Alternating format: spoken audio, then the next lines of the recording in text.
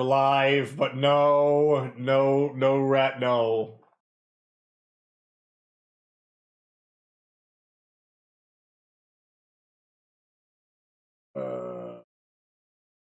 We should be live.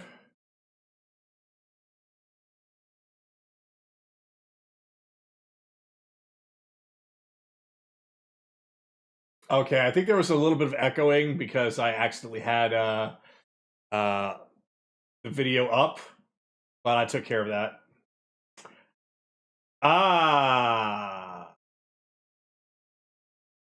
No sound. Got it. Good. That means that it didn't hear the echo, but it's still a problem. So I'll fix that really quick. Properties, defaults. Where is my head? There we go. Now you guys should be able to be heard just fine.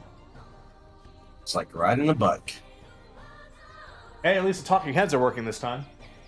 Hey! Nice no break.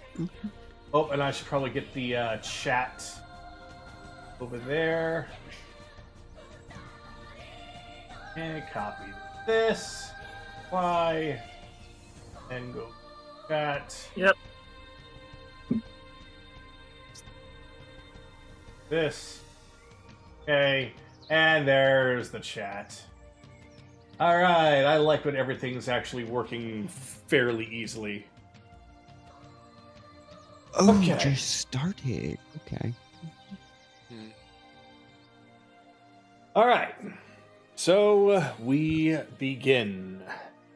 Last time, the party had a throwdown with Edmund, the very dignified Nosferatu working under the banner of Varric, intent on assisting Vecna's plans on conquering the Feywild, but also intent on capturing Soraya. Before the battle began, Soraya herself took control and came out to do battle in place of Anaran. It was a tricky fight as Edmund remained high above the party, attempting to remain out of range of the sunlight-inflicting spells and weaponry, while using creatures of the Shadowfell to riddle the battlefield in blinding fog. But plans did not go his way. Using the ship that they had sailed upon to reach the entrance to the Sun Kingdom, Bel used his power over the nearby water to launch it at the door, unlocking it with a very impressive crash, allowing easy passage through. But not before wanting to deal with Edmund, who transformed into his more feral form after being cornered, though he was still no match for the combined efforts of the party, and, upon his defeat, promised to return one day for revenge as his body disintegrates in the sunlight of Anaran's sword. However, the battle was not yet done, as a lone fog horror creature had managed to knock out Bel, going in for the kill. Though, after a swiftly acted plan, the party had rescued him and dealt the final blow to the creature before any more damage was done. Now, with nothing else in their way, the party was able to go through the doorway and enter through the portal, which Chase then received a threat echoing through his mind, seemingly from Vecna himself. On the other side of the portal was a bright and sunny landscape surrounded by friendly people and creatures way up in the sky. It was there that they came across a familiar face as Luca, the Feywild tabaxi, once tricked by Rumpelstiltskin, happily greeted her friends with open arms and served as a tour guide of the kingdom. They discovered that it was a land that combined both magic and technology, using magical crystals powered by the sun like batteries to fuel various things from toys to travel. Before reaching the palace, another statue of Chaser of Dreams was standing tall, visited by denizens of the land, whispering as they compared Chase to its likeness. Beyond which was the castle itself, a bright and open building, open to the public to walk through its halls. Coming across the throne room, Chase caught a quick glimpse of his past life upon touching the throne once assigned to him. At the same time, Fia was reluctantly sharing that the room felt familiar to her. Being told that Vyran was busy and will see the party soon, Chase stepped outside behind the castle along with Soraya, using Edmund's umbrella to shield herself from the land's ever-present sunlight. As they look upon the cluster of crystals, they are suddenly met with a new face. One who instantly recognized Chase where he stands. Vyran, Sun King of the Feywild. That is where we will continue. Left off. This really quick.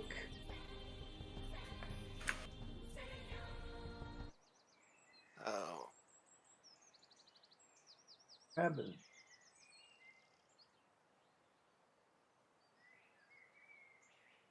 All right, so since Chase and Soraya and Sue are currently with Vyran, we have a few others that are a bit spread out. So, currently at the moment, I have Carolus, Belle, and Evelyn, who we are not going to be joined by Charles tonight. So, I am going to just be like she is, out wandering, looking around. In the meantime, I do not know where Kaylee is. Let me click on her. There she is. So she's still at the square.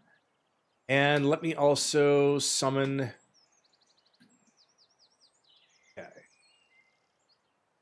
So Akira is not on the board yet, but if I recall correctly, he was also at the square. Yes, there he is. Mm-hmm. So, with this information, what we're going to do is we're going to start things off first with the introduction. And then what we're probably going to do is allow everyone to essentially roll for an initiative in groups, so that way those that want to be together in one place that's different from where Vyran or Chase is can do their own thing, or you all can gather up as needed. Just do whatever it is that you feel comfortable with, but we will make sure that everybody has a turn to do what they want to do, as always. As the scene's gonna start, over the side link, Belle, Akira, and Kaylee are going to hear, "I found him. He's in the courtyard of the castle. If you wish to come, come. If you wish to explore, go ahead." You can tell me what you guys talked about later. All right. Right. So I'll for hang out. okay, I'm Just assuming you're gonna because- tell Carolus, because Carolus was Mhm. in the throne room with you. Oh, yeah. Yeah. Well, they found the bastard. You can do what you want. I probably need to be over there just so Theo can overhear whatever's going on, if nothing else. I need to hear this too. okay. So I'm gonna have Chase's group with Carolus, Chase, Bell, and Soraya, but anybody can break off at any time. Then I'm gonna have Kaylee, and I'm going to have Akira, unless Akira joins Kaylee or Chase's group. So, with that, I shall now give this information. There it is. So, there we go. Before you stands a rather towering, imposing figure clad in armor of bright white and glistening gold. He has a strong posture that keeps his chest puffed outward while gazing slightly downwards to meet your eyes with his. Platinum blonde hair remained well styled underneath a decorated hood, covering a face adorned with more of the same armor from before. His eyes appeared fierce and piercing, the lack of expression leading to a disposition that's hard to determine on looks alone. Though he does take notice of Soraya, Belle, and Carolus, his gaze was mostly focused purely on Chase, silently staring, watching, judging.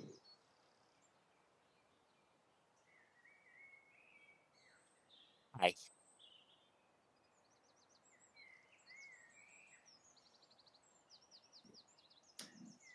So, he steps forward. His arm reaches out as if to shake your hand, Chase.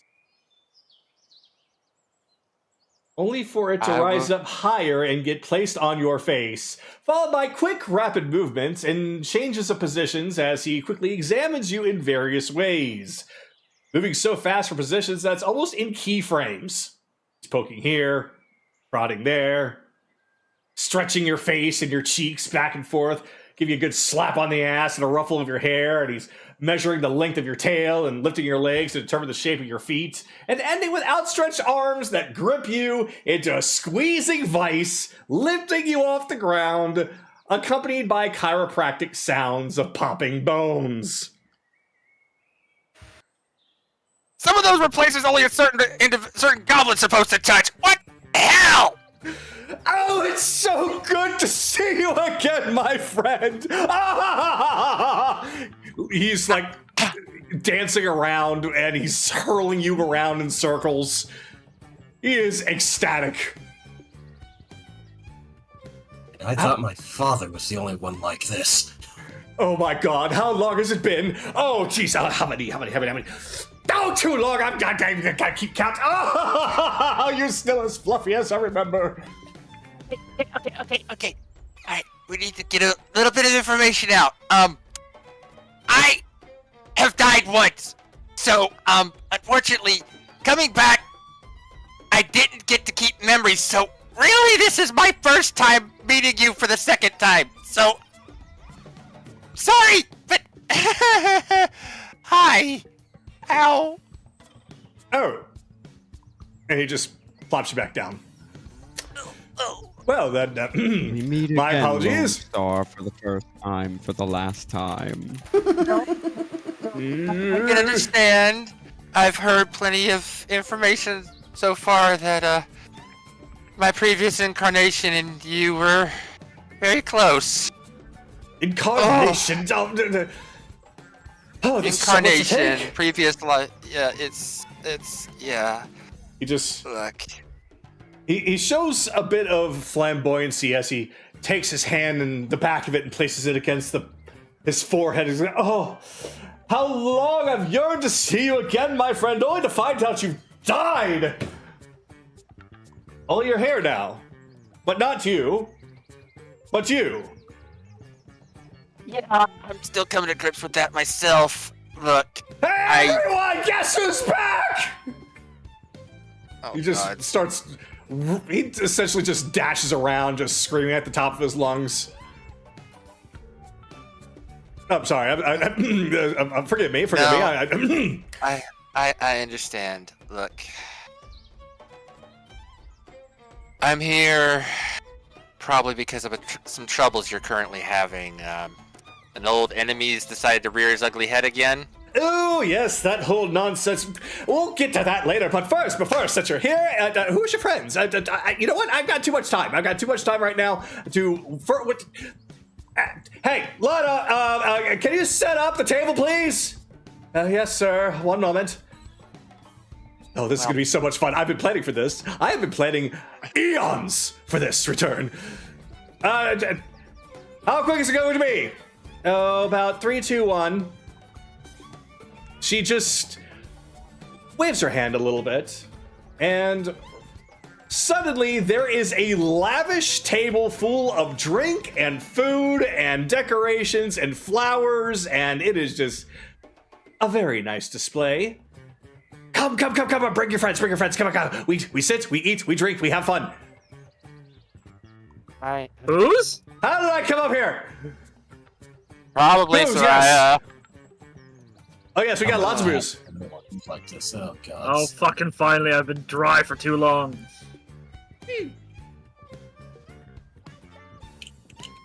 So everybody can choose exactly where they want to sit, except for you, my dear friend. This seat is all yours.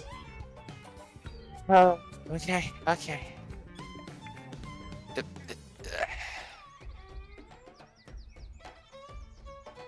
We'll have Sue Evelyn flies out of the slowly- pocket. Sue flies out of the pocket. Okay, we need to work on some ventilation for that thing. I swear. It's getting stuffy. We're in the middle of something, Sue. I know we're in the middle of something, but I still got to say my piece. Ooh, that's another one. Wait a minute. Well, there's another one here. He's just looking and gazing at Belle's direction. We're over here now if you want to. No. You're gonna have to be more specific. Hold on. No, he's talking. He's now talking to Vyran. More Yeah, specific. You're gonna have to be more specific when you say another one. You. I would assume. Is there somebody else that I cannot see? Oh, he means Definitely another. He gonna means have another. to be more specific. I think he means another friend, Belle. Sue is another friend that just popped up out of nowhere, is what he's saying. Oh. Is that what you were saying? Well, yes. Okay. I mean, of course, there's plenty of seats for all, but wasn't expecting so many friends to be popping out of cloaks. Oh, Uh, yes. Is that a material plane thing? No, she's just very small, so sometimes she likes to be lazy and not move herself around. Ah, I see. Based off of her size, I must inquire. Is she one of those homoclouses? Homunculuses, yes. Yes, that's the one. Oh, it's good to see that you perfected it now, my friend. Do you? I'm still wrapping my head around that one. What exactly can you remember? Very flashes, fragments, nothing concrete. Ew. Maybe if something becomes important, the Raven Queen will deem it necessary to let me remember it. But for now, part of the deal was, I'm guessing, is I come back, but I can't remember because it can cause a lot of things like insanity. Ah, yes, there was. Well, you did have quite a lot of that, actually. So you are still connected to the Raven Queen, then? Well, that's fantastic. Still part of the Umbral clan, I suppose. Re-established the connection recently, but that's part of the whole. Okay, I'm gonna have to level with you here, Vyran. The current leader of the Umbra clan, the grandfather of this, it kind of pokes his own body. This of me is in league with Vecna, and he's currently the one here attempting to cause trouble. Ooh. So that's how far his fingers has dug into. Well, he was very cross when you ruined his plans before. Ugh. That's quite troubling, actually. Yeah, when you feel ready, we'll have to go into that, but if you want to celebrate now, we will celebrate. Well, still, we'll go over that, but at the very least, a toast! And he just picks up the mug, or the goblet, or wine glass. Why not? We'll have a toast of wine glass. There's wine in front of each and every one of you. To the return, at last, of my dearest friend, Chaser of that is still your name, isn't it? Yes, Chaser that is of one of the Dreams! And he just gulp, just slams it back down. Soraya already has drank several glasses. Oh yeah, every time that you finish drinking it, it fills up.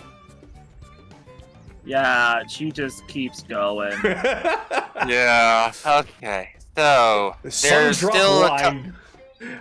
He just immediately cuts you off, just trying to keep things as keeps the revelry going.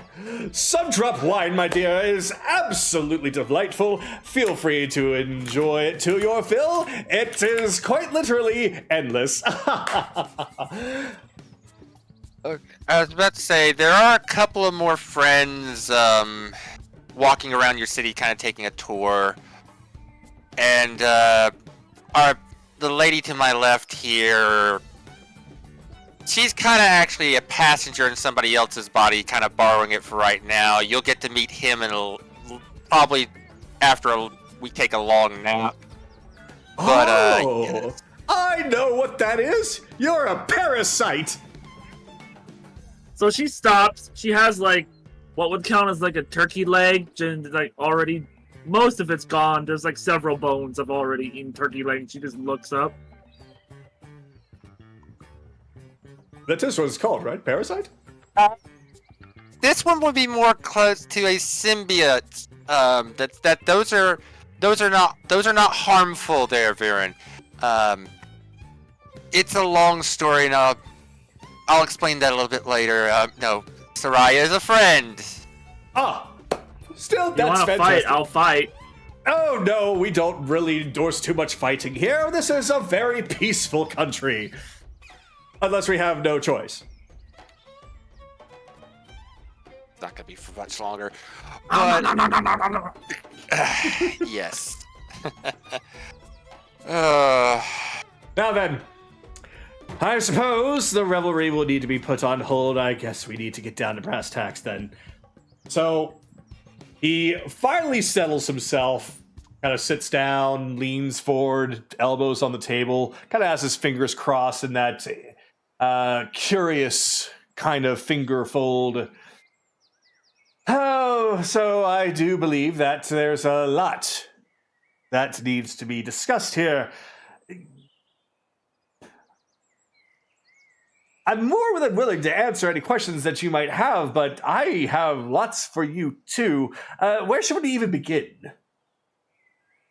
Well, first thing Chase is going to do, he's just going to give a Cliff Notes version of what his life has been like since pretty much from Coral up until now. Just a little Cliff Notes, so so Vyran understands what Chase is kind of already getting up to. But it's like, yeah. So that's kind of where I'm at right now. It's a bit of a mess. I see. Why? That's quite the adventure you've been having. And without me this whole time, I am disappointed in you, though you didn't even know that I existed until now. I'm working on some things that hopefully will allow communication between the Feywild and the material plane to be a little bit easier.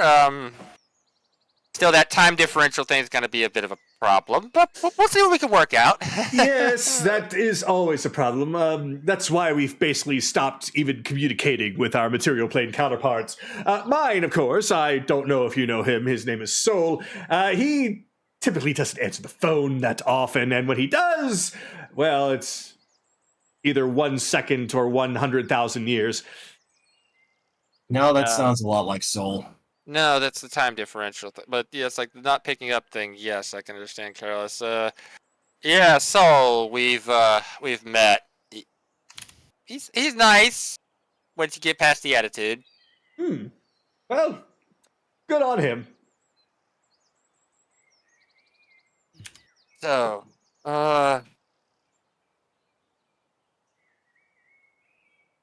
fill me in on this whole city. Like, We actually get some appropriate up again.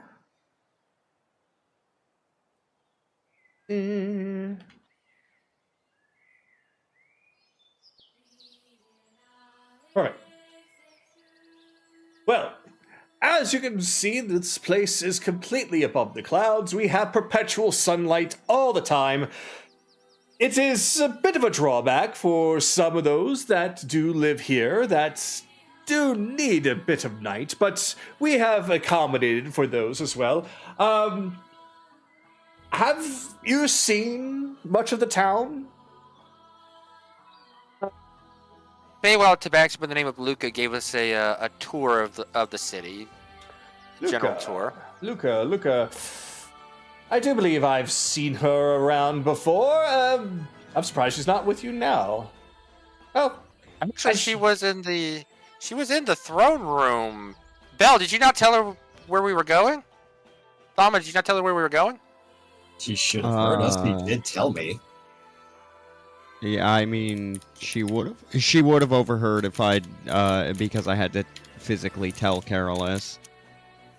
Or at least I would assume that she did, but I wouldn't have cared enough to check. Oh, that's all right. The halls are open for all to go through as they see fit. They even usually come to speak to me, to enjoy the gardens, or to see the V-Dream cannon. That was your invention, by the way.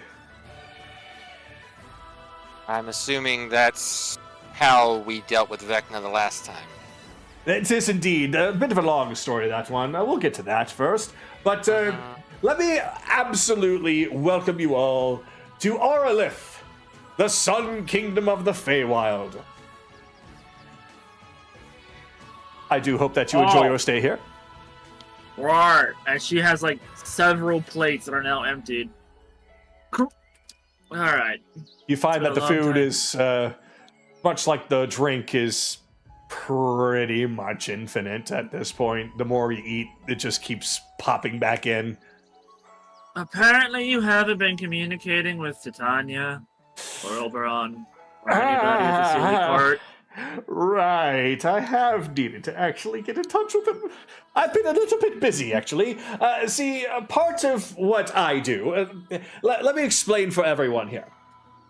My whole purpose is to usher in the rising of the sun and ensure that light is properly spread across the land, even if changes in weather or rules of specific archphase domain, yada yada yada, clouds, desire for darkness, so on and so forth. But everything that the light touches, I am able to gaze upon. It gives me also the status of Light Watcher. Though powers are limited in that vein, but I am able to look around, keep tabs on things. And, well, I have been very carefully observing to see if I can find out what's going on with this Vecna situation again. So, I kind of been late on my reports. I haven't really had much to say, because whatever he's doing, he's certainly doing it quietly.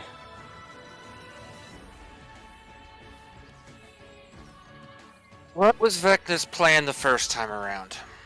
That has a lot to do with the first attack and with... how to get the name here? With Astraloon, that's the land of the stars. It really came out of nowhere in Astraloon itself. That's Aurora's domain. I don't know if you know about her, but it happened directly on her front doorstep. She is my direct counterpart, like a sister to me, but we tend to control different sides, so we don't really talk much. Yeah, we've met. She's at the Sealy Court right now. She's back! But kind of like me, she kind of doesn't remember anything right now. More of an amnesia kind of thing versus me not having the memories. So it's kind of it's a bit of a problem. Why are things so complicated? That's fine. She's back. So that's great. I'll need to go say hi. But no, I can't. I got too many things to do. If I leave here, then I'll leave the throne open, and back to focus. So, what happened? The war from eons ago. Yes. So, it happened on her front doorstep, as I was saying. So, I think actually a difference in music for this would be better. Especially considering it's going to lead into what's going on with Chase. So I will do this. So, go on ahead and this up. Here we go. So, a wicked gloam just emerged out of the light of the moon, and then like a dark aura, it was enough to cloud the skies and block out all of the starlight. We called it the Shadow Eclipse, as the entire moon seemed to be darkened like a gateway. Its usual calming light just was tainted, and from it, there were several portals and gateways to the Shadowfell that began to open up across the lands, allowing for denizens of the dark. They started to begin their assault. Though, members of the Seelie Court did work to drive back those wretched things directly, while the Unseelie Court attempted to find ways to gain and profit from the attacks, though they still assisted in their own way, enthralling powerful creatures and stealing unique artifacts and magics from them. So, Oh, that's a lot of... Go for it. Go for it, Bell. No, sorry. Sorry, couldn't hold my commentary back. Oh, it's okay. Yeah. Keep going. So, in a strange way, the lands were unified for the first time in ages. Sort of. But, with the cycle of day and night, there was time to recover once the light of the sun touched the lands, temporarily sealing those gates. Unfortunately, the same couldn't be said for Astraloon and its queen. Aurora and her closest were forced to fight a constant, endless onslaught directly under her own moon. With every wave that was cut down, several more appeared. And in the attack, Astraloon was severely destroyed, sending it plummeting from the skies and crashing into the sea below. Aurora's powers pretty much spent. She no longer had control, forcing me to have to pull double duty. So, with her out of commission, it fell upon me to try and pick up the slack. But even I was having some trouble, so I reached out, requested aid from anyone who would listen. That's when we received a visitor. You, Chaser of Dreams, a brilliant mind that thought to contain the power of the sun and use it as a weapon in the one place that the sun never rises. So, he and I toiled over this weapon for so long that I came to become extremely fascinated with the technology and how it works so wondrously with our magic. And it was then that the V-Dream Cannon was constructed. And with it, we transported it to the remains of Astraloon and started blasting. It was very invigorating. Seeing gates destroyed and the eclipse finally disappear. Oh, you had quite the moment, Chase. As we all banded together for one glorious final battle with everyone, I distinctly recall you pointing that gun towards the gateway towards Vecna as you scream out, "The Raven Queen sends her regards!" And then, blah! Big beam of sunlight! It was great fun. I do remember, Ma. Oh, wait, no, I was dead then. Never mind. I must have laughed about something else. Yeah. We did win the war. Go ahead. I assume that cannon is one of the few things that's under lock and key right now.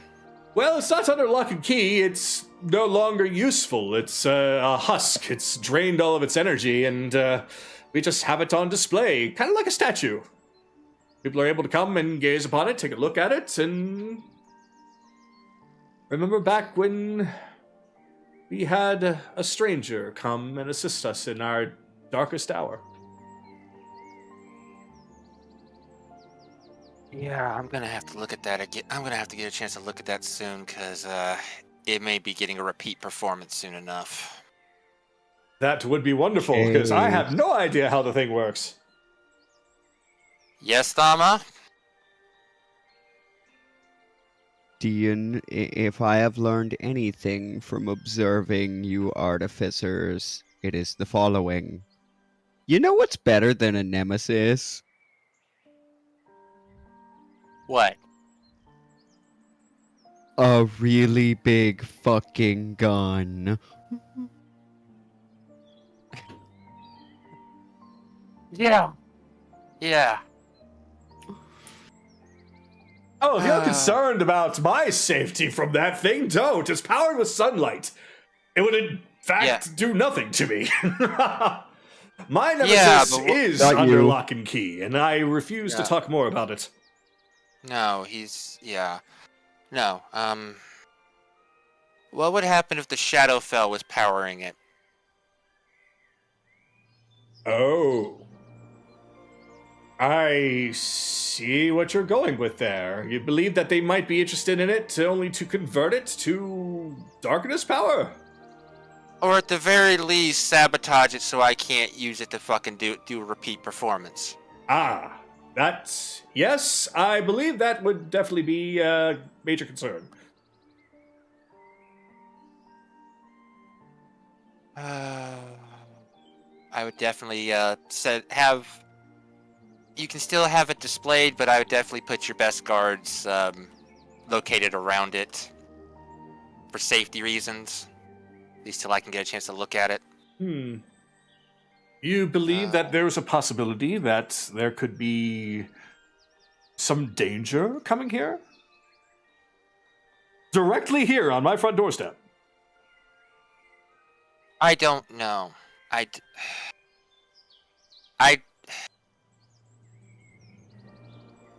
Sabotaging the weapon that stopped me the first time would be one of the ways that I would do this. You have to disable every obstacle.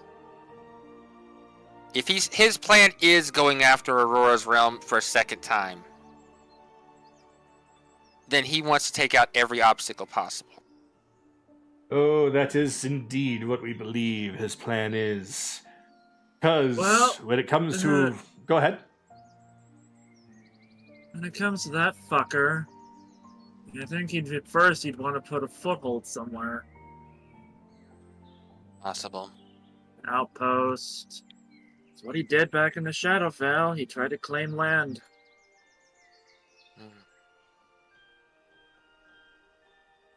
The Feywild's so Anyway. brilliant with life, it'd be very interesting to see where he could put an outpost without being discovered. Anywhere, really. Any place that the rain falls.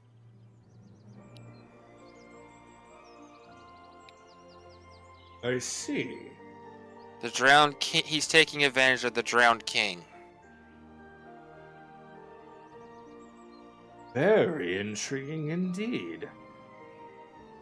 Thankfully, we have Especially nothing to if fear of the Drowned King here. We're above the clouds, but it won't mean much if he does take over the rest of the realm. Especially considering the drowned king is currently taken over Aurora's domain. They're going head to head. Yeah, he's gonna want to set up a base there. Okay, I'm gonna need more information on this, but why did I leave? Well, you apparently had inspiration for something. Essentially, after everything that had happened, you were still stuck here in the Feywilds. You were from the material plane and you did want to go home, but at the same time, you took advantage of the time that you had while you were here. So, I invited you to stay here in Auralith, which you took up. You were apparently living in a tower out near the Autumn region, and you just moved here. And during the time, you started to share your technology with us, and that's why all around you can see remnants of different kinds of magical and technological marvels that we've melded together to make this such a prosperous region. Again, I thank you for that, but that's not what you're asking. There was still a project that you were working on, something that you believed could possibly be augmented with some materials, and that's when you left. And you never came back. I do remember what it is that you were actually working on, though. In fact, it was one of those homoklauses. Very much like what you have over there.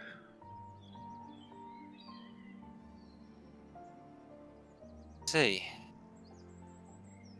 Let's see, it was so long ago.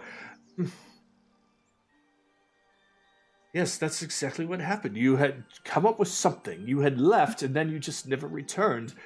So I assumed that possibly the call to the material plane came. Either that, or you were eaten by some beast. But nobody found any stool of dreams anywhere, so we assumed that you probably went back home.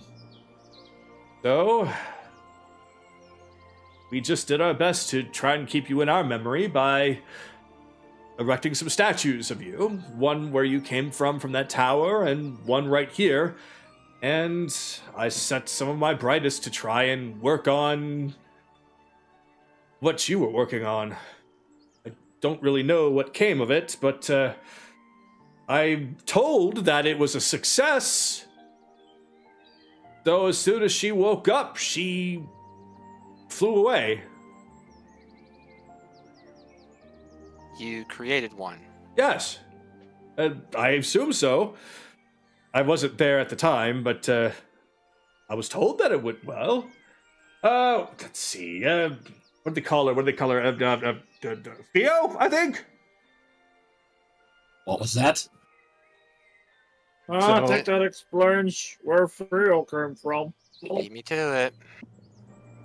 So, Belle, it's at this moment that you will now realize that Theo, the little spot that she was in on your coat, starts to feel a little bit breezier.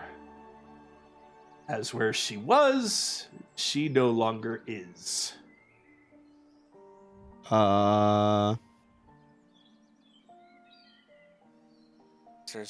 That answers that question. It's me.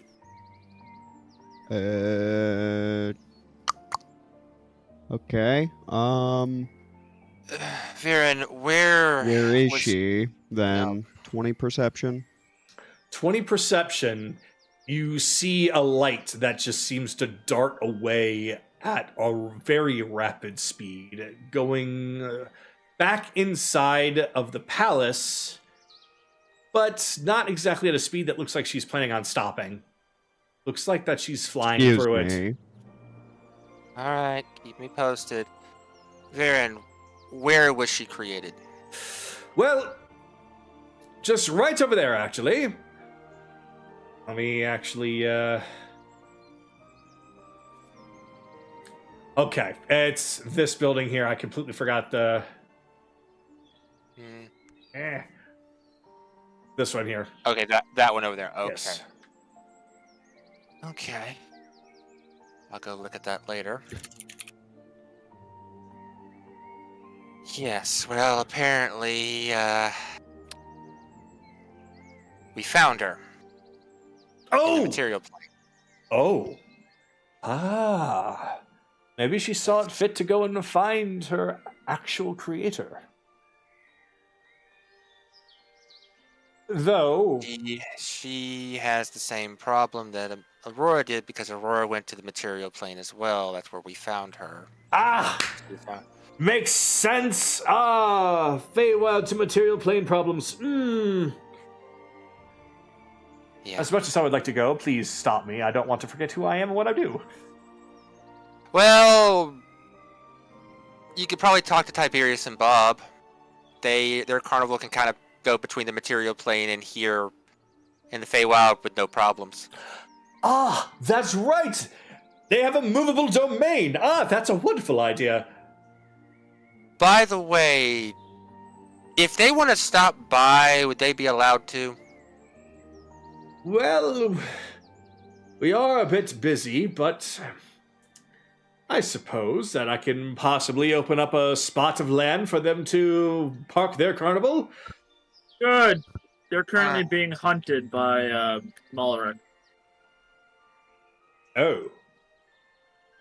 Yeah. Also make getting back here to see you a lot easier than having to take the path every time. Right. Yes, you were taking that pathway then. I assume you had the sunflowers and everything. Yes. We did have to take down one of Vecna's guys, and our Yanti friend broke the door to the portal with a boat, so you might need to send a repair crew. Oof. Well, it's all right. It's never locked anyway. There's also that Sphinx there. Yeah. The Sphinx moved on, careless, but he shouldn't be much of a problem anymore. But okay. You okay, Belle? Huh? We can hear you muttering. You okay? No, I wasn't paying attention. I thought it was muted. I wasn't okay. looking at that. I was looking at something else. Oh, fair enough. Okay. So, Vyran, I've been asking a lot of questions, but I guess, I should let you turn the tables on me now. What do you have to ask about me? Or my friends? Well, you've already explained a lot of your adventure up to this point, but do you truly not remember anything? Not even the slightest bit? I touched the throne and I got flashes, but it comes and it goes. So, actually, I can explain that. You see, when a person dies, in order to make sure people don't come back all willy-nilly and rapidly insane, or, well, when they stay dead for too long, that magic can't revive them, she just takes the memories away and sets the soul on its path. I see. Well, I'm going to need to speak with this Raven Queen and see if I can get the memories returned. Yeah, fat chance of that one. Why? I don't exactly want our friend going insane from getting everything back at once. Careless. So, very well.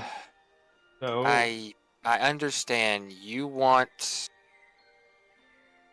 your friend back. But he was more than just any friend. I have my subjects, I have my guards, I have friends. But he was special. He was my best friend. You were my... yeah. I just... We'll see what the Raven Queen can do later. Maybe she can give a few piecemeal things here and there. Maybe I'll remember things as I go along. Like, just because they're gone, just because they've been taken, doesn't mean that some weren't imprinted on the soul. They might come back when I experience something. And I have no problems trying to start again.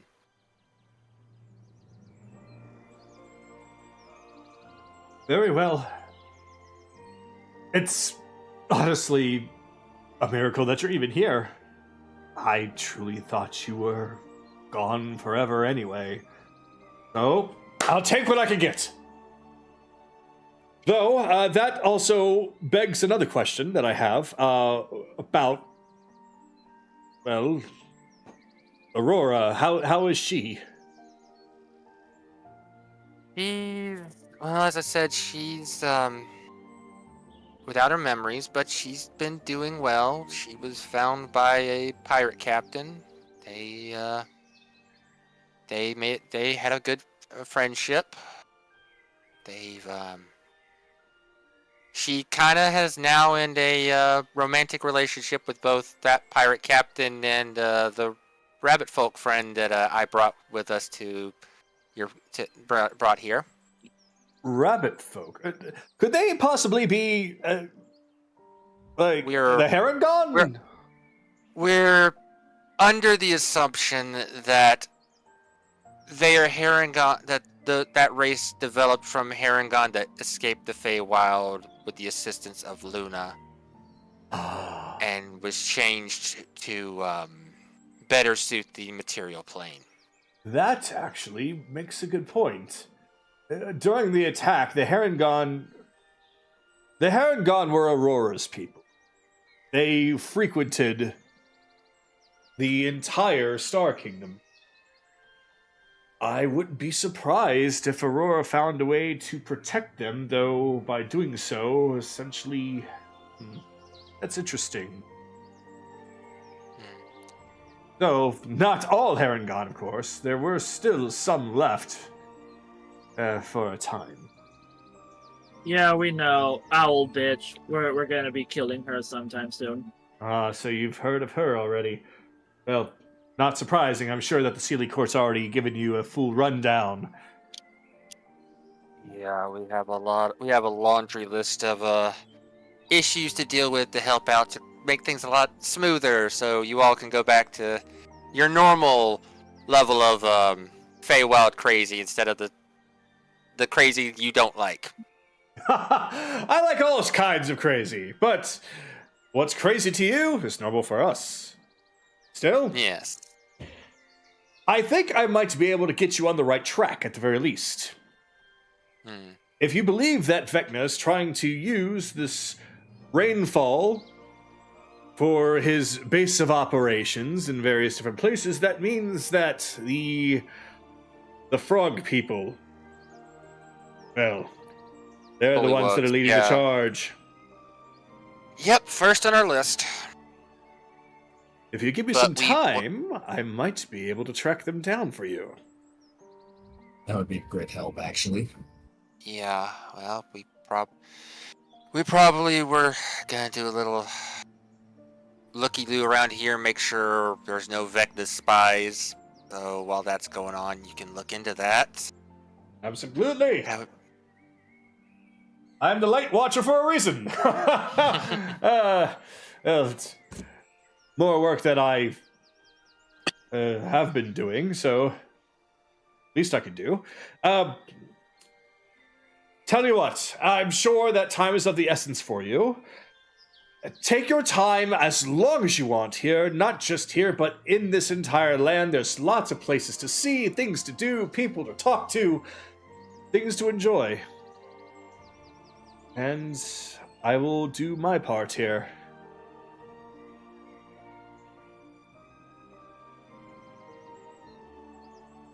When this is all said and done, I will have to leave again. But I'm gonna make you a promise right now. I'm gonna do what I can, come back and visit you regularly, at least as I can. As you know, unfortunately, a couple of days there could be a long time here, unfortunately. But I'll try and come back and visit and bring my family to see you. They'd love to see this. And I would love for them to see it too. It won't matter how long it takes. I've waited this long for your return, even with or without your memories. But I still have mine. I still remember everything that we've gone through together. And those I will always cherish. So, with that said, I don't want to keep you all here at the stuffy table. Well, I'm sure that your friend Soraya there is definitely enjoying herself, but... But I will be here conducting a search, as well as overseeing a few other things, and I should reach out to the Sealy Court, and I should actually reach out to Aurora. So I should probably get on that. But at least do tell me when you are ready to set off, so you don't just disappear again. Yeah, no, we'll probably be here for a couple of days or so, and in my downtime, why don't we get together and you can just tell me the stories, and that way I at least remember them in third person. There's plenty to tell. We'll set aside a time for that one. Typically, a lot of storytelling is around campfire under the moonlight, but we don't exactly have that here, so we'll just have it as a bright, sunny stage.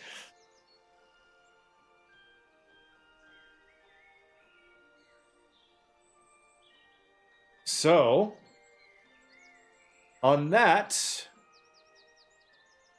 I'm going to say that at this point, Vyran will stand, step off of his chair. Again, enjoy yourselves as much as you'd like. If you do need me, do not hesitate to come by. I will be around here. I have some searching to do. That is when he will stand and make his way back to the room he came from. Doors opened up, and you could all easily hear, guys, you won't believe who's here!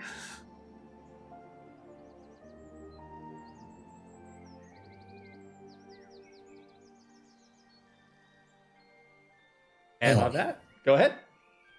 He's just gonna look at Chase. That was a lot to take in there. You see Chase just slam his head down on the table. Oh, God. On a level of 1 to 10, how bad is the headache? The head's fine. My heart.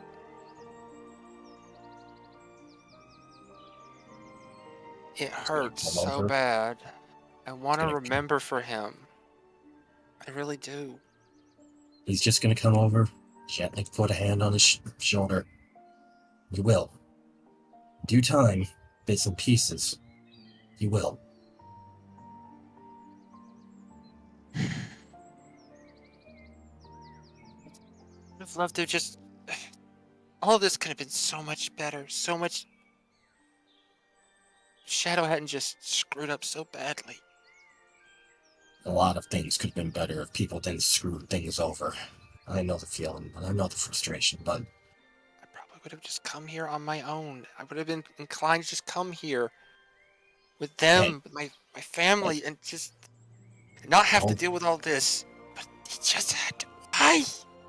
Why couldn't you just for once?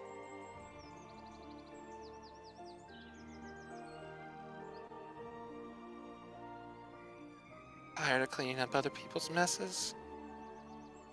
Just wanted to live my life. Yeah, I know.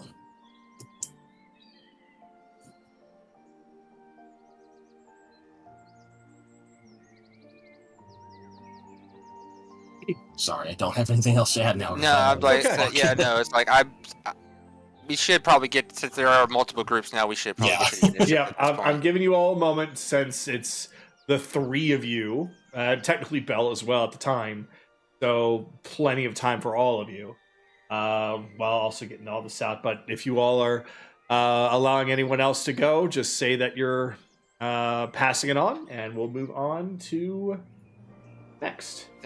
I think you said we were going to roll initiative now.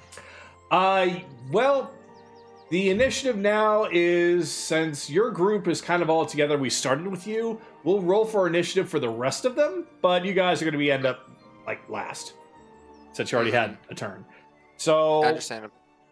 So, Kaylee and Akira and Belle. Now, if any of you are going to be grouped up together for any reason, then it'll be just a team.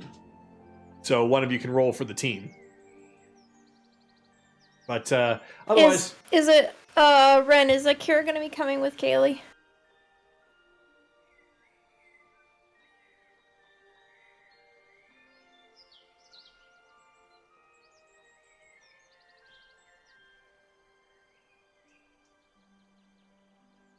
Depends. Okay. Well, She's open to his company if he wants to tag along. All right. But yeah, I can roll. Okay. Yeah, go for it. So it'll be you and Belle, and if Akira wants to join you, then he just goes on your turn. If he wants to do his own thing, then he can roll for his own turn. Mhm.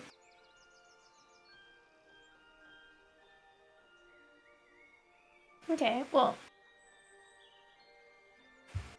I've rolled. I got a 15. And a 15. Okay.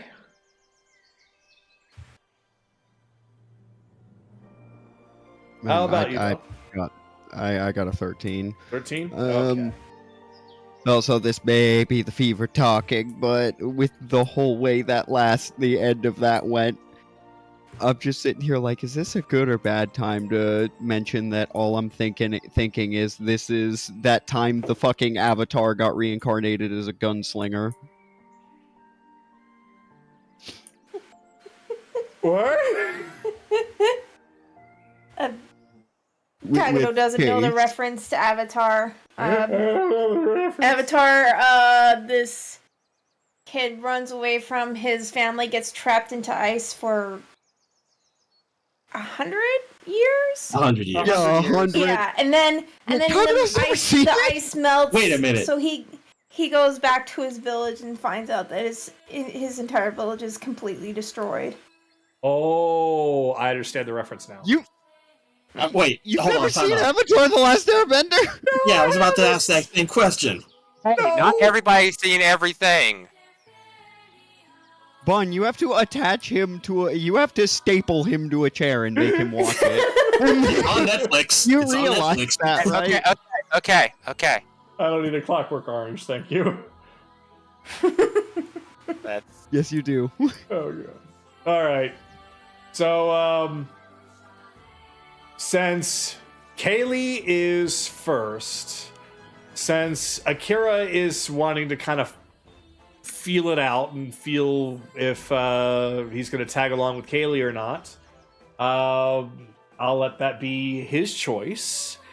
But otherwise, it is actually going to start with you then. Kaylee? Now, in the area that I'm at, I need to.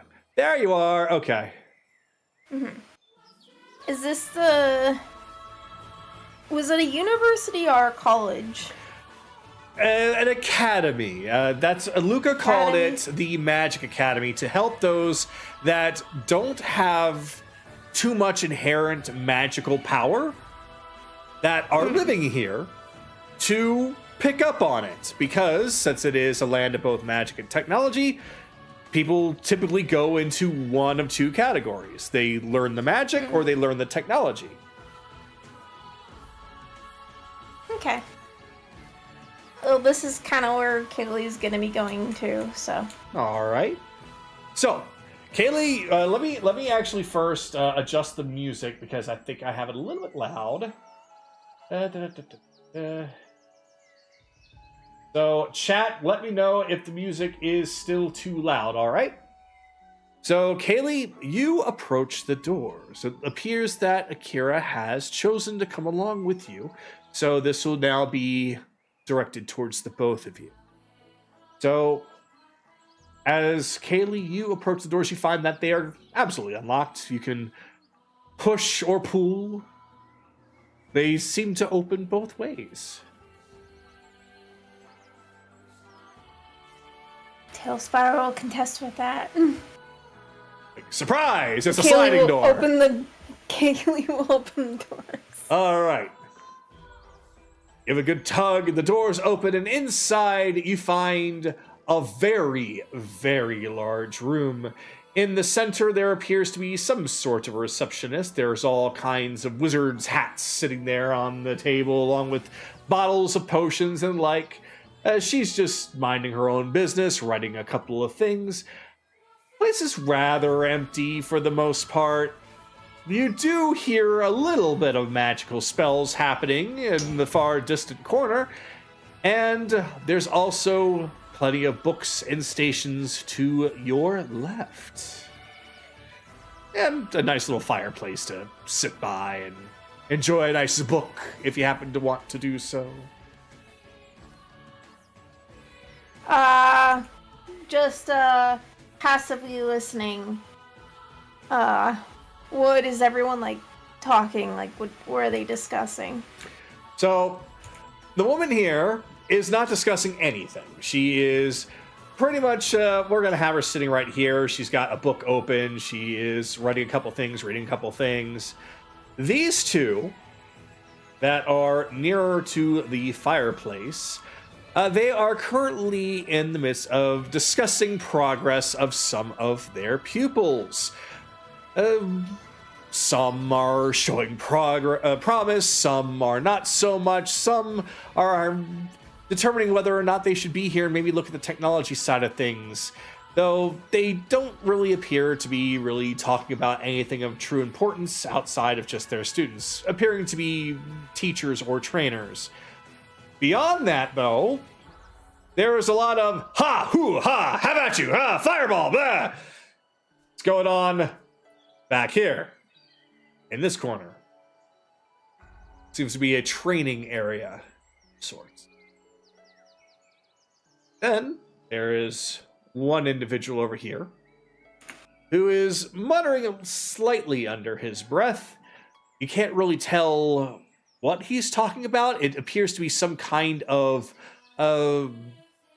it's in a tongue that you're not familiar with. Okay. So you can hear what he's technically saying even from that distance with your ears. You just don't know what the language is. Okay. Well.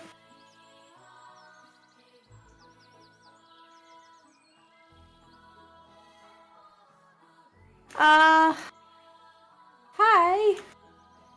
One moment, please. She just holds up a finger and she licks another finger and just kind of flips the page a little bit.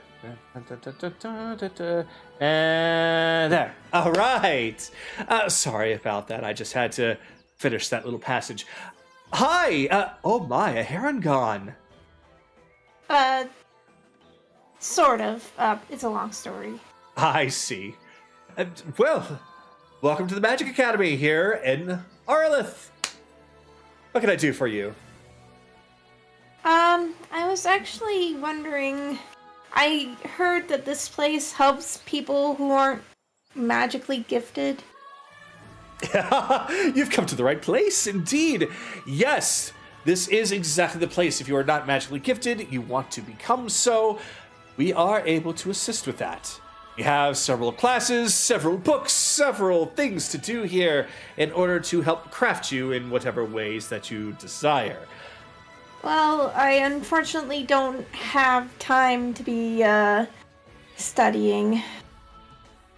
I see. You're more of a on-the-go, choose-your-own-time studious type, are you? More or less. I was actually wondering if... there was any technology I could use to connect to other material planes. Not transport. Communication. I see. So you're trying to get in touch with something or someone in the material plane. That is difficult. It's not impossible. But as far as technology is concerned, I don't believe we have anything like that. Spell-wise, though, I think we might. So I assume you're actually here to maybe commission such a thing? Yeah. Ah, all right. I think we can possibly do something. Give me a moment. So she actually hops off bench and goes to one of the bookshelves. Seems to be rummaging through. Not here, not here, not here. Ah, here we go. Takes a book off. Brings it back over. Excuse me, professors, can I borrow you for one moment? So these two move on over. And I just now realized that there are two that look exactly the same. Oh well. We'll call it a school uniform. So, like, yes, I think that could work. Wouldn't that only be just for very temporary reasons? Yes, but that's all she seems to be. How long are you looking to get some contact, by the way? Not permanent content. Oh, Maybe good. That makes it like, easier. Whether or not it's a couple minutes or even an hour. All right, let's see what we can do here. So they put their heads together and they start looking. Ooh, my. Yes, an hour in material plane time is not very likely. Minutes, more likely. Essentially, imagine looking into a mirror or a reflection. You can see who or what you need to reach out to on the other side. It's almost just like a taking a moment in time on both sides, locking it in place. You have a little bit of time, and then the reflection dissipates. And this is guaranteed? Guaranteed? No, nothing unfortunately is guaranteed for something like that when it comes to across different planes. But it is the best that we have right now. And it's going to, well, what do you think? They're just kind of mumbling with each other. All right. Tell you what, we can probably put something together. It'll be quick, which means it won't last very long. But if you're willing to wait a couple of, well, we'll call them days. There's no sun setting here, so it's harder to keep track of time if you're not from here. But we'll say that if you're willing to stay around for a little bit, we'll be able to reach out to you when it's done, and then you'll be able to use it. Of course, once it's used up. It's not a permanent thing, I'm afraid. Yeah. I just need to be able to communicate with somebody. Like I said, it doesn't need to be permanent, just... It's important. I understand. So, in order to make this work, you're going to need to make sure that you let us know the time in the material plane. Because if we reach out and it turns out to be several hundred years in the future or in the past, well, you're not exactly going to have a good connection now, are you? So you're going to need to give us the specifics, and we will do the best that we can. Okay. I don't know how time works in your world, Kagato, so Kaylee will just tell the month, day, and year before they went through the portal.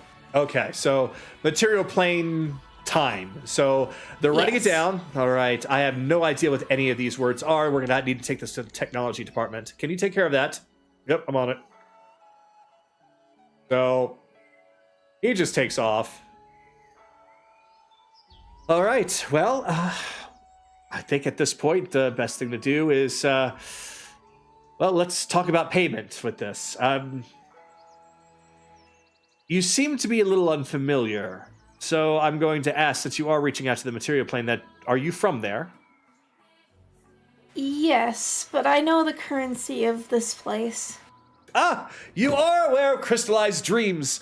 Fantastic, fantastic. Of course, we can always do it for other reasons if you want to instead do a couple of favors. But for something like this,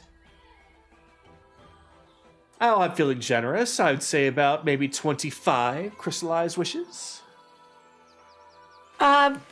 The caravan that we got the crystallized wishes from, do you know how much we got? Yes, I do, actually. I have it written down. Okay. It's on the notes. We have 10 large, 40 medium, 100 small. Okay, so I'm guessing 25 is small, or is it do they say a specific size? When we'll say sizes. So yeah, the 25 is small. Oh, right. Yeah. So I have a translation here. 100 small is worth about 1,000. So whatever, one small is worth 10. So yeah, 25 small. So about 250 equivalent. Okay.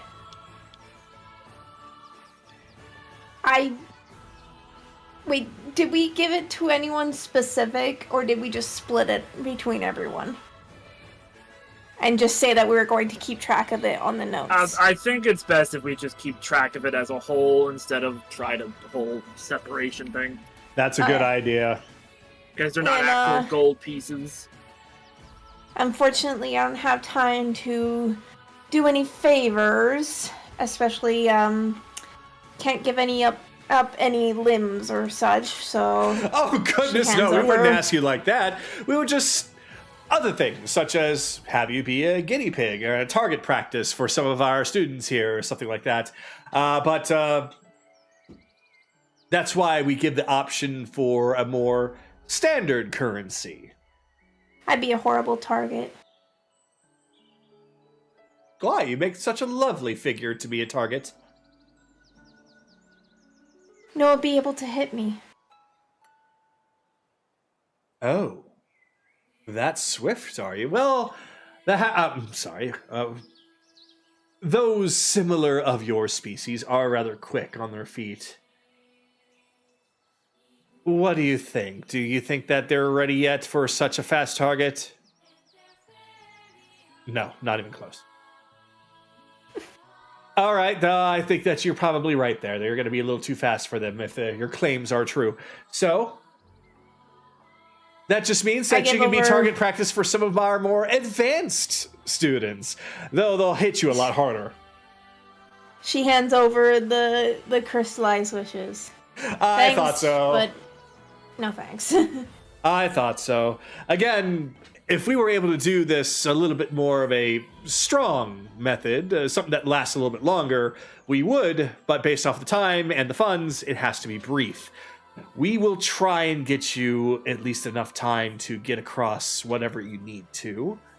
Just you'll have to make it quick. I'll remind you about this once it's ready. She hands over another 25. Make it 2. Make it 2. All right. 1 for now and 1 on the go. Well, it's 1 for me and 1 for somebody else. Ah, a gift then. Very well. She just takes it and kind of reaches down. Since you can't see right behind the counter, it just looks like that she's putting it somewhere. Ah, this will be nice. All right then. Do you have anybody that would be willing to be target practice? Instead of asking if we want to be target practice? I'm sorry, could you rephrase that? Basically asking if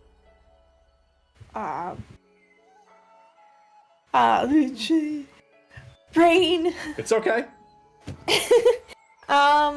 Basically asking if people want to do like combat training, like instead of just being a target, like training with people.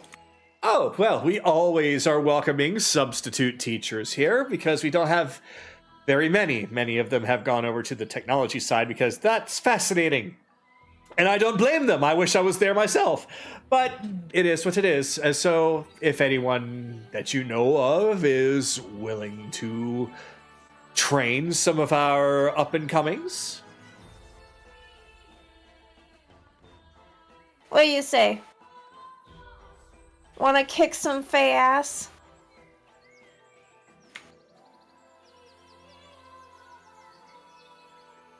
Huh? They're doing target practice over there. Do you wanna Well, give them a hand? Oh, sorry. It was going to happen anyway because I actually do request their assistance. Well, Ah, I'm done with what I need to do, so if you want to go ahead, go for it. wonderful, wonderful. Please step forward. We would most enjoy this conversation. We desperately need the help. Are you guys able to help me relearn some of my Fey abilities? I have been practicing trying to relearn Misty Step, but haven't fully grasped it. He is a Fae as well. He's forgotten Misty Step. Perhaps he was in the material plane for too long. I don't really know the details, of course, but it doesn't really matter. That is most certainly something that we're able to do. I will. If you guys were able to help me, I will be able to help you guys out with target practice. She's nimble, but I'm more enduring. What's your assessment on him? Well, can't you tell? He's a kitsune. Oh, he is quite capable then. Though, Misty Step, huh? Oh, interesting. Yes, okay. Yes, let's do it. All right. Then let me draw up the contract here. She just flips a page to an empty one, takes out a pen, starts to write down all the details right in front of your face. So she's essentially trying to keep it open that way you can at least trust the words that she's writing down. There's no hidden secrets here. It's all above board. So it quite literally is just a short contract that says, for the purpose of giving some training to relearn one ability of Misty Step, you will be required to essentially assist with the up-and-coming students currently training with their target practice. The more that you're able to assist them, the faster that they will get around to helping you out. And once I learn Misty Step, the contract is null and void. That's correct. All right. Kara signs the contract. All right. And with that, a blackened skull just bursts from the page, and then it just bursts into a bunch of laughter. Bit of a joke. Don't worry, everything's fine. All right, so everything is perfectly here in order. I'd say we should probably get started whenever they're ready. Give me a moment. So she just hops over and goes towards the back to inform the few students that are back there. All right. Well, as for you, Miss Fluffy One, I would say that we'll still be hearing back from the technology department to see what we could do about your time request. However, if your Kitsune friend here is interested in starting right away, we can most certainly do that. Got nothing else. I can better help to him do? out. I can also work with you guys on helping him out. Well, I suppose if it will be the two of you, though he signed the contract, let's not worry about another contract here. Let's just say that you are his assistant, and that what you do will reflect upon him and what we do for him. So, yada, yada, yada, addendum here, addendum there, blah, blah, blah, blah, blah.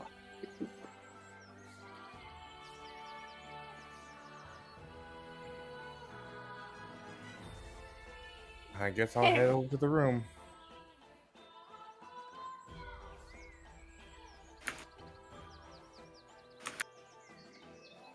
So, I'll get these three up as they are discussing with their teacher. Ah, there they are now. Well, you three, this is going to be your new we'll say your sparring partner. Don't worry, they know nothing about you. We're going to keep that a surprise. So, I'm going to leave it to you three to learn what you can and do your best to actually... don't burst into flames, all right? Have fun! Something tells me that I should be probably quaking in my boots, but it just looks like a little one. Two little ones. Are we supposed to be scared by these two? I don't know. I mean, each seems to be really concerned. I don't know if we should underestimate them, guys. Pish posh. Well, let's see what they can do. So, I'm going to need both of you to do a dexterity saving throw, please. You just see his hand just light up in flame. Kind of twirling a little bit of a flame, a ball of fire in his fingertips, as if like twirling a baseball in his hand, getting ready to throw a pitch.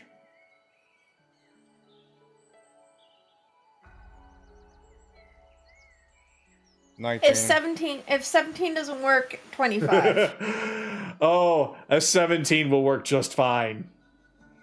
Okay. Yeah.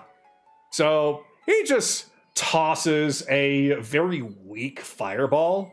It's still a fireball, but he chucks it in your direction, just letting it explode. Yeah, you both absolutely pass on that.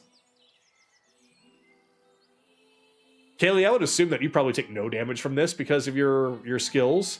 Though I am going to be wondering if Akira has anything or if he will just take half damage. I just take half damage for now. Gotcha. All right. So... you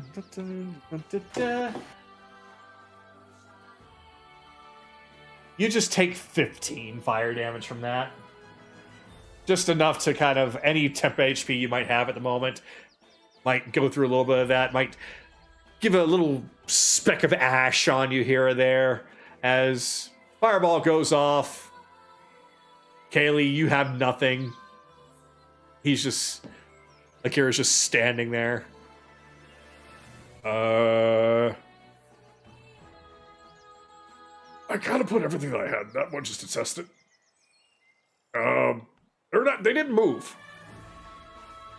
Of course they didn't move. They're experts at this, aren't they? That's why they're here. I'm sorry. Very much apologies. Much apologies. I was just I was told that I was supposed to, target practice and all that. Excuse me. I should probably. Kaylee just uses. She tosses a knife. It lands right behind him, and she appears right behind him. He's just backing up and. Thunk. You're not going anywhere.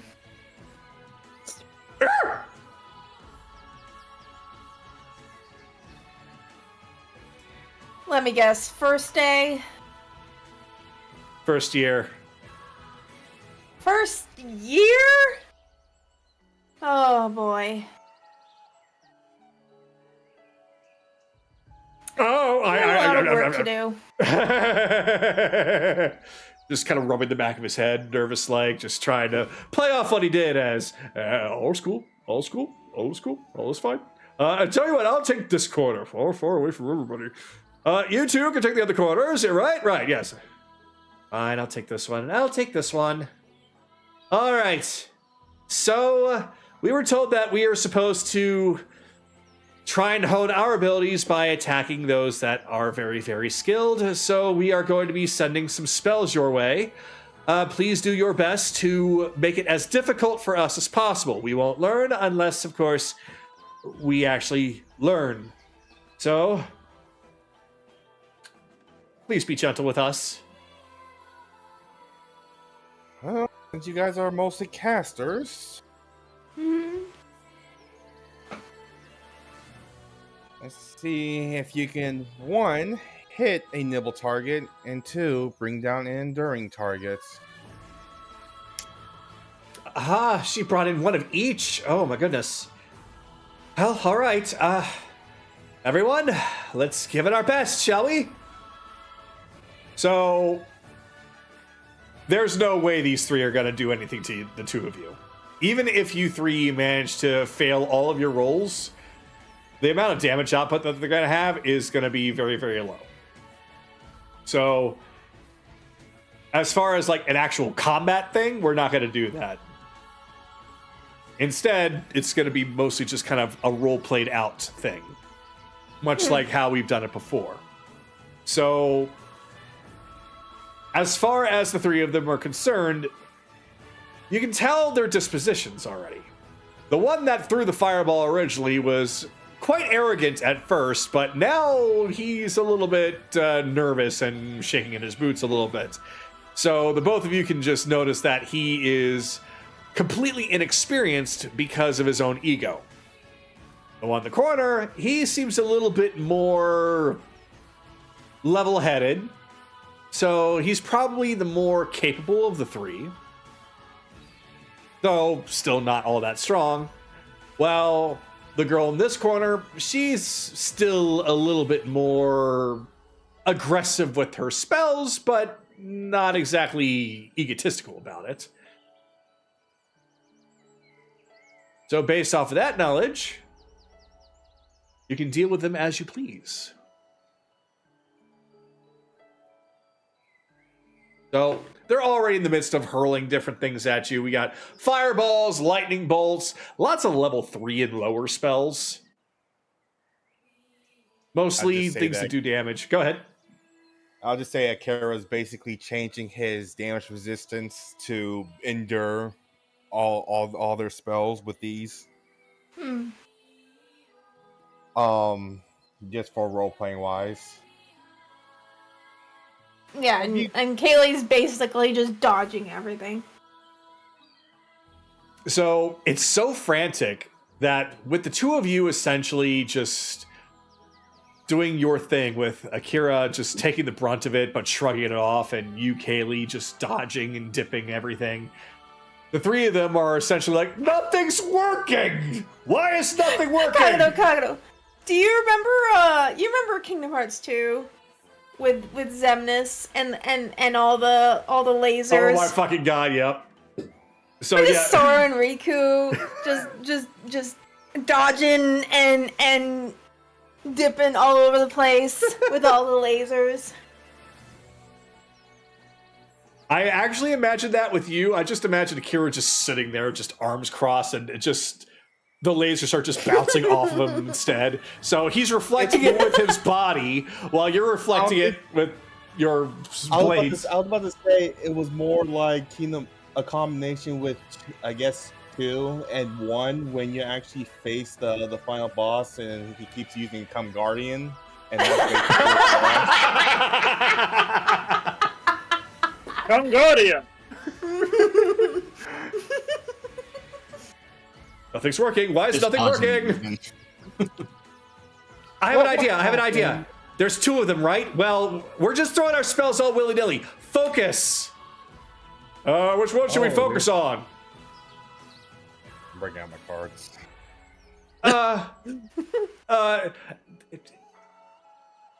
Focus on... is he playing cards? Focus on him! The two of them are just playing Liar's Bar with each other.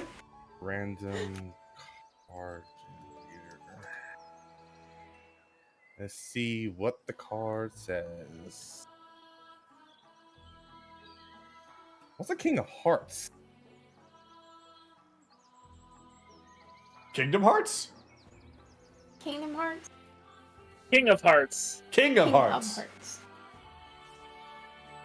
King of Hearts. So you're saying there's only 2 of us? What would happen if there are 7 of us? Akira drops his card and there's a knight and 4 guards surrounding him. I thought we were only dealing with 2! Now we're dealing with 1, 2, 3. Stop counting and start blasting! Now that they're distracted by that, Kaylee's gonna just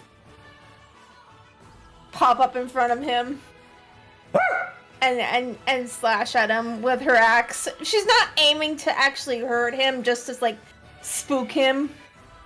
Gotcha. So basically, you kind of do one of those feints where it looks like it's about to hit, but right before it does, you kind of hold back. I'm assuming. And then I teleport back.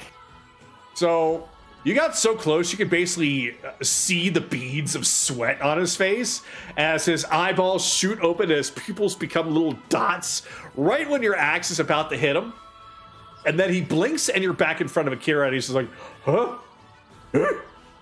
What just happened? Was she here? Was she there? What happened? Were you over here? I can't even tell. Yes, she was, and you were almost killed if it wasn't for the fact that she was holding back.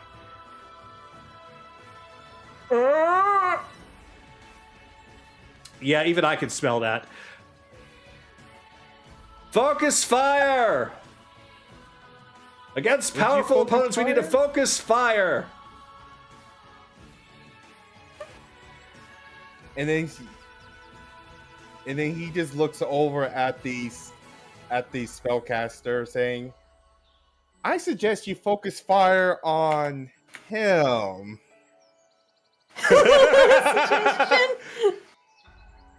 All right. I can't really do damage. It says stick. It can't involve doing damage. So I'd say, how about you actually distract him for a bit? When you say him, which him? Him? That one? Okay. Yeah. Oh, that's a good idea. So, basically, there's no way she's gonna beat your roll. Whatever your DC, she's not beating it. So, like, I have to roll a 20. So immediately, yeah, she takes that. She falls for the suggestion, and suddenly she finds herself turning to her fellow students and starts to weave spells that are meant to be more debilitating and distracting, as different colors and wisps start to surround his face. And he has a hard time concentrating. What is this? What's going on? He's just looking at the two of you. None of them are doing anything with their hands, and I don't even hear them. What is this? What's going on? What are you doing? You know what from what my instructor said before, Akira pulls out his fireball. Concentrate! And just throws out his own fireball.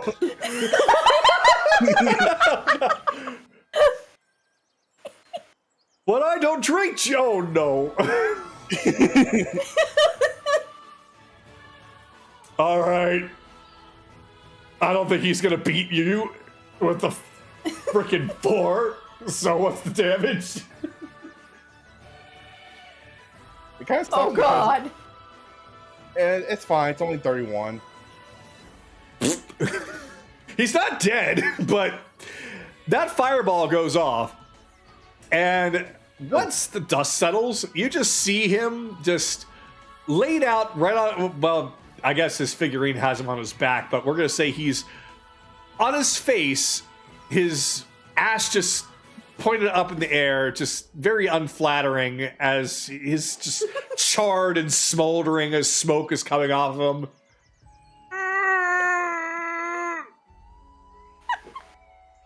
I forgot. I can't really hold back on my spells. Nope. He tries to escape. Yes, you get your. I suggest you actually come back here. You're not done yet.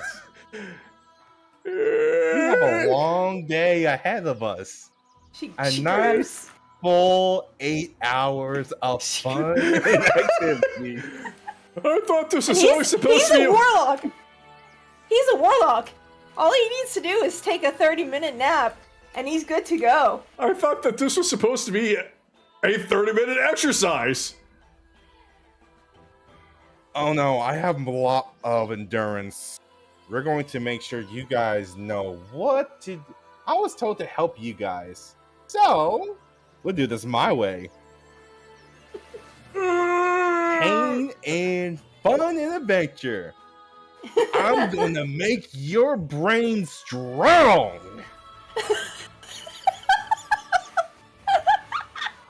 I think that's a good thing. He's a big dum-dum. Hey, that was mean. You threw a fireball without knowing what you were dealing with. I was assessing them. The teacher's already assessed them. Oh. You barely did any damage to him, and you don't no damage to me. Oops.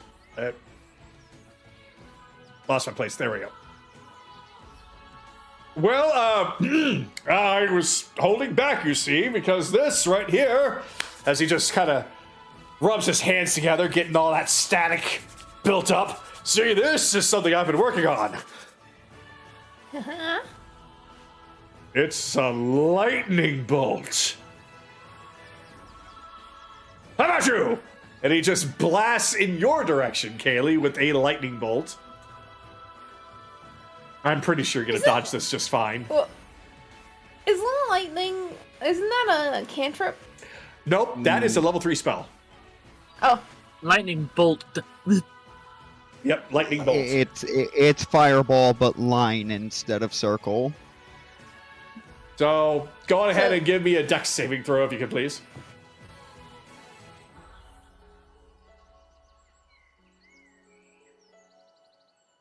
Meanwhile, she's just going back here and just tending to her classmates. 19? Yeah, you dodge it. Against him, you have to beat a 13. She just hops up in the air. Then lands on her feet. That was a distraction. From what? From my attack on you! He just turns and fires another lightning bolt towards Akira instead. Oh dear. Yup! Wait, another lightning bolt? Another lightning bolt directly towards you. Oh dear. Oh no!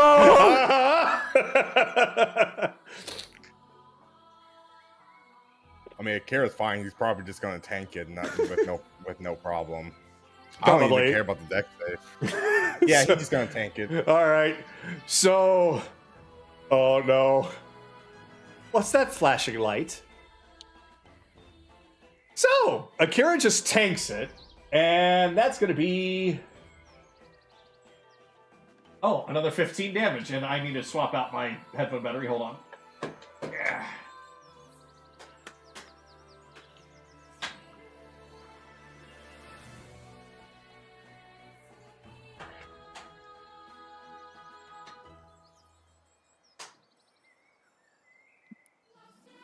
All right, there we go. Back here again. So yeah, that's another 15 damage that Akira just tanks. However, his classmate that went over there, they both get blasted. So she is looking unamused as she is trying to at least get this guy off of his feet.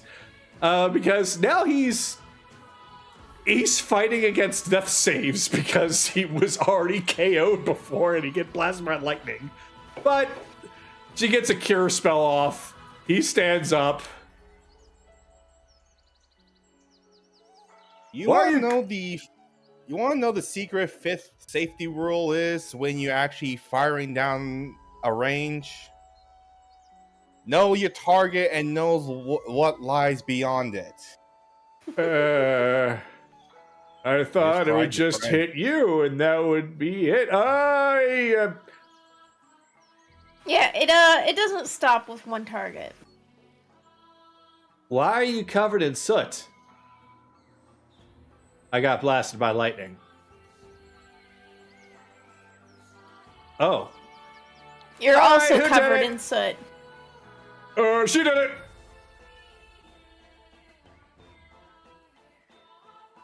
How dare you? Go ahead! Try to hit me. Okay, I will. And It's a fire bolt.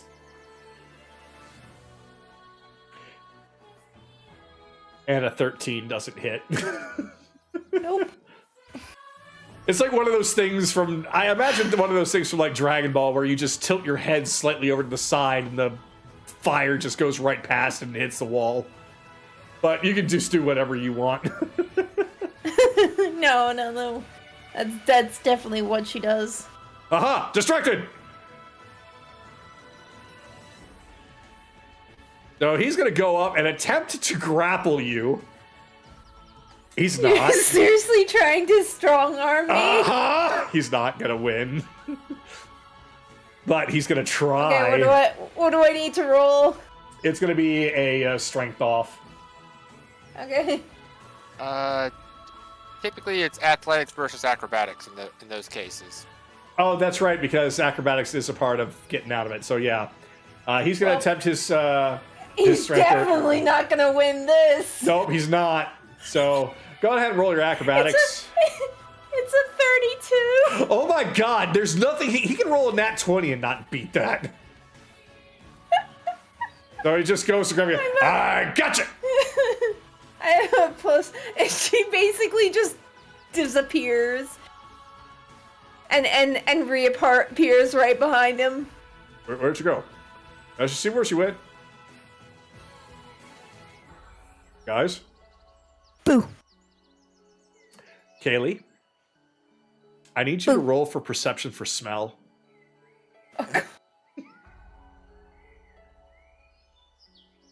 16. Yeah, that's enough. You can smell that he's just shat himself. Oh, God.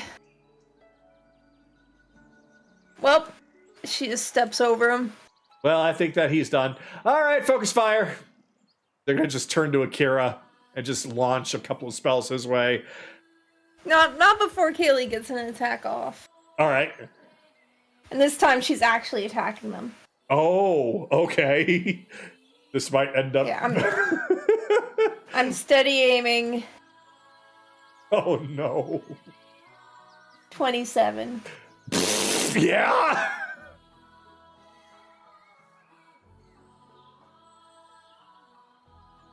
So, 15 psychic plus 6 more psychic damage. On which one? Blondie here.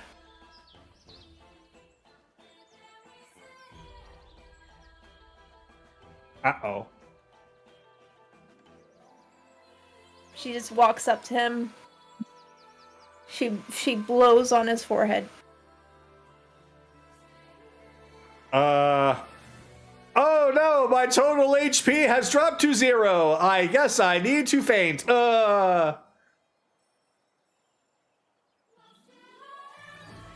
How's everything going? Oh my god.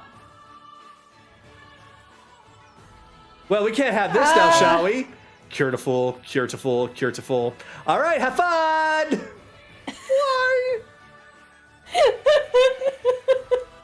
And the funny thing is, this place is actually keep regenerating my spells like I'm going through a short rest. Mm-hmm. So, Can I at least have a bathroom break now? Oh. And so it continues on with the two of you training the trainees who are completely underpowered compared to the two of you. Mm-hmm. It is definitely the school of hard knocks for them. And harder knocks and the hardest knocks. Because no matter what they do, no matter how hard they try, they will not hit Kaylee. And Akira is just too tanky for them to even hurt in the first place. Well, the three of them find themselves constantly dropping, getting back up, dropping, getting back up. Feeling the breath of death on their neck often enough. But at this point, we are going to move on to a new person because it's pretty much established that you guys are fucking up their day. Yeah. So, With that, that means that the only one left is Belle. And Belle, I have already done you a favor because of your perception. You were able to kind of follow where Theo was going. So I have you placed nearby.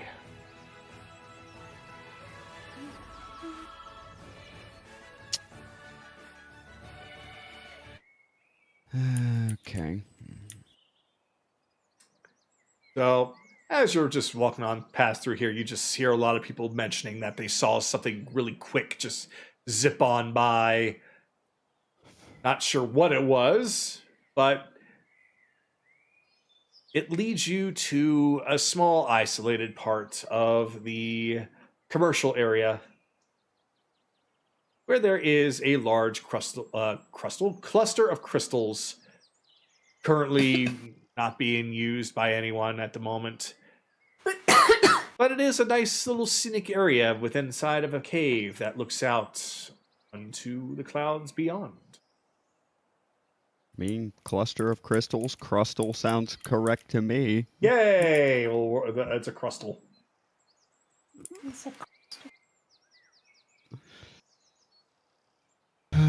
Okay. Yeah. Let's see. This Yep, this will work. So you just see that Theo is she should be actually a little bit closer over here. She's just sitting down on the edge of the rock as she's essentially poking and prodding at herself. Not really saying much of anything. Just gonna plop right down. Just hanging my legs over the edge. I'm just gonna sit right down next to her.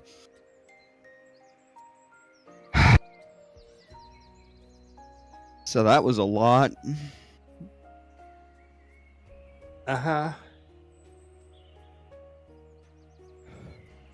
She just acknowledges you, just responds very shortly, and continues to essentially examining herself very thoroughly.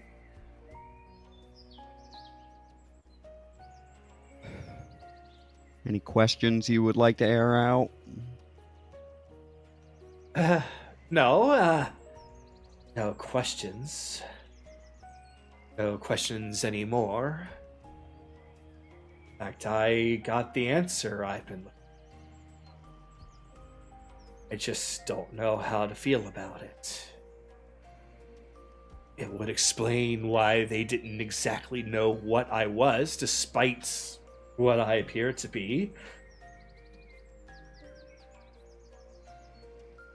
And what do you appear to be?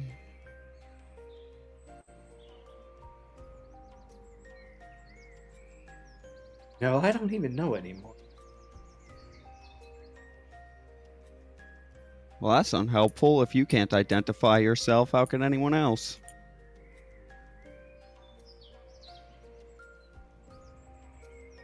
The problem was that nobody was able to identify what I was in the first place.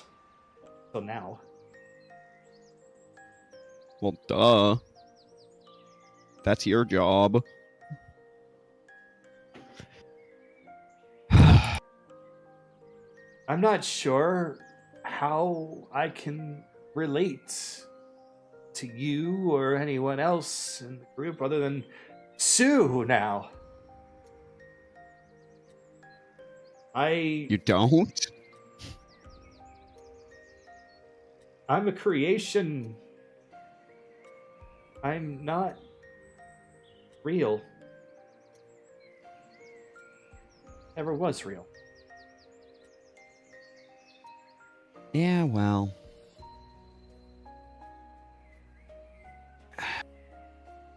Neither was I.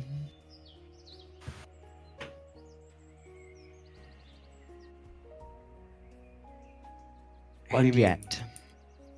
You are a living being person. I'm a creation made to believe that I am.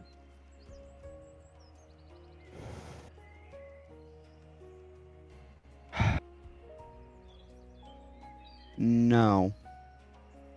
No, not exactly.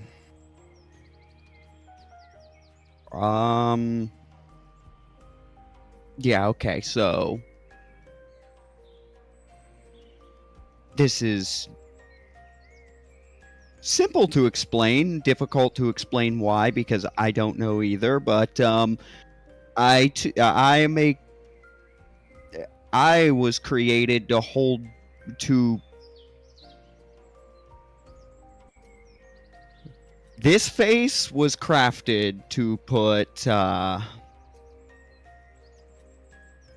this face, just projecting that image real quick, in jail, effectively.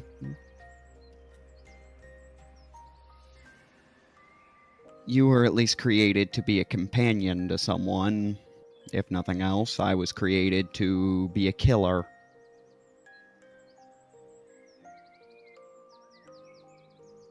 I was created to be a weapon against my own race. It's not So- something that you've told me before. Well, that's because the me that you've been talking to, the real me, was the prisoner until a mental break let him out. Until a mental break and a very insistent elf let him out. Anorak, Then I come to learn he's not that bad.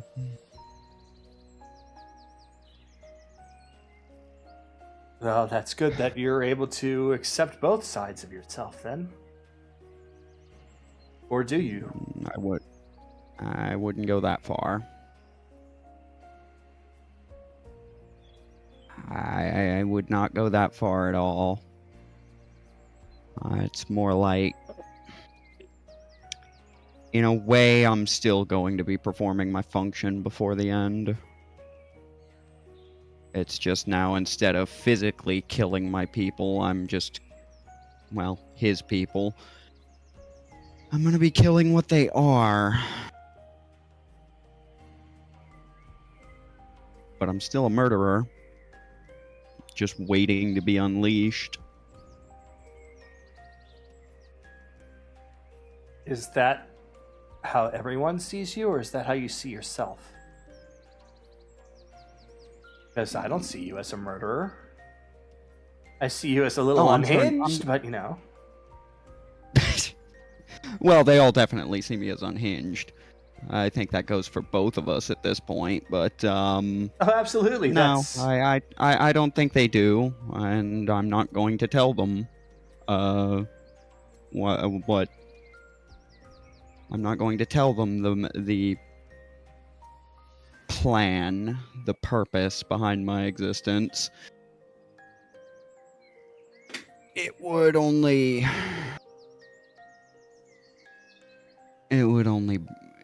break their fucking hearts. Especially Kaylee's, who I definitely know doesn't see me as a murderer. Well, none of them do, but her especially. I'm still not even sure she likes the real face. I think she just likes you, regardless of which face you're wearing.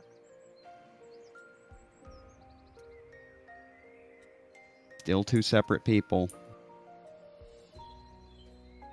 What is the phrase that I heard before? Two sides of the same coin?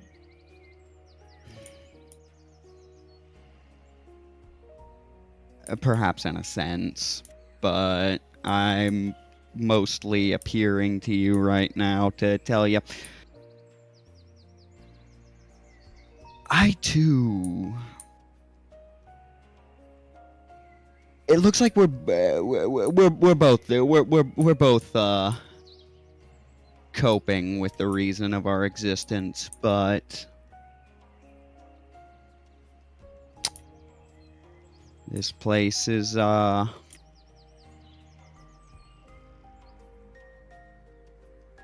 I'm not gonna say it's good, but I am gonna say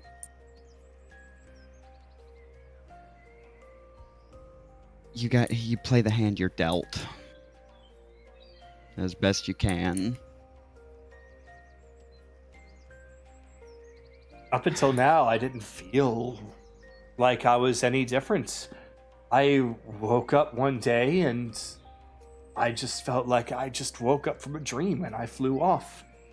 Just tried to figure out what I was, but then everything just stopped making me think about it. I just figured that I was me and that's all that mattered, but now I wonder... That is all that matters. But I wonder if the thoughts that I have, the feelings that I have, the emotions that I have, are they really mine or are they just another construct?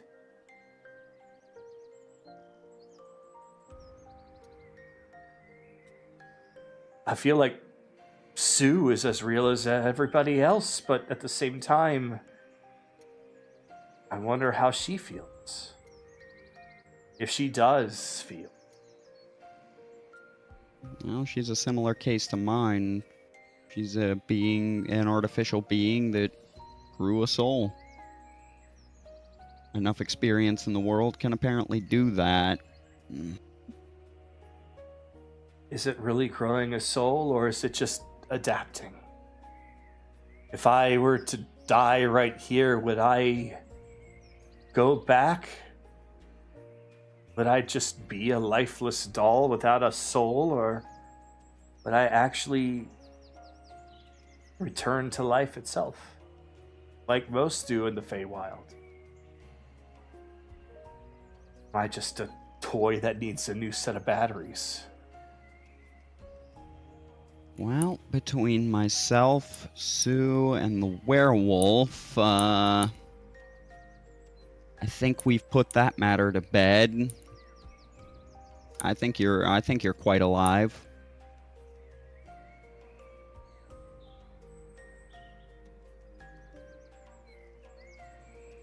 It's hard to think about because I want to believe that. And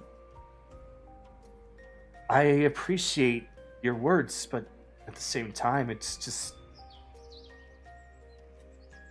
the thought of just how alive I am. Is that just part of the program? Well, I just need to know if my thoughts are my own, my feelings are my own, if I actually am something and not just following along what I was made to be. If I was made to be a companion, of course, I'd be friendly and having fun and cheerful, loving, teasing. That would make a great companion, wouldn't it? Right down to the letter.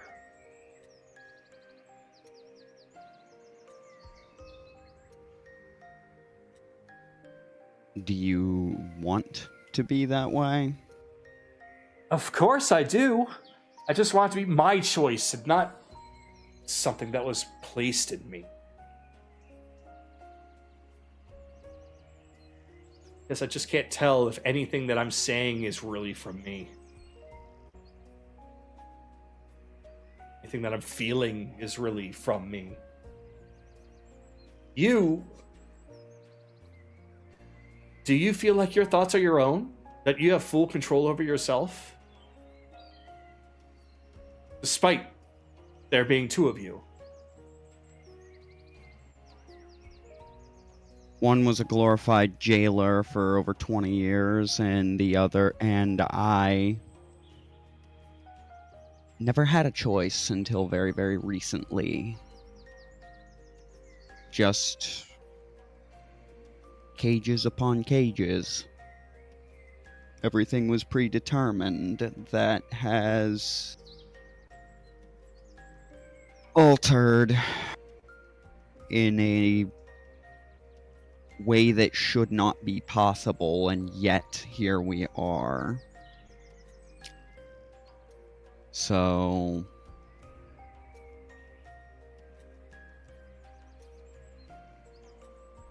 it is a...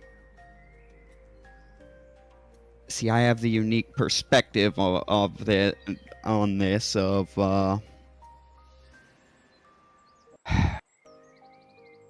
coming from a race that was born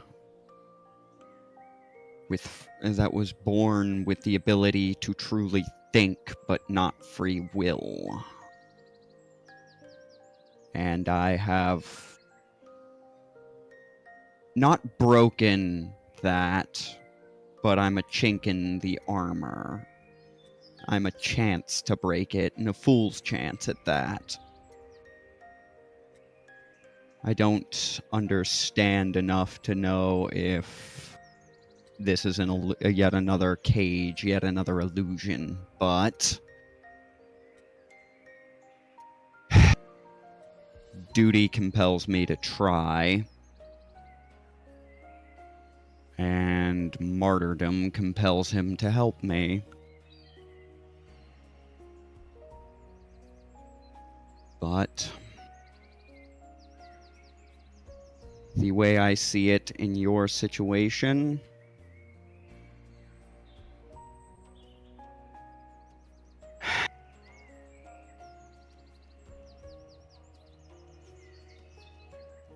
you can move or you can lie down.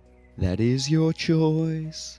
Or you can take the very moment and raise your voice. Show the ones who ever doubted, left you behind. Ignorance has left them blind. Gotta take the first step to find. You can take the weight and break the state that they put in your mind. You must refuse to lose the fire in your soul that burns so bright. No one can ever tell you what to do or how to live your life. You could move mountains, move mountains.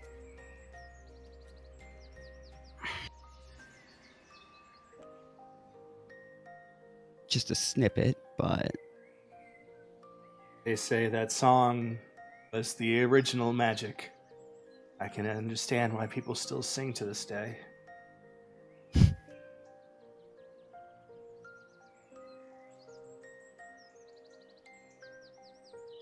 Thanks for it talking. is. I've not exactly Yes, made myself one that is approachable for any deep conversation. Kidding. I think mostly because I've never really been a big fan of deep conversation until it mattered.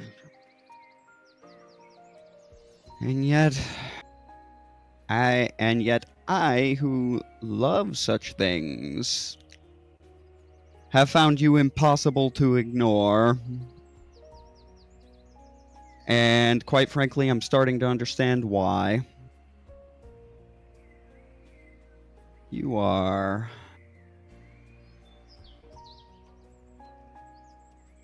very similar.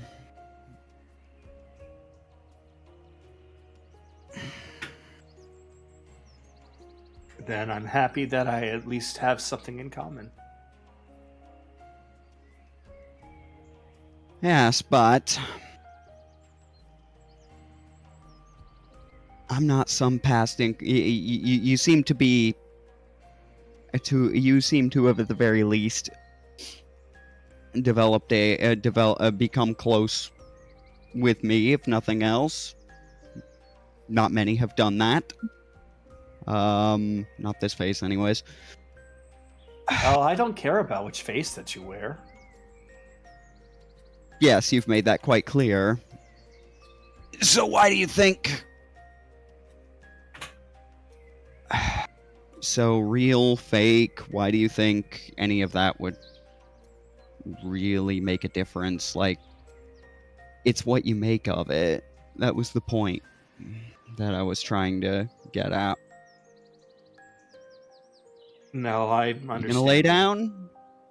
You gonna lay down? Or you gonna shout? Or are you gonna raise your frustrations? Oh, I'm not one to just lay down and take it.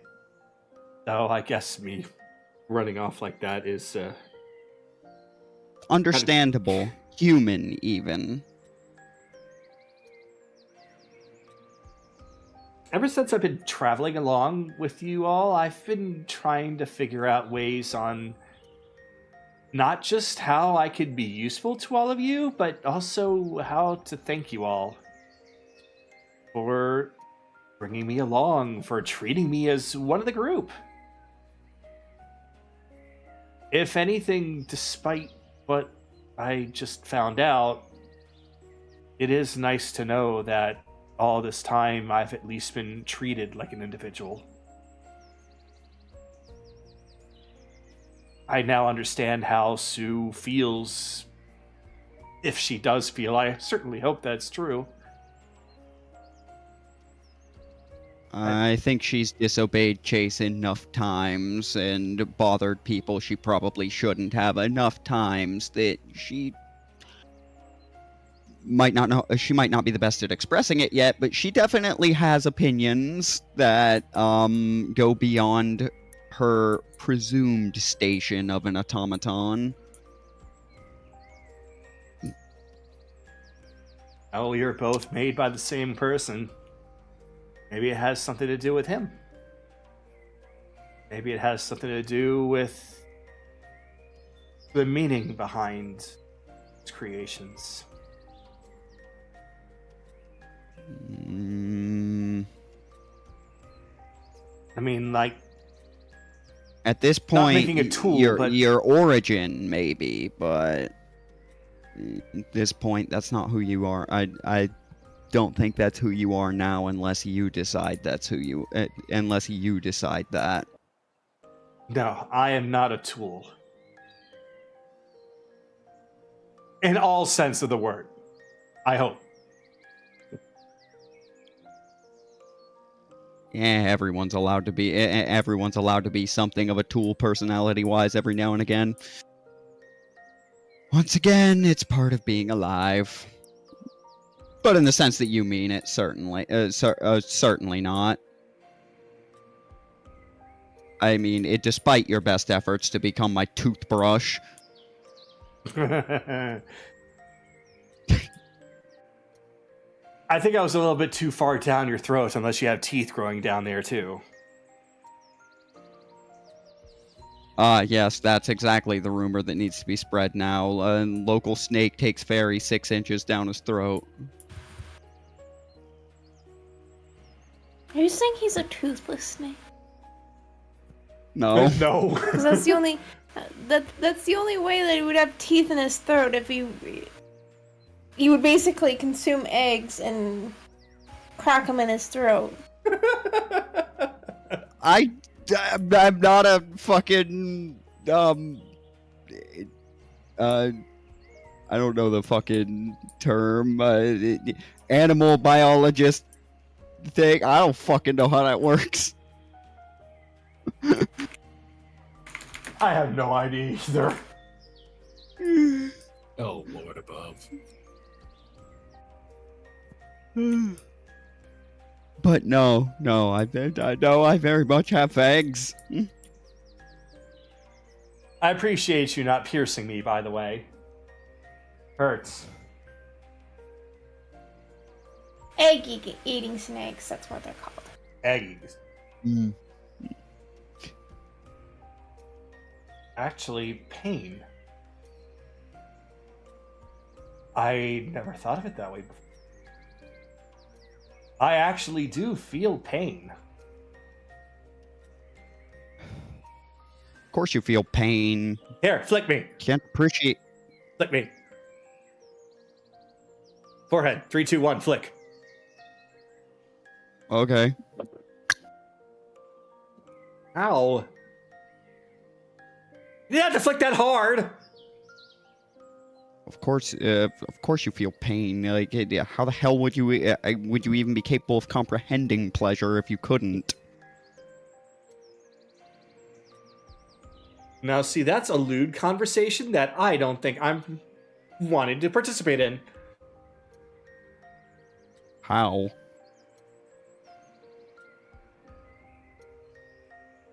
I don't know how to spell it out for you. Drop the whole pleasure thing. Yeah, pain's the focus. Just Pain. telling you. Yeah, I'm just telling you. Like even now, like you were experiencing sorrow. So that's normal. If you couldn't, you wouldn't be able to appreciate joy. You would have no context for it. I don't know why this is a revelation. It's not something I've ever really thought about, okay? It's something that I felt was natural because I thought I was a normal person, but I'm not. I'm not normal. But I still feel pain. And Well, who the hell is? You know what I mean. You know exactly what I mean. I do, but now that you are thinking about it, what use would you have for if you were an automaton?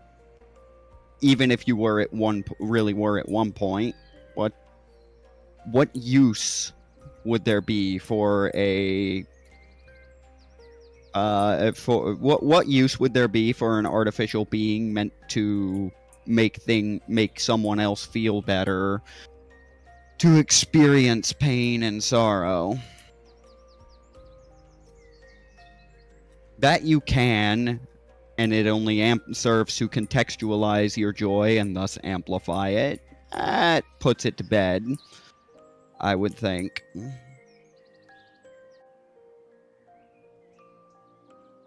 It's just the idea that the fact that I could even feel it in the first place means that just being able to feel at all. Again, maybe it's just how it was made, but at the same time, it feels real enough to me. I don't know anymore.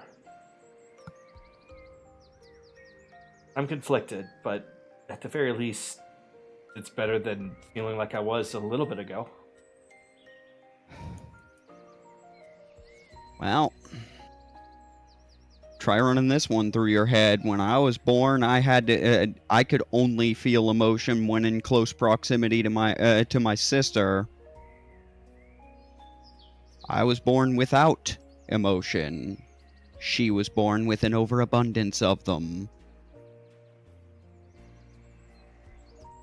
Created a rather nasty codependency. You felt nothing, even though that you were not a construct. Even though I was real. Yeah, my gods stripped them from me, I suspect. That was mean of them.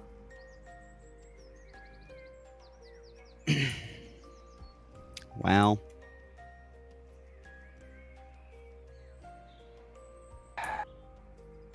I'm understanding. my house struck the deal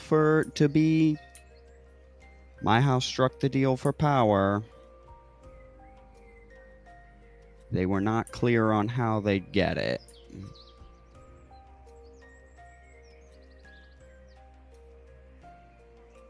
When you inevitably get back to the material plane, what are you going to do?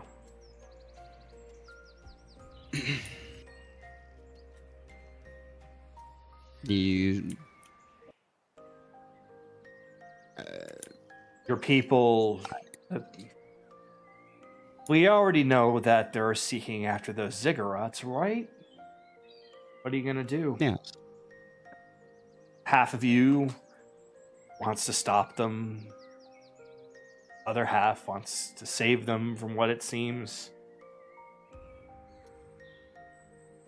Are you going to fight with yourself? The only reason we haven't come to blows as of late is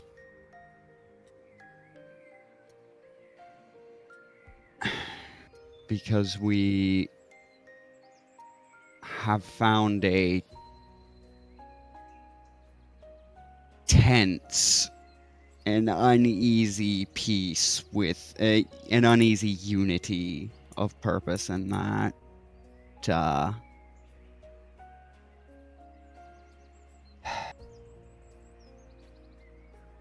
I must save them because that is the burden of the crown. Whether they know I'm alive or not, I am still the crown prince of my people. If I have a chance to do what is best for them and break this millennia-old chain around our throats,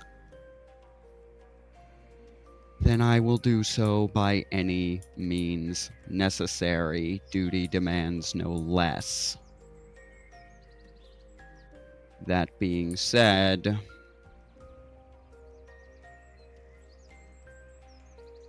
I'm going to have to kill a lot of people in all likelihood to get to the doorway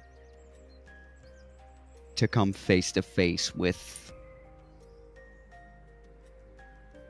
whatever prison they have thrown our soul into, our people's essence into. Whatever Seth and the others have, wherever they've stuffed away that essence. If only it stuffed it away, split it. I'm not sure what they did to it, but the only way I'm gonna find out is by marching right into their domain. That's not a door that's not a door that's gonna be unguarded. And I am very much aware of who I'm going to have to kill to get that door to open.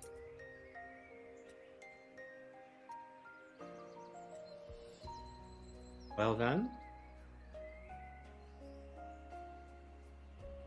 it doesn't matter where this is coming from. I'm going to just make the assumption that I am making this decision myself. No programming, there's nothing. I'm going to say this as me.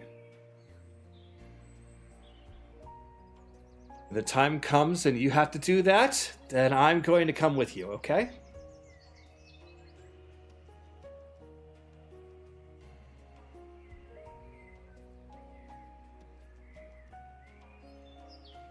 No matter what the others have to say about it, no matter what they want to do, that's their choice. I'm making mine. And I have a feeling that doing something as troubling as that, you don't deserve to be alone. Not even with your own self. I don't know if... Problem is, I don't know if I want anyone else in the room when I have that out. 'Cause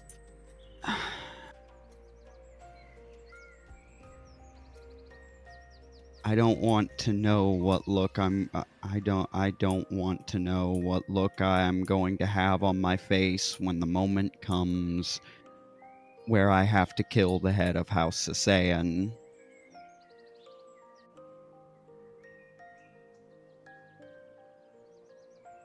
We all can make our scary faces. I don't know if I want them to see to know what expression I'm gonna wear either.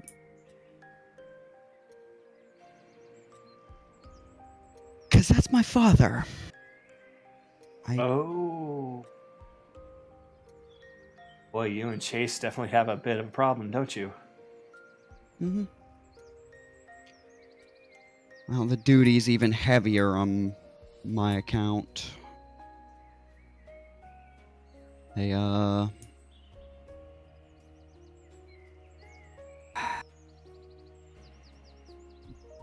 Sasayan is probably a name that doesn't mean much to you, but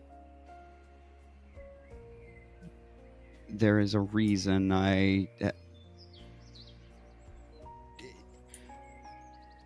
there's a reason I've all but abandoned that last name.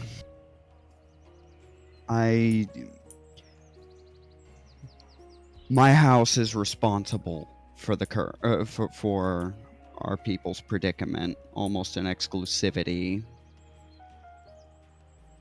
We are the reason Seth is a god.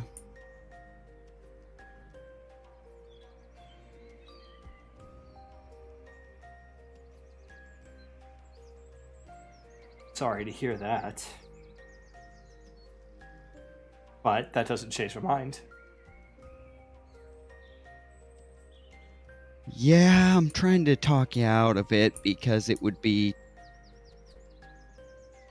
churlish of me. It would be childish of me after all of that to tell you no, but as you said, that is your choice, and I can't deny anyone else their choice, not after the pains I've had to go through to even obtain my own.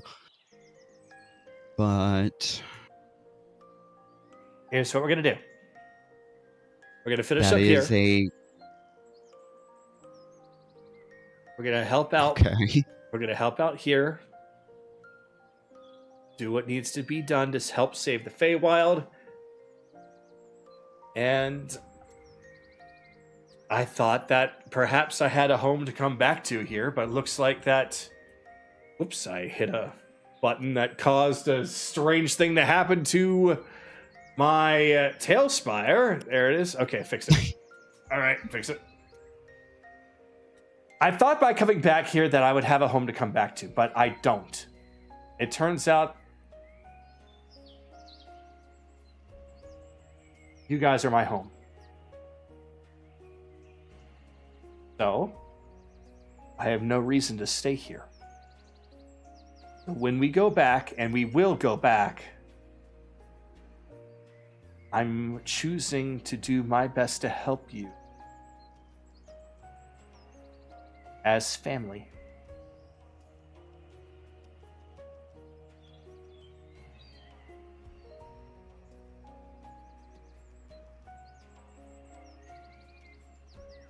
God damn it, I know what one of my next spell selections is going to have to be now. Alright. I just need to. I guess it was both. Well, Chase isn't the same Chase that made me, but Vyran's the closest thing. I'll see if maybe he can ask his helpers to do something with me, so maybe I can be a little bit more capable. I want to help, but I also don't want to drag you down. Well, you have a soul now, so That still remains. what to is be your seen. what is your choice in this? Do you choose what is your choice of form? Do you choose to be a pixie, or Oh, do you choose to be whatever automata you've got in your head that you are? if this What was do you how feel more like? if this was how I was originally made, then I have no reason to deviate from it. In fact, I kind of like it. I do, however, wish that I wasn't always so small. But we'll see. I that wasn't my question. Oh, My question, what do you feel more like? What do you, in your heart, believe yourself to be? since the very beginning, I always thought myself as a fairy. I still do. Well, I want to. Then that's exactly what you are.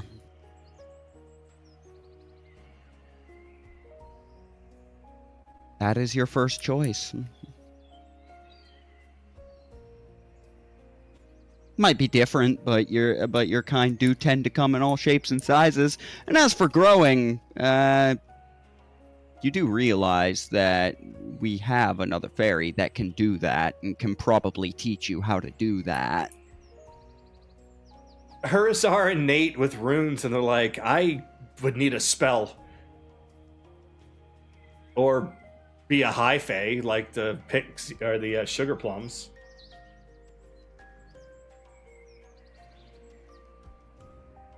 Or need a particular... Or just need the correct connection.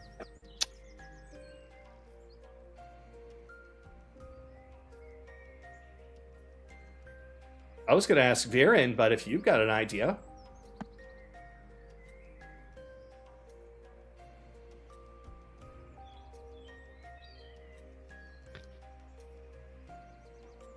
You've got a soul. You choose to be a pixie. I'm a wizard.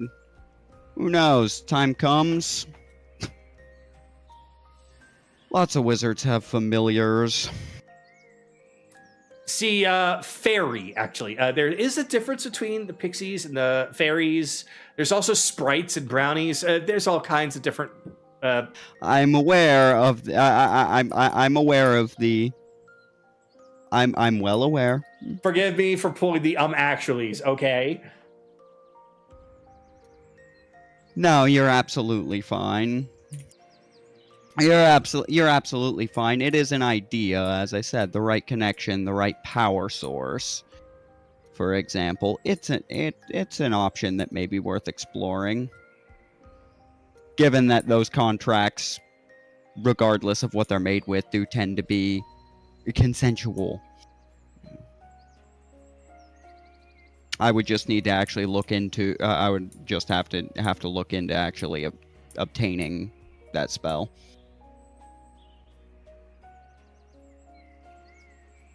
It's kind of interesting. I don't fully understand, but hey, if you think it's a good idea. Potentially, and but that comes down to what that's why I'm asking, because it's a connection to your soul. That's why I'm asking what you view yourself more as. It's an option. It's not something. It's not something that needs to be decided on. No, let's do it. That was fast. You said it's a connection to my soul, right? Yes. This will be a perfect experiment. See if I even have one. Well, the thing about that is I actually have to learn Find Familiar first. Then we're just going to need to find that out now, aren't we? I mean, I suppose if there's somewhere here that has a scroll of it, I could do it. There's also a magic academy. Is there? I forgot that. Was that part of the tour? Yeah, Luca showed it to us. I think I saw Kaylee and Akira head down that way. I'm normally the attentive one. Places screwing with me in all kinds of ways. All right. Let's do it. This will answer it fully for me. If it works. If it works, then I have one. If it doesn't, then it doesn't. I'm gonna actually bonk her on the head with the with the pommel of the katana, of my blade, just lightly. Ow! If Look, it, we already tested the pain thing. Worked, if it doesn't work, it's not because you don't have a soul, you idiot. It's because you don't, for whatever reason, fully believe that yet. Don't look at it as such zero sum. Then I just need to You believe are hard alive. enough. You need to believe hard enough, and it's got to be something you want, not just something you're doing because it seems good. Or because you think it's what's expected of you. As I said, in my understanding, this is all about your choice. So, yeah, if you wanna try this now, sure. We can, it'll take me a day or two to learn that spell, anyways. So No. you've got time to think about it. No, we're doing it. We're doing it. Okay. Just one thing, the things that I've told you about myself here, maybe don't mention that to the others yet. I'm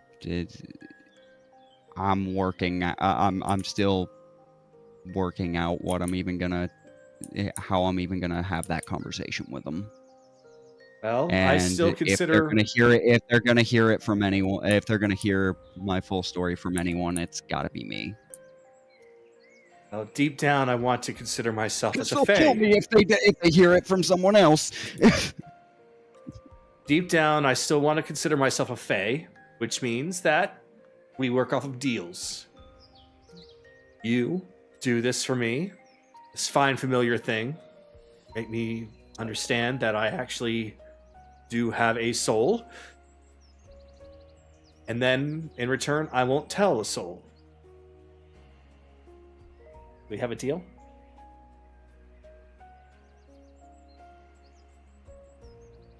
Oh, we're gonna have to work on this whole and not everything is zero sum thing, but for now it'll do. Good. Contract formed. Excellent. Where actually is the academy? Because I'll just teleport over there, and that'll be the last thing for. It's just starting to move over there. Before you turn and even go over there, you just feel her just kind of cling to your head. Just arms just wrapping around just the back of your head. In a bit of a squeeze. Her best way of giving you a hug.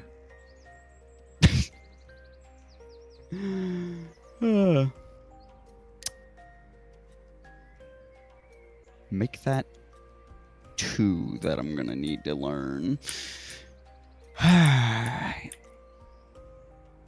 Well. Alright, Mule, onward, yeah. Just points forward Well, as she still. well, at least you're. She just sits on your head, just points forward. Onward! All right. Well, at least you're not ashamed. Well, at least you're not hiding in my coat for once. This is better, I think. It's this one, right? This building. Yes.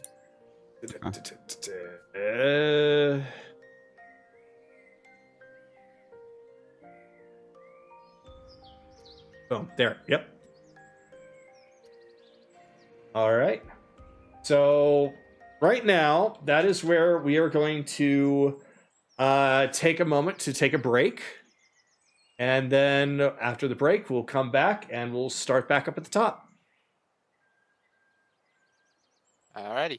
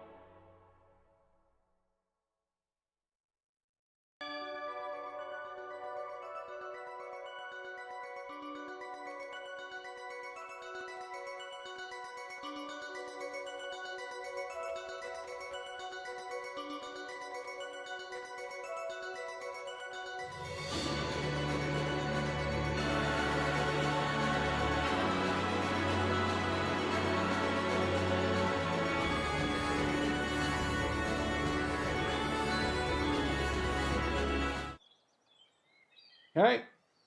Good. Everybody's little talking heads are back in. We are live again. And let me get music going. Oh, Bun's running to get a drink.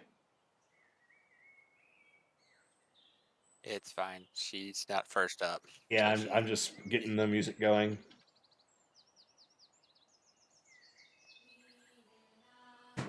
Okay. So, we return back to the table with Chase and his group. Evelyn has drunk herself she's out cold on the table. Her face is just flattened on it. She's just drooling out. She is out. But the rest of you should be all right.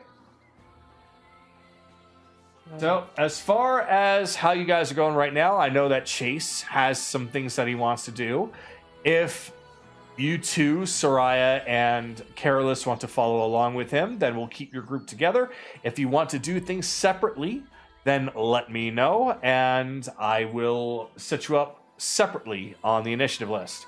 So, Carolus, do you want to stick with what Chase is doing, or do you want to do things on your own? Before I decide if I go with them, I'm going to look in the book that I've got it and look at the names of the creatures that Oberon put in the book for me to hunt. All right. I'll keep it brief so we're not taking up any extra time. You do find that there is a creature called the Bandersnatch that is in this region. Bandersnatch, all right? He's going to look up a Chase. I'm going to head to the library, do some research on a creature to hunt here. Want some company after I'm done? You do what you need to, okay, Carolus? Just... This place is friendly, but keep your head on a swivel, alright? I will. And hey, we're going to figure this all out, right, man? Yeah. Go. Be back here later. I'll just teleport myself over there, and I'll let Joel have his turn first if he wants. All right, so what I'm going to do is I'm going to remove you from his group and go on ahead and roll for initiative for yourself, okay? Okie dokie. How about 19? 19? 19? Jeez, what the fuck? All right, that's pretty good. That's actually above Kaylee, I think. Mm-hmm. So, Soraya, I'm heading over to the research and development place. They might have some neat weapons there. You want to go look? She kind of looks at her plate of all the bones. It's obvious she has eaten more than Nihiri ever has. Mm-hmm. The flask... Impossible. Well, the flask... She has completely drained from it over 30, 40 plus sometimes. Mm-hmm. It's been a while since I've had a good feast. I mean, sure. One moment. Shar isn't a part of this pantheon, I'm sorry. She just kind of closes her eyes. Yeah.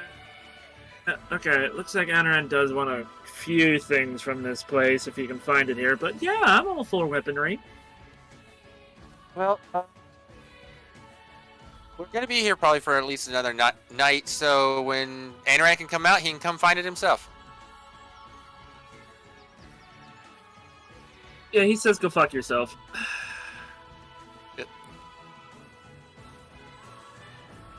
He just steals a steak for the go. Would have assumed you would have taken the cup. She has the other hand with the cup. There we go. Okay. Tastes better than Shadowfell food. And what did I do? Uh-oh. You are now beneath the earth. Oh god, I gotcha, hold on. Alright. There you go. Okay, thank you. Alright. So, let's see. Yep, she's gone. Oh, I really... Who? The hot tail? Yeah. was hoping she would have joined us. She ran off. Hmm.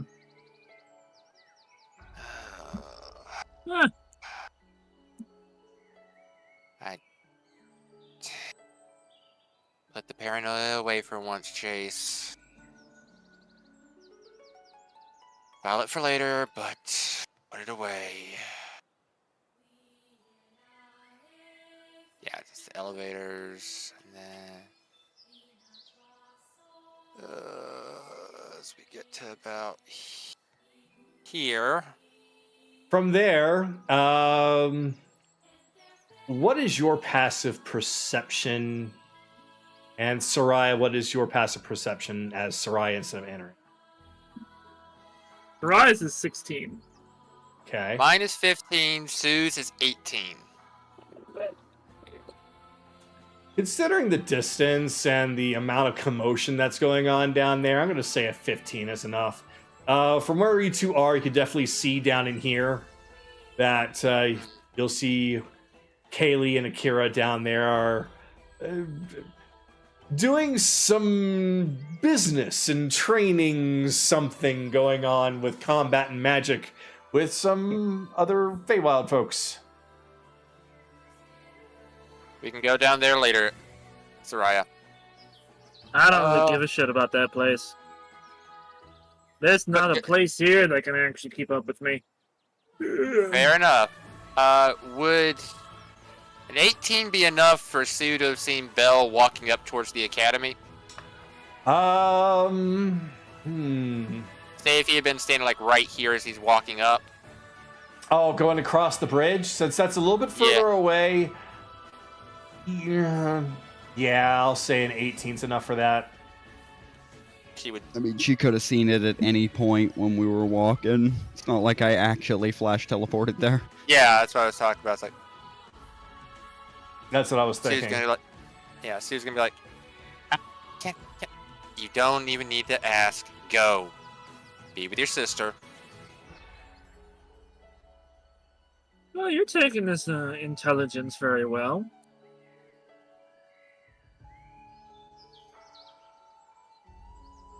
I've seen You've people completely collapse and have mental breakdowns. You've also seen the other shit we've dealt with this entire adventure. Chase, memories are not something that can just be laughed at.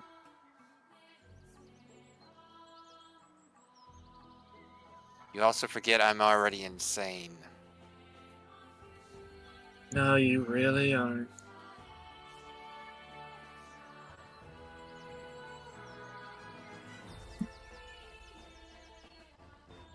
Alright.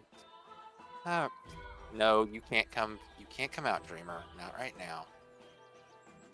So, upon entry, you find that this place is filled with rather studious-looking people of various different varieties and species. You have, of course, some humans, some Eladrin elves, and there's even a dryad in there. The tables are filled with all kinds of books and scrolls and wands, but also strewn about are, they're not physically shown there, but I will just imagine it, that there's also bits of metal and also what appears to be a kind of a circuitry, but not exactly something that you're familiar with. It's not small and thin circuitry. It looks more like larger tubes that are being infused with some of those magical stones and rocks that you've seen out there, or crystals, as they're being refined down to either powders or even liquids. Others are being used to just get implanted into something, just raw as it is. And you're seeing all different kinds of things, like some arms moving, some wheels moving, just all kinds of mechanical tinkering.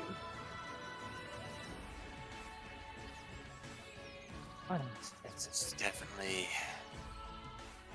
different, but at the same time familiar. Yeah, I don't know what the fuck any of this is. And that's the wonder of it. Technically, neither do I. Excuse me. Red? Red-dressed lady tapping on. Yes. Hello. Is there something I can do for you? Yes, I was wondering if I could look at some of the research, especially some of the older works of Chaser of Dreams, including the Homunculus Project. Oh, yes, of course. You can hear the scraping sound of concrete as she, after it turns away, slowly turns back around, turning directly at you. She just kind of lowers the book from her hand as she just stares at you for a moment.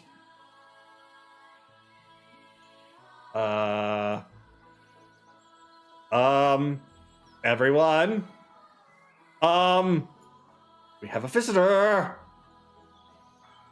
Everyone just turns and looks over towards you. Hey, what y'all doing? Pay attention to your work. Wait, is that fucking Chaser of Dreams? Oh boy.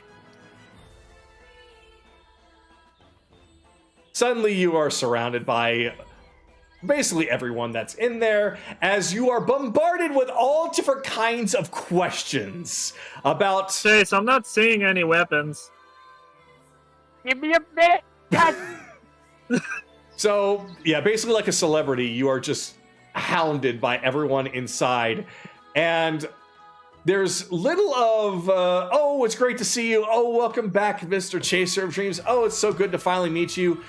It's just a little bit of that. Afterwards, it's just technology question after technology question after technology question after technology question. Lots of things are rudimentary things that you already know the answer to very, very easily. But then there's all kinds of things that are combining technology and magic that you have no idea what the heck they're talking about. But it's coming at such a rapid fire pace from everyone's mouths that you would need a roll of, we're going to say a 20 in intelligence to be able to put it all together in your mind in order to answer back. Anything less, it just becomes kind of mush, and you have to, unfortunately, go from there. But it doesn't seem like they're letting you leave just yet. Okay, so this is just a flat intelligence roll, not a saving throw. Just a flat intelligence roll.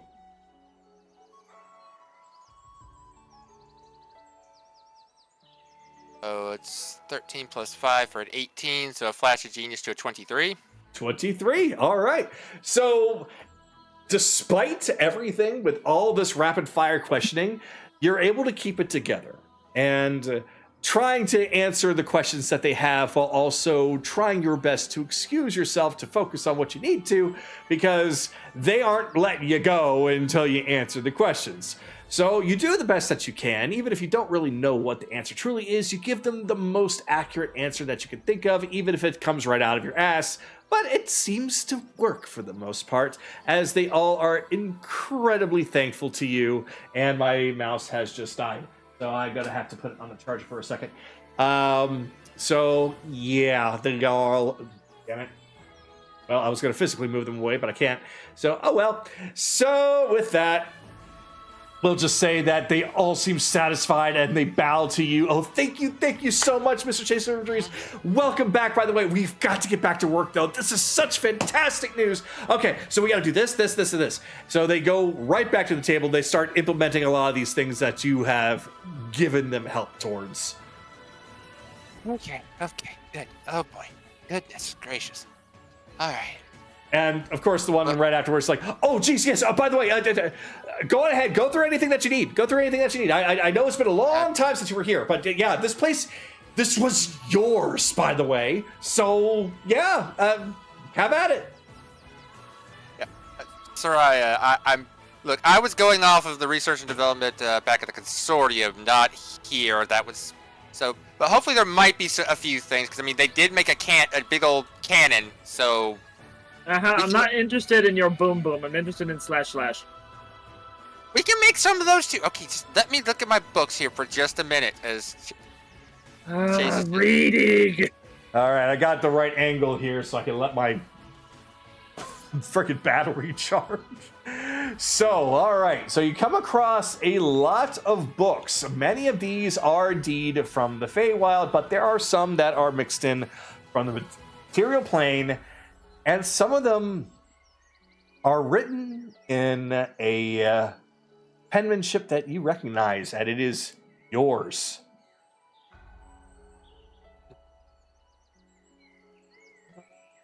Even back then, I had fucking chicken scratch. God damn it. Oh. All right, let's look at this. All right. So as you reach out to touch one, go on ahead and let's see. I did a history roll last time when you touched the thrones, so we'll do it again.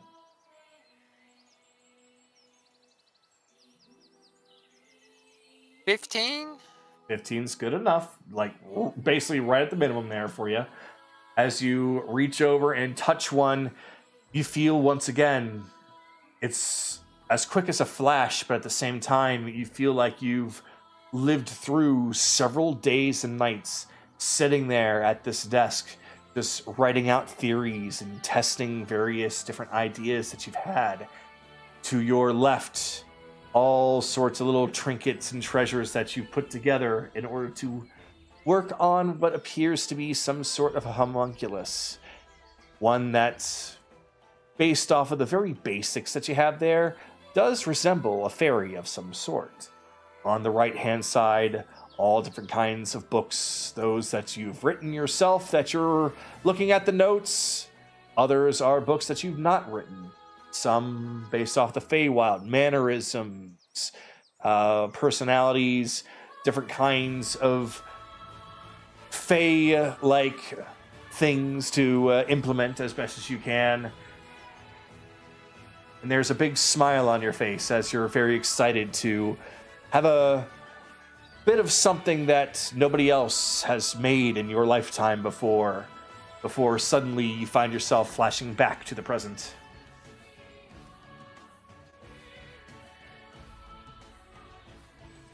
I may have forgotten these moments, but the world hasn't. I see.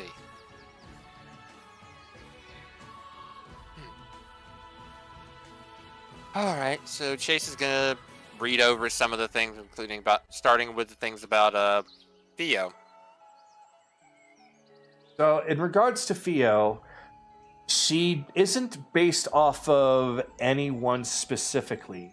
She was meant to be a part of the Feywild that he brings back with him when he goes back to the material plane. He has written down that he has very much enjoyed his time here, though he knows he cannot stay. But if there was something that he could at least do, he would bring a companion.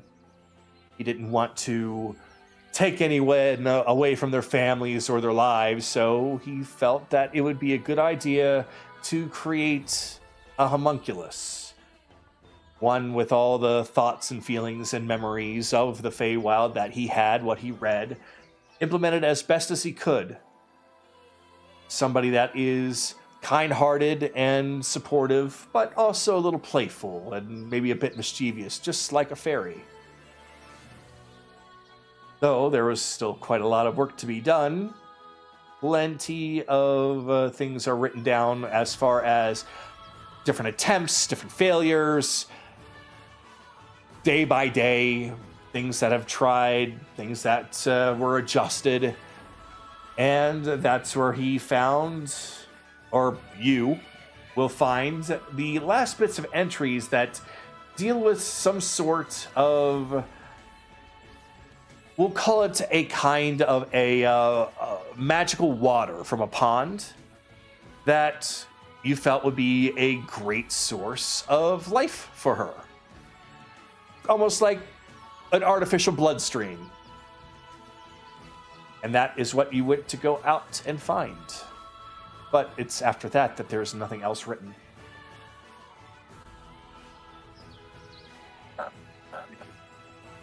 Interesting.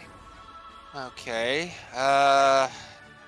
Chase is gonna then read about the sun crystals.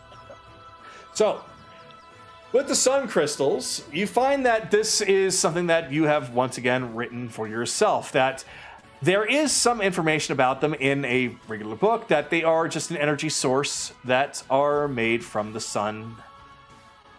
They regrow in the sunlight, they're charged by the sun, And they have so much energy in them that even if there is a full 24 hours of darkness, they'll still be running. But as soon as the sun comes up, even if it's just a little bit of sunlight, they recharge themselves, effectively making them practically, not fully, but practically an infinite power source. Though, the more of them that you have, the more you're able to power. They are capable of various different things. Right down, you can see that you, along with Vyran and Aurora, were looking at them, and when Aurora picked one up, it blew a strong gust of wind right into her face.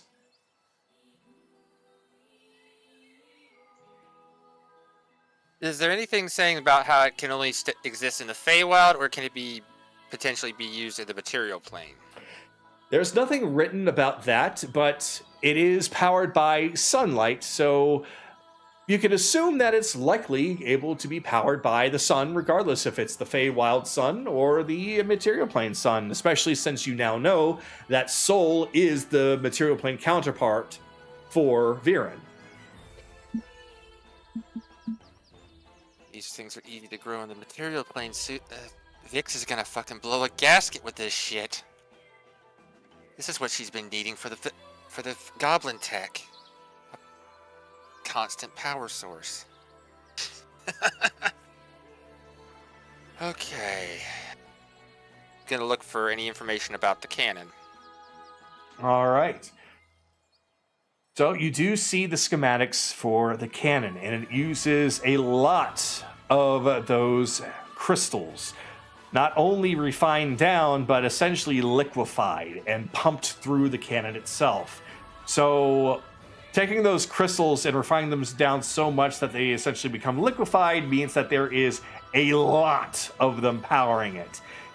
It basically, as Asterion once put it, channels the full fury of the sun. Oh, it's that. Aha, I can see why that would be effective. Okay. Yep, you called it the V-Dream Cannon, named after Vyran and Chaser of Dreams. And that it was designed to essentially be a one and done. Once it used all of its power, it would essentially break down. But you do know that while it has broken down, it is still physically together, and it's currently being held within Vyran's palace. I need to look at that a little bit later, see what parts I might need to fix it. Okay. Let's see. What other books do I have available here? So, as far as most of it, it's similar to a lot of things that you found in the tower. A lot of it is books about the Feywild themselves, the people that he's met, different customs that he's come across of different regions, different creatures, different bits and pieces of technology. But overall, as far as importance, there isn't anything specifically of any real importance based off of the information that you have yet, right now, unless there's anything else specifically that you're looking for.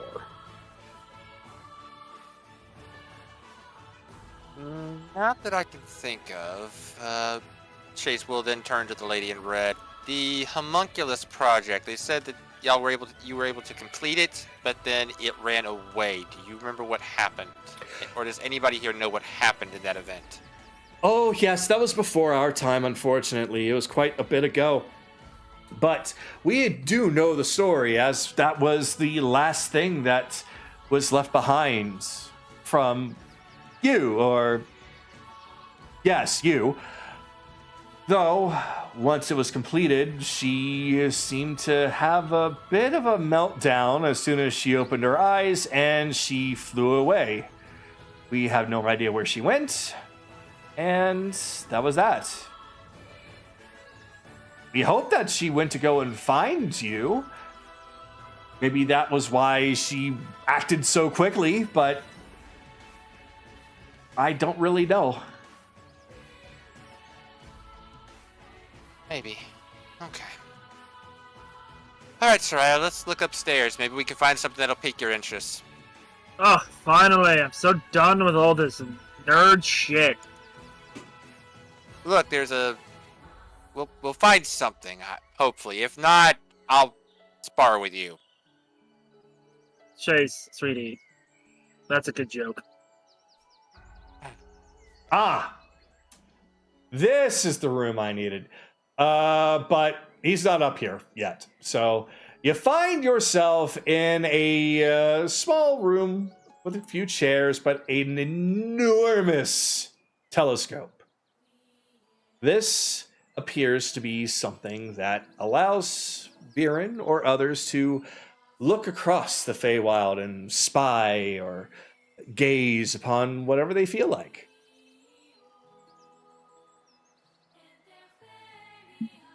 Well, Chase, Guess I'm he not won't. seeing a weapon.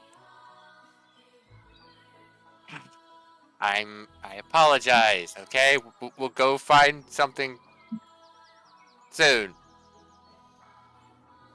If not, we can go get you some more food. I'm sorry. It's a peaceful place. Look, if you really want to go looking for, okay. If you're, I think Careless was going to do research on things we are going to kill. If that really interests you more, go follow him. No, but then I have to spend time with him. Well, Ugh. pick your poison. And read still. Ah! As Chase looks through the telescope. Sarai, you hear somebody from down below that screams up, if you're looking for weapons, that's going to be the guards outpost that's over in Vyran's castle. Oh, thank fucking God. I'll meet you. Well, we can go there in just a second, okay? Oh no, she's just full on sprint. And she's gone. Fine. It's a good thing that you left when you did, because as soon as Chase touches that telescope, Chase, you can feel the entirety of the top of that little tower start to move. Anywhere that you gaze your eyes upon is where it begins to turn towards. Interesting. Okay. Well, Chase is first going to try and stare in the general direction he thinks that Bob and Tiberius's carnival is. All right. So just by thinking about it, you look into your little lens there, and it begins to turn, almost as if following your mind. You feel a magic link with it. It does appear that it's able to show you exactly what you want to see, or at the very least, vaguely. So, it turns, and you begin to search around, looking for Tiberius and Bob's carnival. Suddenly, you happen to see a misty, dark kind of area hidden amongst all the other sunshine of the sun, or the summer region. You're able to flick a couple of lenses as it gets a little bit more zoomed in, and that's where it breaks through, and you're able to see that is indeed the carnival. Currently, there is not much of note from what you can see right now. There doesn't seem to be any danger at the moment. Everyone seems to be mostly still preparing themselves, but all seems well.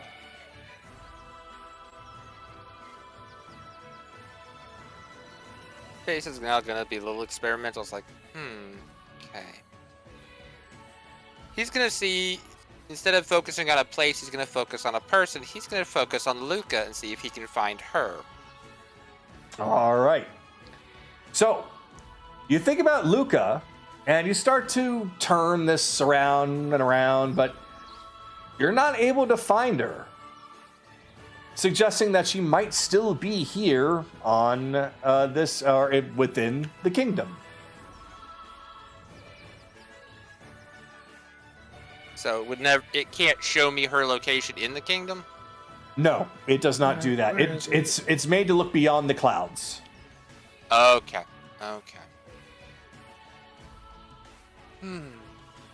So much for stating that curiosity. Fair enough. Okay.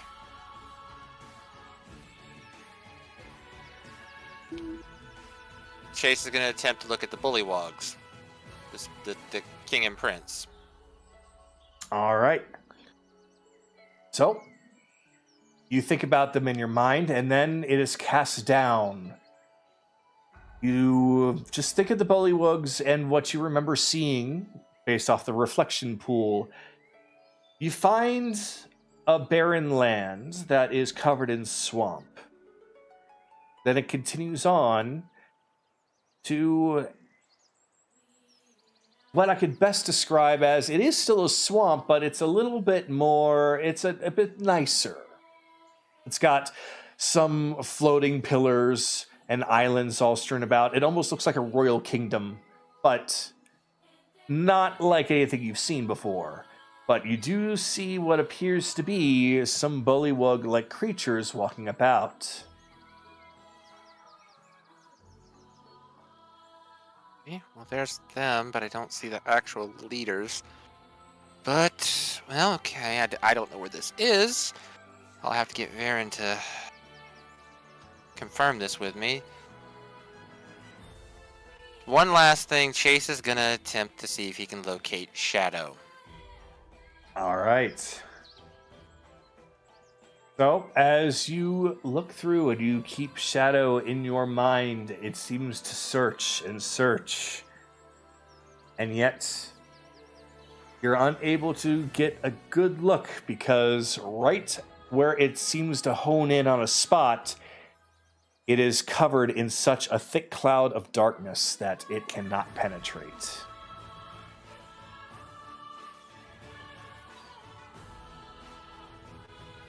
Chase will scan the general area to try and get an idea of where it could.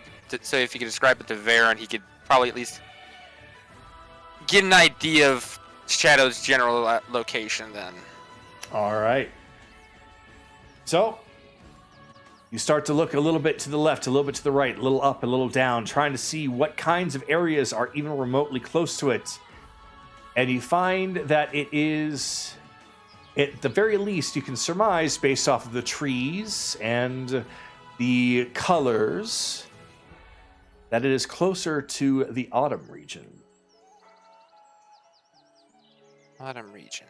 That would be potentially close to where Aurora's kingdom was, correct? Mm-hmm. So, one last, so Chase is... This will be my exact last, is Chase is going to look towards Aurora's kingdom to see if he can see anything there.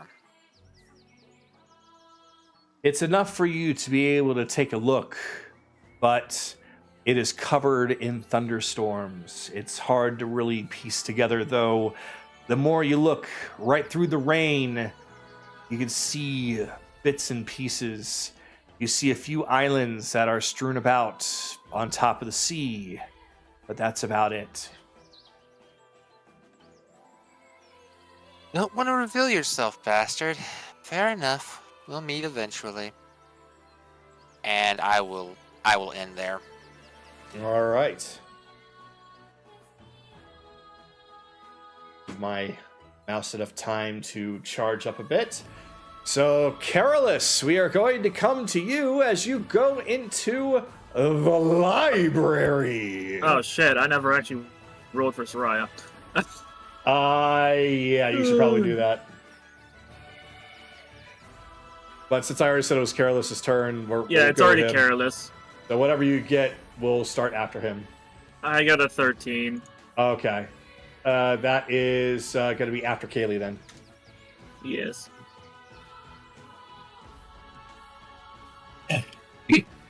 He'll All approach the receptionist at the desk. Excuse me. Why, hello there, sir. What can I do for you today? I'm looking for a book about something called a Bandersnatch. What section would that be in here? Oh, that's a very, very interesting creature choice that you're researching. But I would say, let's see. If you go to the far back there, it's going to be under A, animals. Fair enough. Thank you for giving me Sorry, information. little tease. But no, seriously, it is an animal or a creature or a monster. But typically under animals, if you do not find anything about the Bandersnatch there, then I suppose monsters would be next. But I have no doubt animal will be fine. Technically, by alphabetical order, it'd be bestiary next. I don't know who said that, but I'm the librarian here, and I say what the rules are. God damn it, Bell. But he's right. Actually, bestiary would be a good option. Okay, so he's going to come over, begin looking through animals and bestiary and over here first. I'll just go through alphabetical.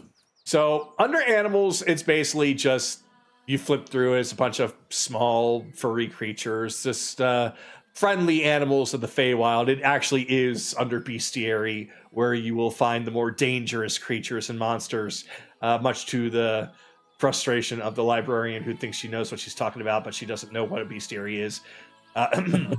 And so He will take the bestiary book and begin looking through it. All right. So as you flip through the pages, because Bandersnatch starts with a B, you come across it very quickly. And it appears that it is a large creature that, despite its size, is very, very sneaky and also has a lot of poisonous barbs that is attached to its claws and its tail. It is meant to be a very ferocious and fearsome beast, especially when you are in its own territory, and even more so if it's a mother protecting its young. Still, it is not exactly the most aggressive compared to some other beasts in the Feywild. It's considered to essentially, as long as you keep your distance and leave yourself alone leave it alone, then it will probably leave you alone. Very much like a bear in that sense, in the material plane, if you're going to connect the dots. But get too close, or if it's hungry or feels threatened, then it will fuck up your day. It is very... He's writing down in his book notes about it. It's very mobile. It is able to bury itself through the ground, almost as if it was water, and as a result, do surprise attacks on its prey, snatching them up or poisoning them, effectively making them too weak to fight back before they are consumed. Right, he's running all this general information down and kind of sketching the picture of it, if there is one. Right. Actually, no, before I say that, is there a picture of it in there? There is a picture. Let me, hold on. Let me pull it up so I'll be able to describe it a little bit more to you, because I do have a model for it. Go to Forge. And you're in. There it is. All right, here we go. So I can describe it for you. So the best way I can describe it is that it looks like it's a fusion between a bear, a mountain lion, and a monkey. It has a very beast-like body. It's able to actually get up on its hind legs, very much like a bear, though it mostly prefers to stay hunched over. In the picture that you have, it shows itself kind of hunched over, mouth open, showing its sharp teeth, dripping with different kind of poisons. And it has bat-like shoulders and down its back. You cut out on that last part. Say that one more time.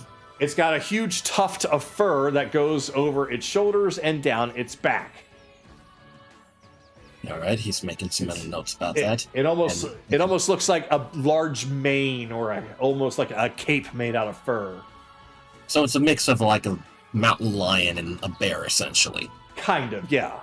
Though the tail is very, very different compared to the rest of it. It almost looks like this is like a furry creature, but the tail looks a bit more otherworldly, almost alien-like, or like a mix between a scorpion tail and a lizard's tail.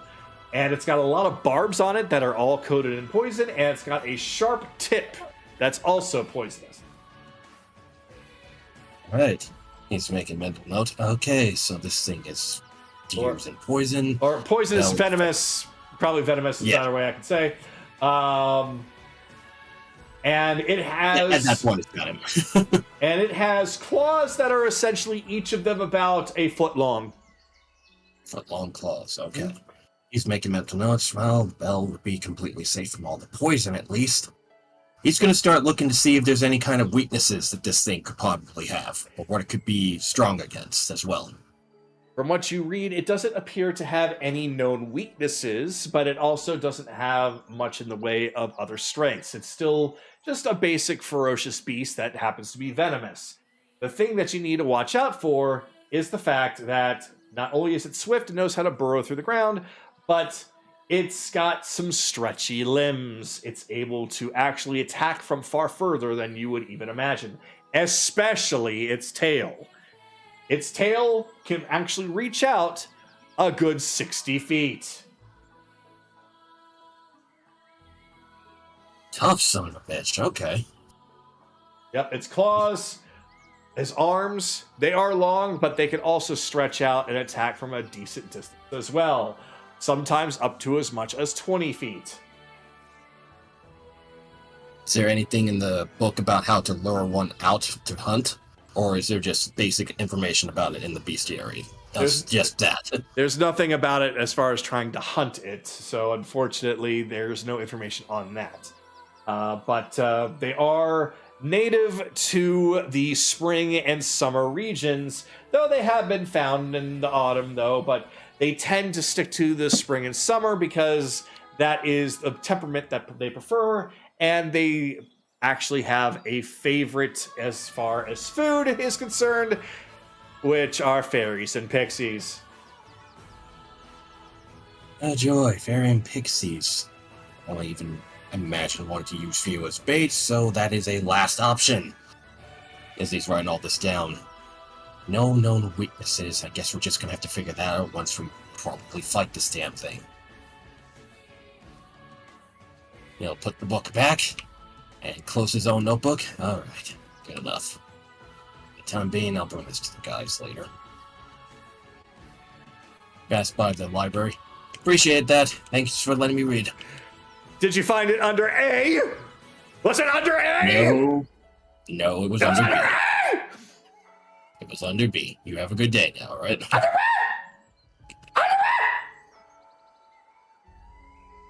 Let's see. Where else to go now? She has an existential crisis. Voices Everything in her head that I telling her thought what I was knew correct. was breaking apart. Just disembodied voices of Belle are now in her head, just taunting her. Belle's not even responsible. She just heard that now. That's her life now. Yeah, she just hears the player Bell just mocking her from the outside world, and she's questioning everything right now. Okay, let's... They're all the way at the library. There.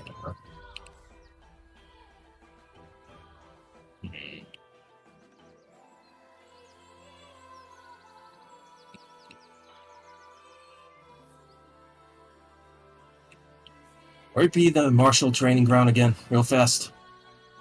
The martial training ground? That is going to be closer to Vyran's palace. That's where the guards that he has employed are. That is basically most of what he has over there. If it's not a place of learning or planning, it's a place for the guards to be. Alright, because I got pretty much everything I wanted to do done here for the time being, so I'm just going to head back to the palace then. Okay. That's the case. I hate having to scroll up so high. This map is massive. Blop. It's not that big. It's pretty big, Kagato. It's not that big. Nice, bye, Sarah. Hey, Sarah. So, just as usual, you see there's a lot of people walking around, looking at this, looking at that, conversing, just treating the place like home. You.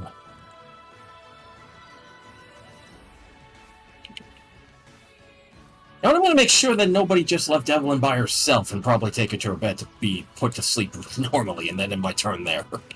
All right, so she's back out. Yeah. He's coming over. Oh, for the love of... He'll easily pick her up, put her on his shoulder. Come on, let's get you to a bed. Why in the world do we let you eat yourself to sleep? I will never know. Taking mental notes and so end her there. If you're going to take her to a bed, do you know where? Did you say that we could stay in the palace? Actually, that's a good point. Don't know where the beds would be. Uh-huh. But walk. I'll leave it up to you to figure that out on your next turn. Okay. Just ask Alana. She's literally in front of us. That is also true. So, at this point, we're back to Kaylee and Akira. So, let's see. With everything else going on, with the travel and with basically just everything going on, let's just say that we are at a point where some time has most certainly passed. So, the 3 students are looking huddled up, tired, and afraid. But they're still standing strong as best as they can. What do you think? Should we give him a break?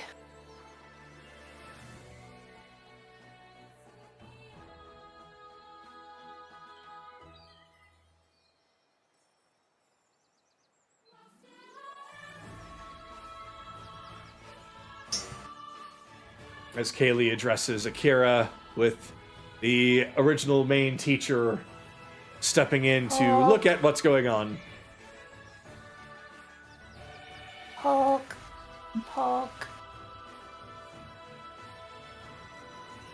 Oh, yeah. Oh, yeah. Oh. Came to check on them? I came to check on the 2 of you, but it looks like I need to be checking on them. Students, how are you faring? Actually, that's wonderful. Glad that you 3 are still alive. Anyway, it seems that they are adapting quite well. Is that true? It's not true at all. We haven't actually... That's wonderful! So, I've got news. Because of your assistance with Akira and assisting with the students, I've taken that in as a bit of a favor, as well as the payment. We are expediting things for you. It's still going to be at least a little while for us to make this mirror, but you're going to have a few minutes with it, as opposed to a few seconds. Well, that's better. Of course. I'm sorry that we can't make it anything more than that.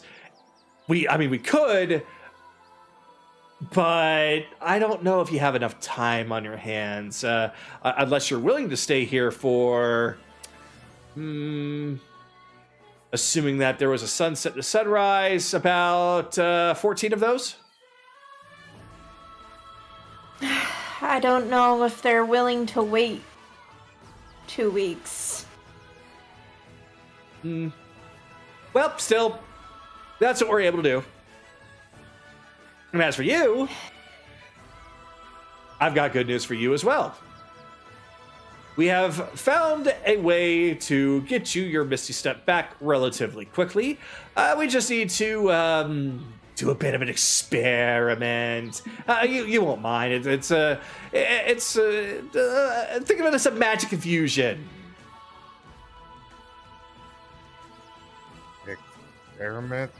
Yeah. So we strap you down, and while you are writhing in the pain that it's probably going to feel like, we are going to literally inject Misty Step into your psyche.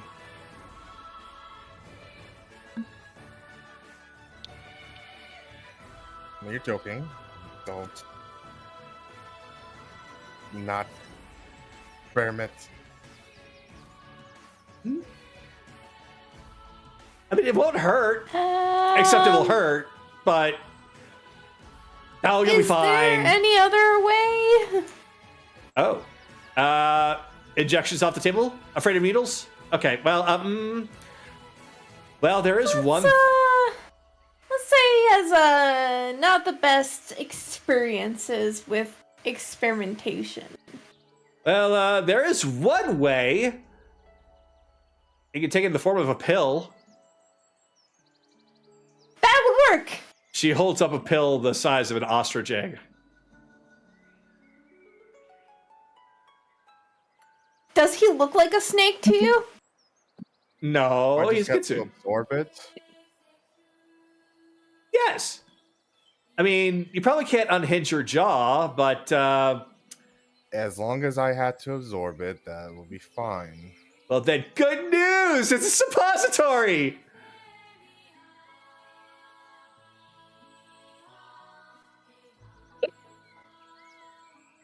Kaylee's slowly reaching for her axe.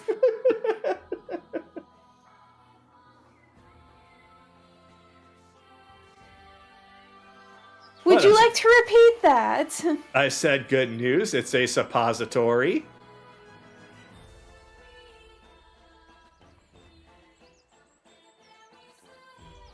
Are you sure? So he doesn't want the needle and he doesn't want anything shoved up his butt. Okay, I get it. That's kind of a weird thing, but it's what we're able to do on short notice. We can come up with something, but it'll take a little bit longer. How much longer? A day. A Ish. day is what we got.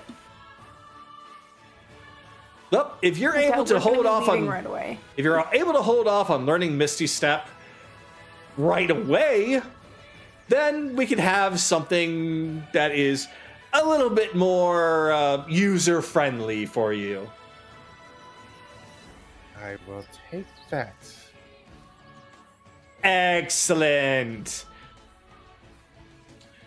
Damn, I really wanted to. Oh well. Experimentation comes and goes. Today is one day that it goes.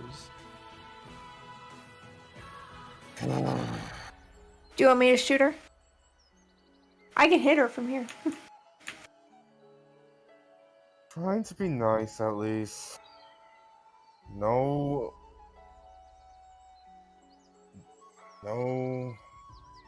unwanted bloodshed. Damn.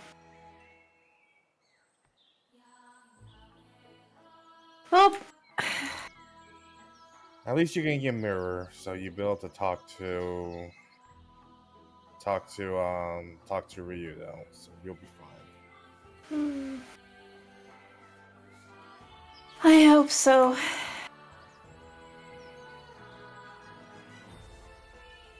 Not super magically inclined, so I don't know how all this works. But hopefully it works out. I'm sure you'll be fine. Probably will see him. He's probably looking over at a bunch of pin-up pictures of you and Nami together and somewhat. Surprised he hasn't made like surprised he hasn't made like a mechanical doll or something like that with your figure. Oh, he has. Okay, so you should be fine.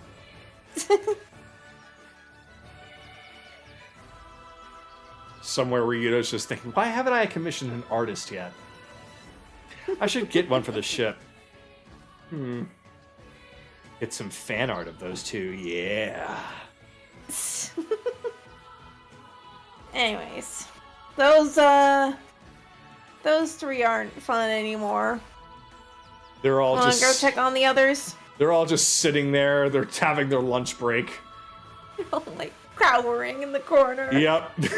they pulled out their Ninja Turtles lunch boxes and they're eating their PB&J in fear.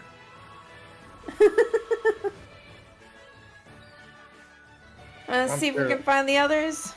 I'm sure they'll be fine. If they need me, they can contact me or somewhat. Well,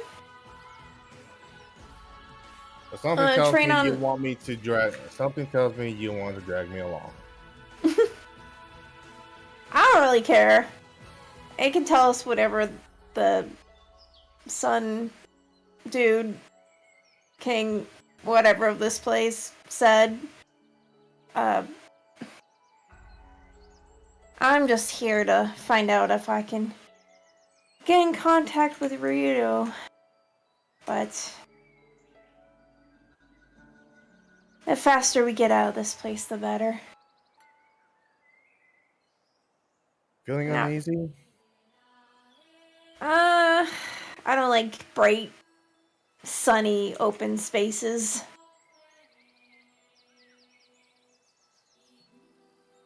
You know how me and Yuki felt, well, especially her. The place is way too happy here. Yeah. Look, it's nice to see everyone smiling, but it just feels off. Yeah. Kind of like how, like, something could happen.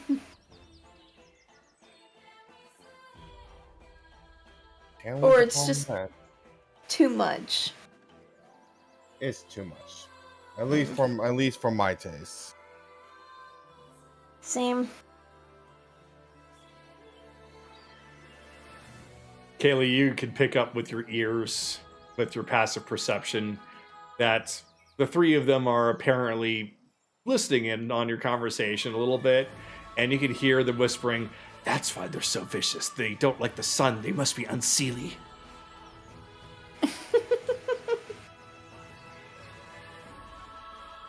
You want to try it? Nope. Lunchtime. Nope. I'll trade you a Kit Kat for this fruit roll-up.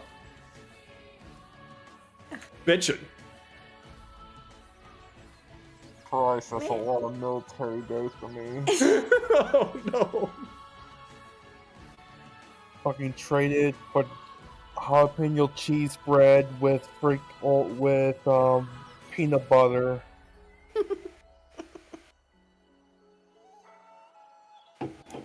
I heard that there's a tavern. You want to go there? All right. Parch, and I could use a smoke break. Let's get wasted! So, as the three of you leave, I trust that everything went well. Oh, went well for us. I'm not too sure about your students. They're on break right now, and they've done such a good job. We want to extend it before I come back An and put them through the extension? gauntlet again. That sounds fantastic. An extension. Oh, absolutely. You just hear all three of them scream out, "No!" Well, you are always more than welcome to come here and teach my students anytime. Well, luckily for you, I got nothing better to do, and 2, I don't sleep much, and 3, I just need a short little break, and I'm back at full strength. So, Wonderful. So, we have ways of rejuvenating them as well. These bottles right here, for example, we'll just shove one in each of their mouths and they'll be all right. Once more, you just hear in the background, "No, it tastes like poison." It's good for Perfect. you. It's made out of Feywild herbs and spices. I'll be tasting like Brussels sprouts. FFC. Anyway. Fake Well, Kentucky chicken. No, Brussels sprouts is great, actually. In fact, not just Brussels sprouts. The microwave in a pouch waterlogged Brussels sprouts. Yeah. That's disgusting. Yes! I think that's the point. That's the point. Let's get going. Oh, hey! Teacher, can we have recess? Back to work! Oh. See, you two Interesting are. timing. See, you two are getting along just fine. Yeah, long shot. Quick question. Akira, what do you know about Pact of the Chain? Oh, it's something that I could be able to take. Honestly, it's something I could take actually at the next milestone. But I'm not in for pets. Why you want to know? Bel's gonna wrap me in chains and call me his own. That is not what I said. Okay, Belle, we're gonna have to. no. If you're gonna, Belle, if That you're is going to not start, what I said. Belle, Oh, if you're gonna no. start hanging out with my sister more often, we're gonna have to talk about these habits, Mister. What habits? Sister. Oh, you made her really happy. I mean, if you want to bind her in chains, I can give you a huge rundown with nitty-gritty details of everything. I just need to do some preliminary research All right. because They're basically going it through requires that. because the idea of I threw it I threw the idea out there of binding this one to me, and See? Bondage. she apparently wants to do it. He also needs my Not measurements. that- You wouldn't have No, to I have a tape don't. measure. But Akira basically put his hands up. Is it basically the same as what's her face that I bind it to you? as Philomena, yes. Yeah. Similar, except, not physically sharing a body. No, but Which I don't know if that makes it easier or harder. so connecting with you two. Yes, I'm going to attempt to familiarize her. And you need. Oh, you're doing it by yourself? Yes, but it requires research into. It requires knowledge that I don't have at present. I'm hoping to learn how to do it. Oh, good luck with finding that. Unless you truly need some help with forming a true pact, then I I'll see probably what- will. I I'll let her- probably will. I just need to learn what I'm getting into. I'll let her know. So you're marrying into the family, Belle.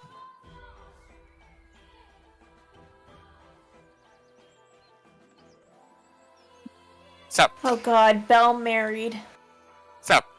here's the thing we found. Never One of the thought things I'd see the day.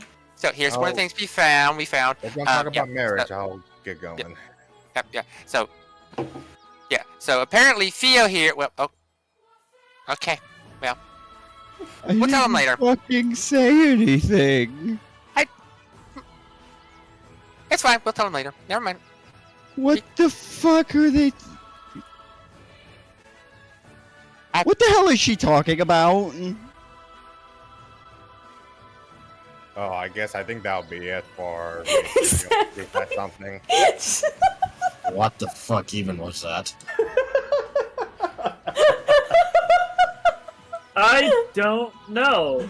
I think Akira- that that's Akira heard marriage. He's like, nope, not getting into this. I'm out.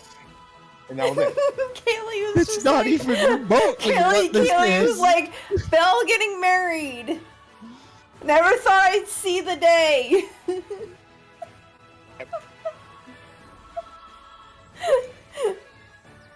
Congratulations, for once, you're the butt of the joke. Wait, you're always the butt of the joke. I'm gonna teleport to the tavern. Okay. I think it's this one here. It is, I think the tavern was this one, was it not? it is this one here. Yeah, that's where I'm at. Oh, okay.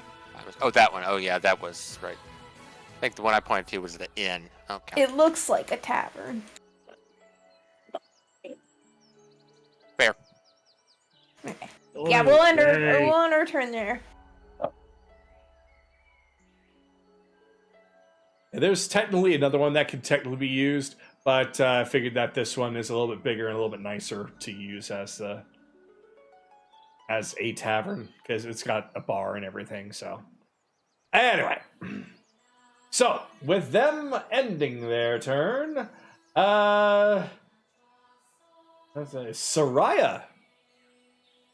All right. So Soraya, oh god.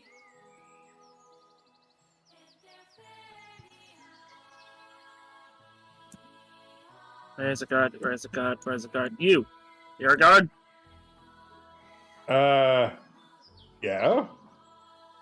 What could Where's I your do for you? barracks? Oh, well, it's actually just beyond here. Go outside and I would say when you reach the crystal, go take yourself a left-hand turn.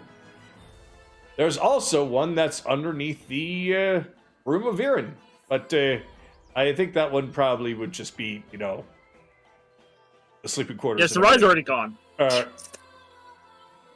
if you take it right, he's just talking to himself now.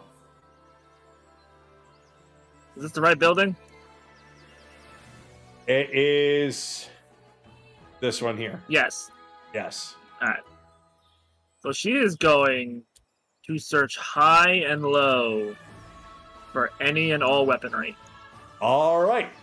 So here is where you will find that it is a kind of a storage room for the guards. There's weapons, but they're mostly in like boxes and such. There are some that are on display. There are books. There's food items. It's a plethora of different things, but yes, you do find weapons.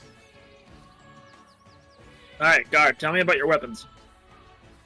Oh, hello. Well, as you can see right here, our weapons are made out of the finest in Feywild steel. They are, of course, magical weapons, as you would probably surmise. And, well, they cut good. I do like weapons that cut good. Ah, great. Well, these all cut good. Not just sword, but also axe. There's also knife. There's also mace. And I think there's an axe underneath here. Ooh, So and that's she holds up her +1 halberd. Any of them cut good better than this? One cut good better than +1 halberd. Let's see. I think that this thing right here probably cut good better than that, especially since it's big blade to cut with instead of tiny blade on that halberd.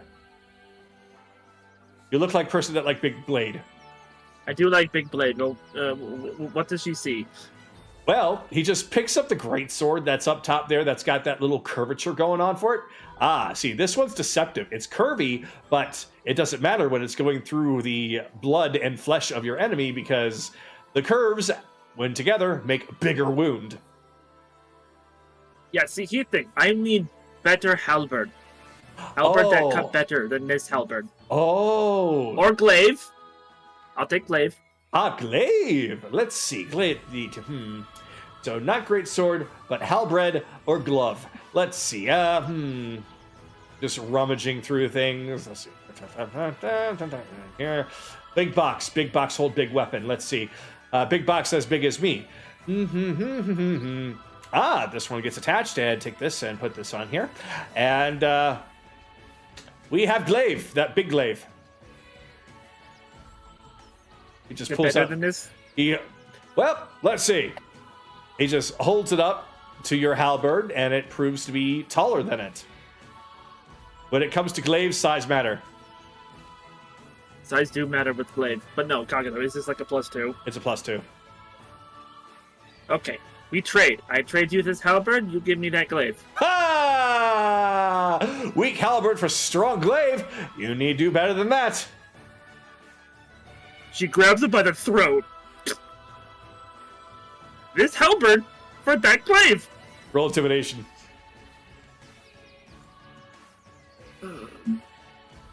Unfortunately, that's still not the greatest thing she has. 13. Madam, as I appreciate your intimidation attempt for this, I fear that you are gripping me by my armor instead of my neck. I don't really feel any pain. Nor am I going to give you this glaive for that halberd, because it is for us to use against the forces of evil and darkness. So there. But see, I am fighting forces of evil and darkness. Well, why did you say so? Roll persuasion. Fuck, that's even worse. She is not perceptive. She is not very charismatic.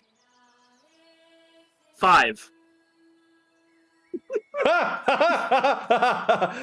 Madam, you look like darkness. Are you fighting yourself? Okay, so she picks him up and throws him against the wall. Yeah, strength check. She'll rage. This is athletics.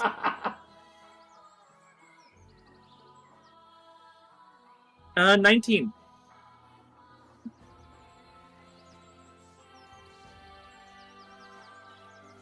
Yep. You pick him up and you hurl him. Where are you hurling him? This wall. Up there? Behind her. Oh, behind her. So No. Yeah, boom.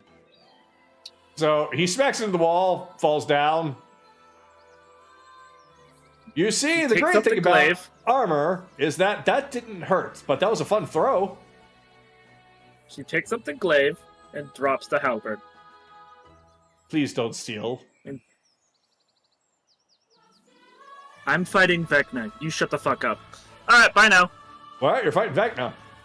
Oh shit, she's fighting Vecna. And she just walks away with the +2 glaive. Wait a minute, don't, no! I need to do better at guarding things. Oh. I better report this. Wait, if I don't report it, no one will know. Alright, well, apparently you got yourself away with a +2 glaive. It's only a +2 glaive, nothing else special. Doesn't matter. Soraya just walks away, and this is how we do things back home. Okay. I want something, I take it. Oh, wait, no. Infinite booze. Tavern. Yeah, your booze sense shows you where the tavern is. That, and also you remember that it was pointed out to you by Luca, as it is one more, yes, down there. You can already see that there are a few others inside, or at least you should have been able to. I'm surprised there aren't as many windows showing inside. There's the garden area, but now upon opening the door, that's where you'll see them all gathered up at the tavern. Make a little bit of room, I'll have some of the NPCs move over towards some tables, opening up more space. He just sits down.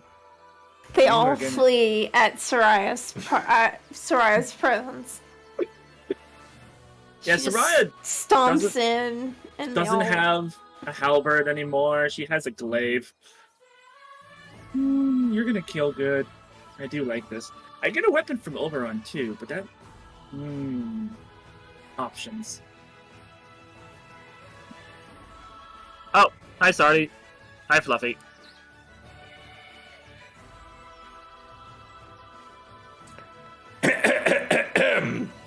Drink?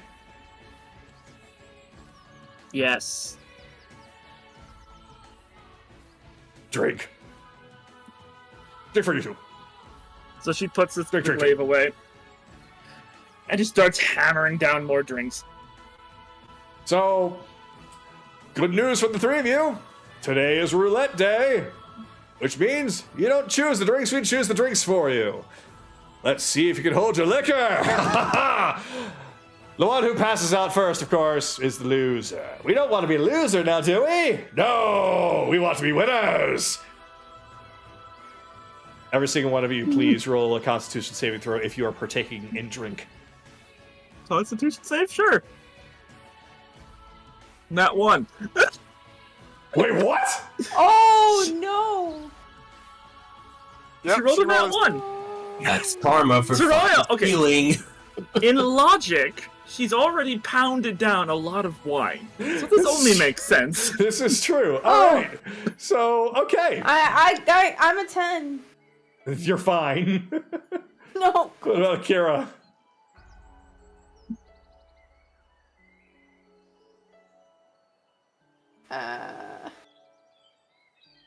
He may or may not be paying attention. No. Oh. Either way, with the natural 1, I'm pretty sure that means she's first anyway. So, yeah, she just picks up the drink and takes a good long slurp of the Feywild ale. She finds herself freezing up as she just slowly continues to gulp, and then her tongue stops moving. In fact, it's just slowly pouring down her throat without even a swallow. Oh god. And almost like a falling tree out in the woods, she just starts to crack before falling over face first, collapsing upon the table in front of her, out cold from drunkenness. How strong was that drink? Yes. Yeah. What? It's a roulette. You never know what you're going to get. That one, I have no idea. Let me take a look.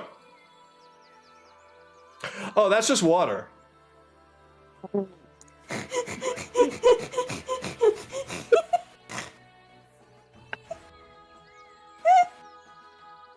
no, my mistake. That's Feywild Ale. It might as well be water. Oh. Haley's just gonna ask over the side, like, did Soraya have a lot to drink? How many bottles do you... How badly do you want to know? She's passed out because she drank Feywild equivalent of watery ale. Well, when we were having our little meal, the cups never emptied, and she kept pouring it down her throat. So I can't really give you a number. So about equivalent to maybe 3-4 kegs? That's 3-4 kegs of Feywild. Oh, Drink. no. That's what Vyran was serving, and that was Sundrop wine. Certainly stronger than what was served to Soraya just now. Oh no. Yeah, so... She was at her limit. No, that's... At least she's with you now. I made the mistake of letting her wander off by herself. Not making that It mistake looks like again. she must have ransacked a treasure chest because she now has a new weapon. Suddenly, before your eyes, you just see a bit of shape-shifting going on next to you as Soraya suddenly disappears and Anoran's body is now in her place with all just looks of up. that alcohol inside of him. He just looks at Kaylee. Oh, God. Ew. While his mask is on! Oh, god damn it. I don't think we're gonna let Soraya be taking control of your body anytime soon. Why is the room spinning and shifting colors? Can you get me some actual water, please? I'm afraid that's part of the roulette. Let's find out. Let's spin the wheel. What is he going to drink? she takes out her she basically is holding her axe and placing it on the bar. Water. Oh, all right. He takes the axe and he goes over. It disappears from his hands and reappears in front of Kaylee. Oh, I wonder where I put that thing. Anyway, 1 axe for 1 water. Here you go. She gives it to Anaran. Drink slowly. I had it right here. Where'd it go? I feel like I ate an entire herd of cows and drank an entire tavern That's of what. awful alcohol. That's Soraya for you. That's strange. Typically, Feywild Ale doesn't cause polymorph, but oh well.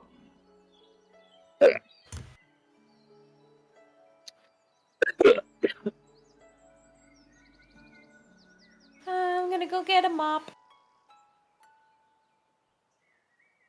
Kaylee, with how much vomit he just did, I'm gonna need you to roll for dexterity. Make sure you don't slip on it.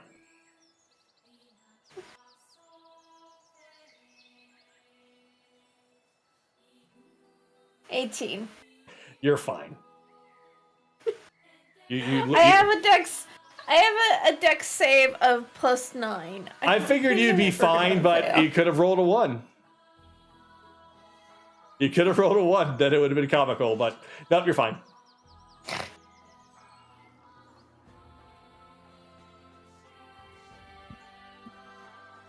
Or the place smells, I'll take my drink outside. Well, I guess the roulette's done already. Hey! Oh god, that's awful that's stench.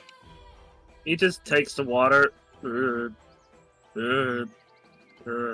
If you're gonna be walking, then you need to do a dexterity saving throw.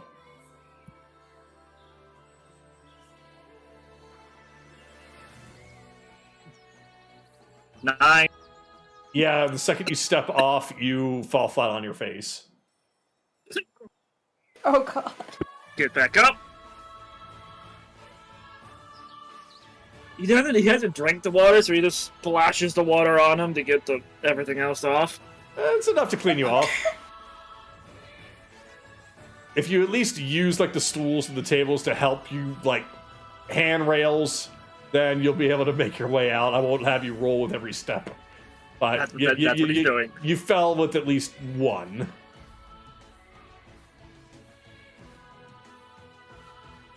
Ew, drunkard! Everybody get a picture.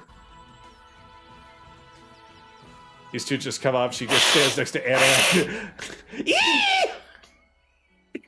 Back off! Back off! Yeah.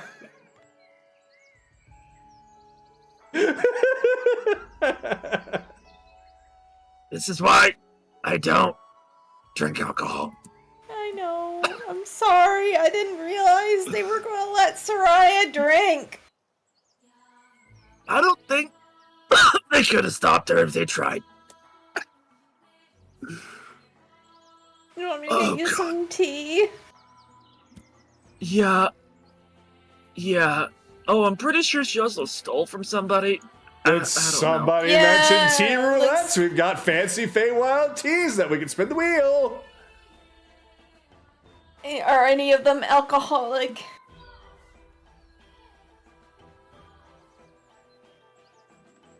No.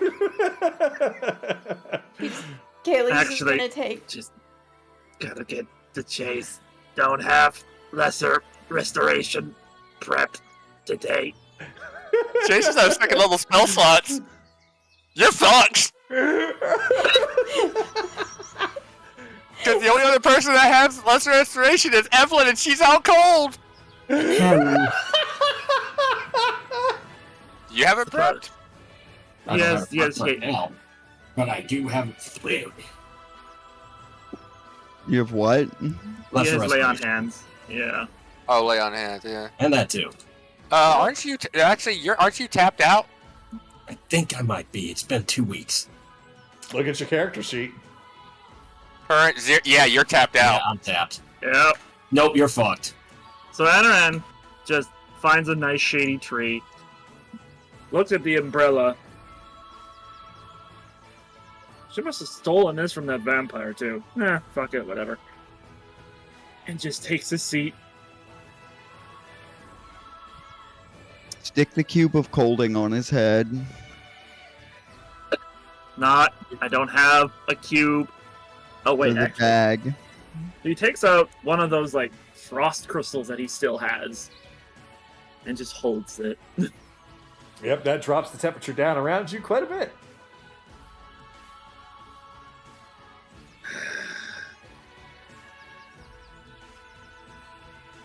I am sorry for whatever Soraya has done without supervision.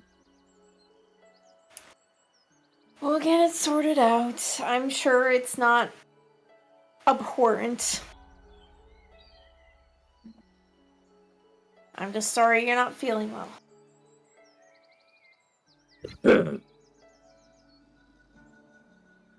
that's it. All right. Then we zip back over to Belle.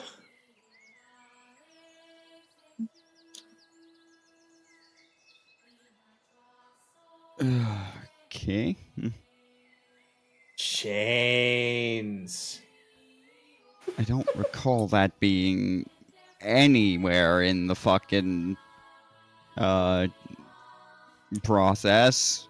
You're the one that brought him up in the first place, though. Yeah, because the Warlock study is literally called Pact of the Chain.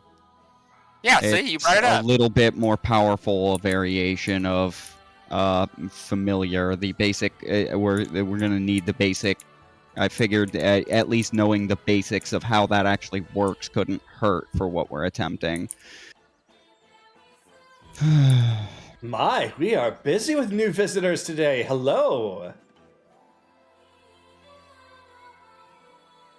I need to see your scroll selection. Scrolls. Well then. Let's see. Do we have any scrolls for consumption? Well, yeah, do, but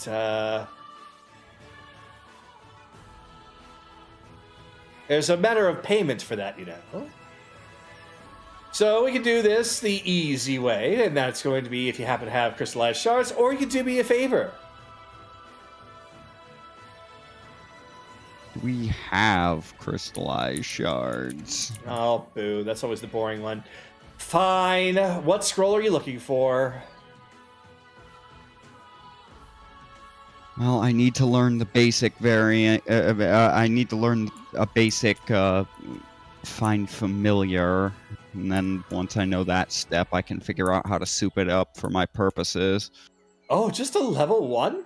Oh, well, that should be easy. All right, be right back. Find familiar is just so normal these days. Yep,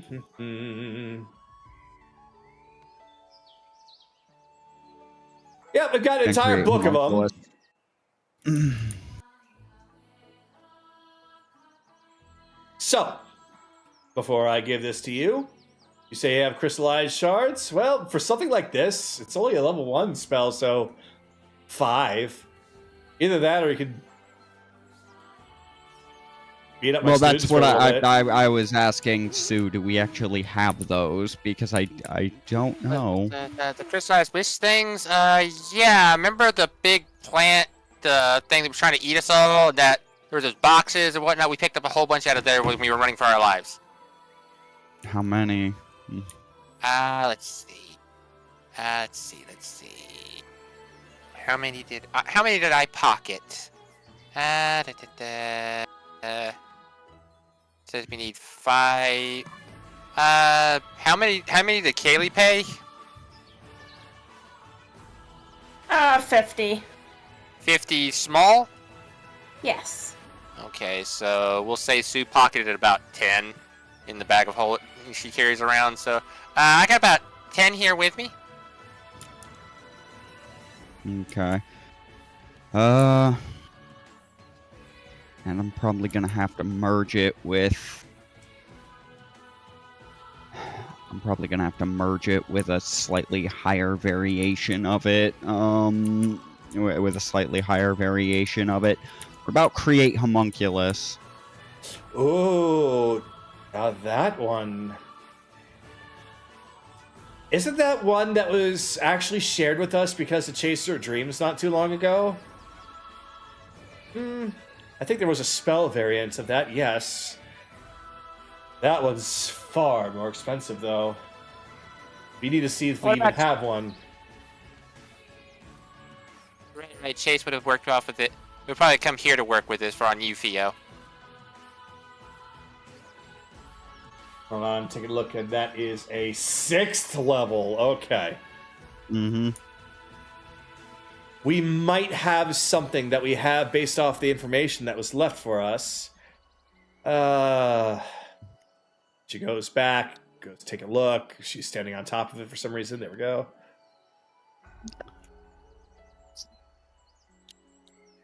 Oh, with this, so... Yeah, I effectively have to learn both of them so I can figure out how to create a spell weave of them for this. I have good news and bad news. Good news is that not only do we have the Find Familiar for you, but we can get a hold of Create Homunculus. The bad news is that we don't have a scroll on hand right now. You're going to probably need to give us a little bit of time to get one made for you. We're gonna need to consult the technology team because they're the ones that have all the information on homunculi. Okay. That's that's fine. I'll take the that's fine. The last one that I need enlarge. Just enlarge, not enlarge reduce? Well, enlarge reduce, yes, but well, that one's a pretty standard one. That one we might actually have on hand. I think that's also first level. Like, I mean, these two are just for purposes of copying into the spell book. Well, they all are, but I think it's second. Chase has used it a couple of times. I think it's second. Second? Okay. Second. All right. Yes, we do indeed have one of enlarge reduce. Once more, we could do this through crystallized wishes, or you can do us a favor. If it's crystallized wishes, it'll be a matter of 20. So altogether, that would be 25 for the ones that we have now. Though if you're wanting to also use those wishes for Great Homunculus, you're going to be paying out about a 100 in grand total. Well, in total, I don't know what our total bank of them is now. I can take the Find Familiar one now, no problem. I don't know about the second one.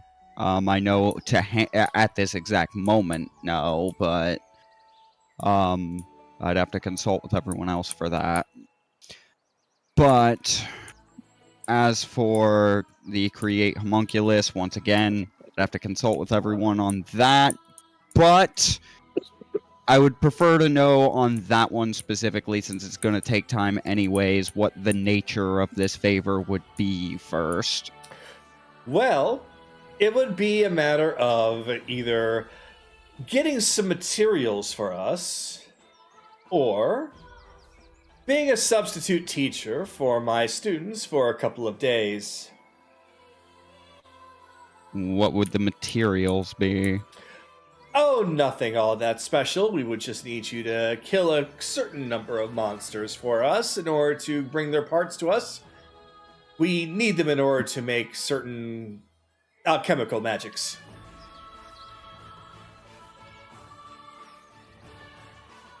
Alchemical magics.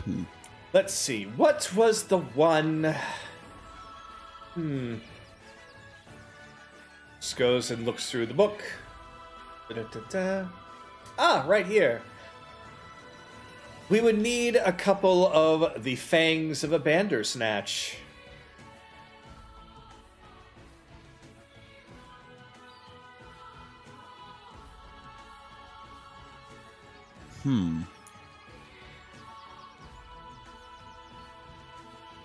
A couple, a pair, like what's the specific number? Oh, a couple, two. Just two fangs. They're very Okay, so a pair of prominent. them. You can't miss them because they only have two fangs. They have regular teeth, but then they have the big fangs. Okay. And the substitute teacher one, what would I be doing? You would be essentially taking my place and helping my trio of students over there for a few days and learning the ins and outs of magic and how to use it and all of the various different applications. It's opus. While I'm not I sure. am able to go on a vacation, I go and tend to other matters. Sure. Oh, the they only groups- give you a 15-minute. They only give you a 15-minute screaming break, don't they? I'm not sure if the group's gonna be okay with us staying for a couple of days. Bell Thama, Oreo, Ramalama Ding Dong. I like Oreos. That's what Kaylee wanted to call him. I like the cream filling. Mega stuff. Well, I'll defer. I'll defer that payment to when you actually have the item and make the decision. Then That's fair enough. for the and make the decision then. But if those are the terms, hell, I might already have the either the souls or the fangs in question by that point. So, if by the time you get it in, you don't, I don't, like, I'll be back and make that decision then. That is fair enough. When it comes to our deals, we are always above board. We are not going to do anything weird. I promise you. We just That's really... why I didn't discard it out of hand. I'm just on a time crunch, or I would have considered it from the start. That's why we're giving you a few options, whatever works best for you. But if you're able to at least wait an equivalent of 1 day, at the very least, we will definitely have a scroll made for Create Homunculus ready to go.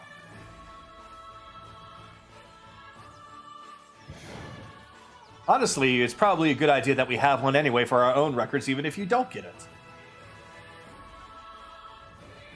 Okay.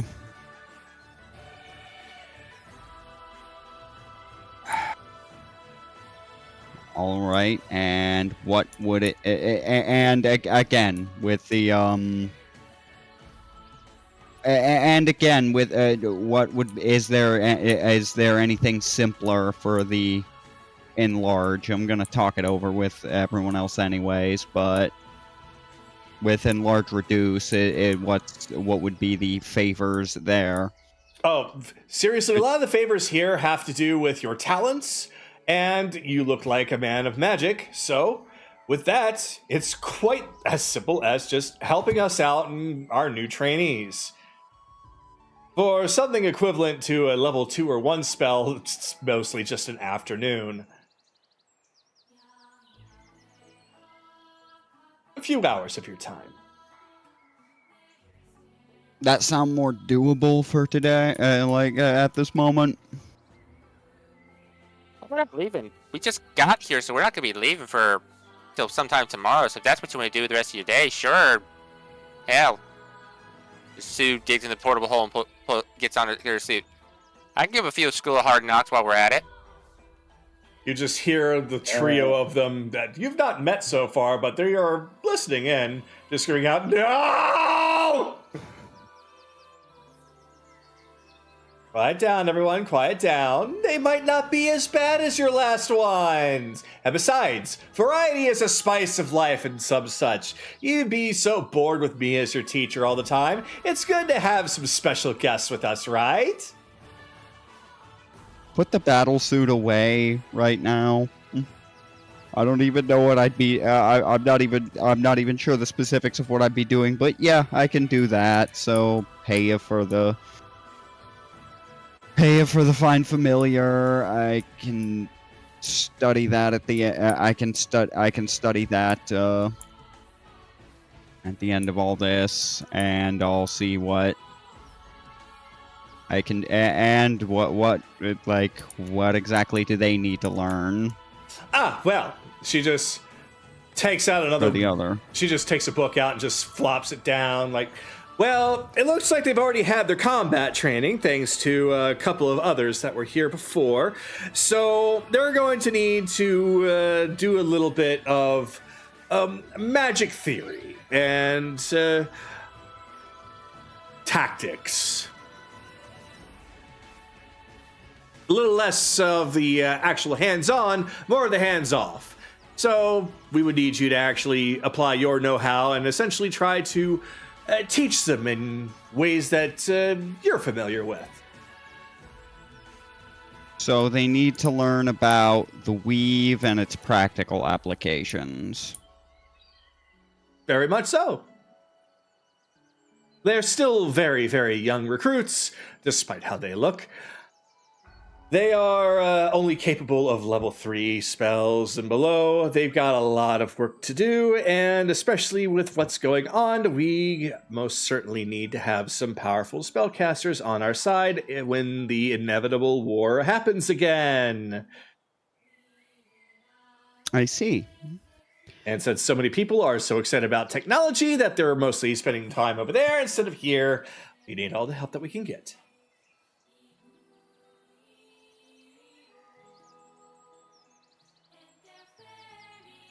There is just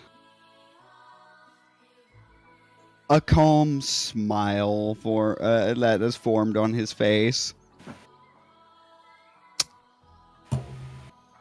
I might need both of your assistance for this. Probably a good thing I walked in here. I'll do that. I can do that for the afternoon. That's fantastic news. Well, I do believe it's time that we gather up all the remaining students then. It's not just those 3 back there. They were scheduled for the training today, but everyone gets in on this lesson. So she just pulls out a bell and just starts to ring it. Ding, ding, ding, ding, ding, ding, ding. All right, everyone, gather up. We got you a new teacher for now. This 1, 2, this one over here. I'm sure that there's probably... no, that's about it. But okay, yeah, sure. I thought there was more. They all just run in. They take a look at you. Despite how they look, a lot of them are actually decently either young or inexperienced. No more than like college kids as far as how they look. And they all gather up inside and they start to sit in a circle. As I try to get that organized. If this ceiling... Stop. There we go. Okay. Mm-hmm.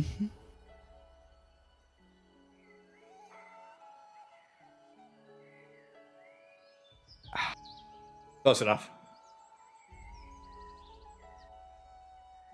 All right, so what's...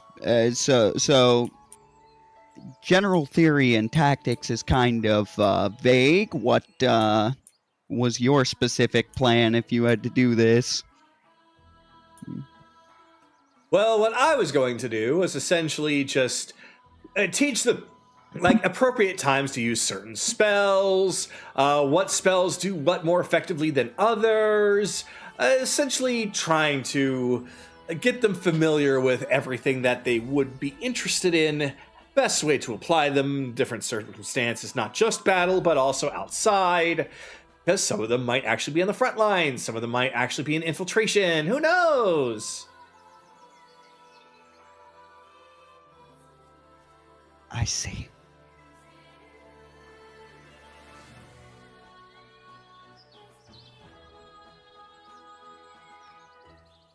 Okay.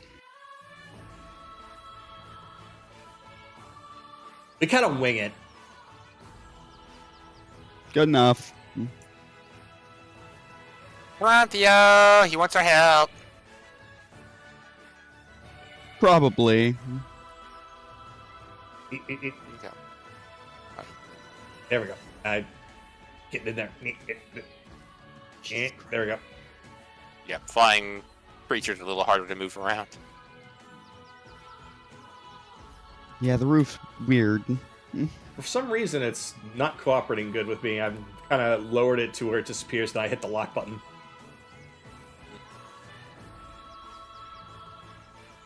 That'll work. Hello, mind slaves! We're here to teach you know-how! And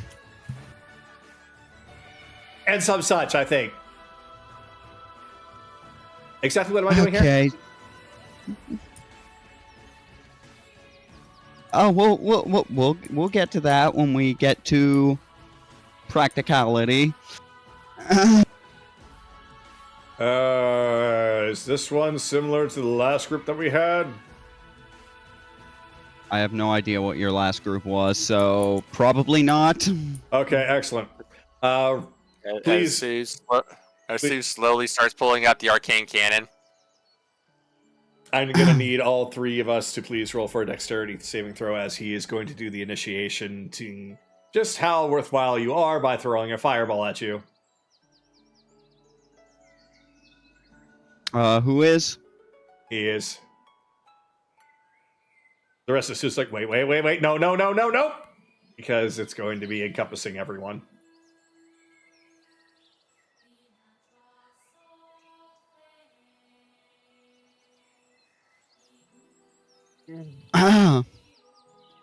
You know.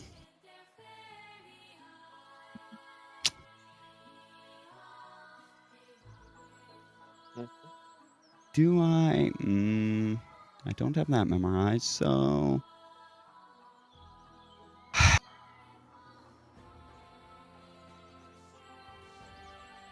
Well, then, I'm going to need him to make a Constitution save.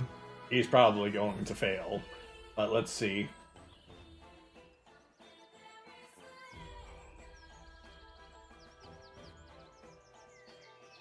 Three. Okay. Okay, so he starts channeling it, and it immediately blinks out of existence. Counterspell. I don't even look at him. But where'd it go? What happened? I was concentrating so hard on that too. Oh, and look at that! You just burned your focus for the. You just burned your focus, Sue. Yep, the arcane cannon is full out, and here comes the fucking lightning shot. They're capable. Oh no! Oh wait, not the lightning shot. This would be the fire jet, because lightning shot would be the. So yeah, he needs to make a dex save 15, please. The rest of them just have their arms crossed, just watching. Yep, he deserves this. All right, let's see about that roll.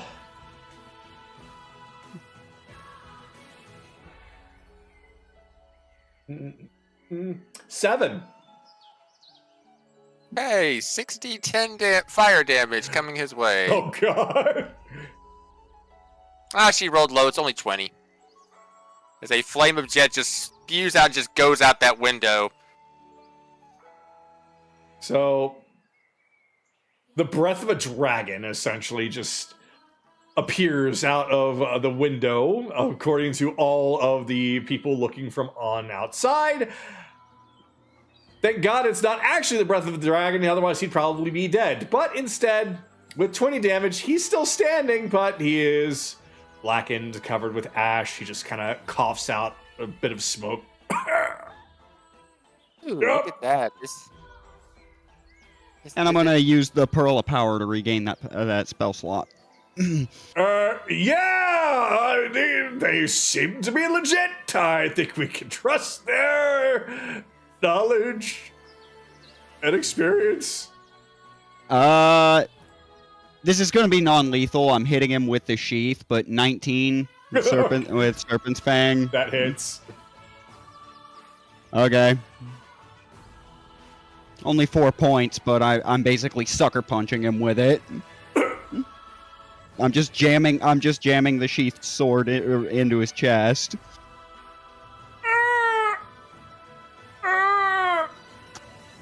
Yeah, he deserves that. He does that all the time whenever we have guest teachers. He thinks that none of them are worthy of his time.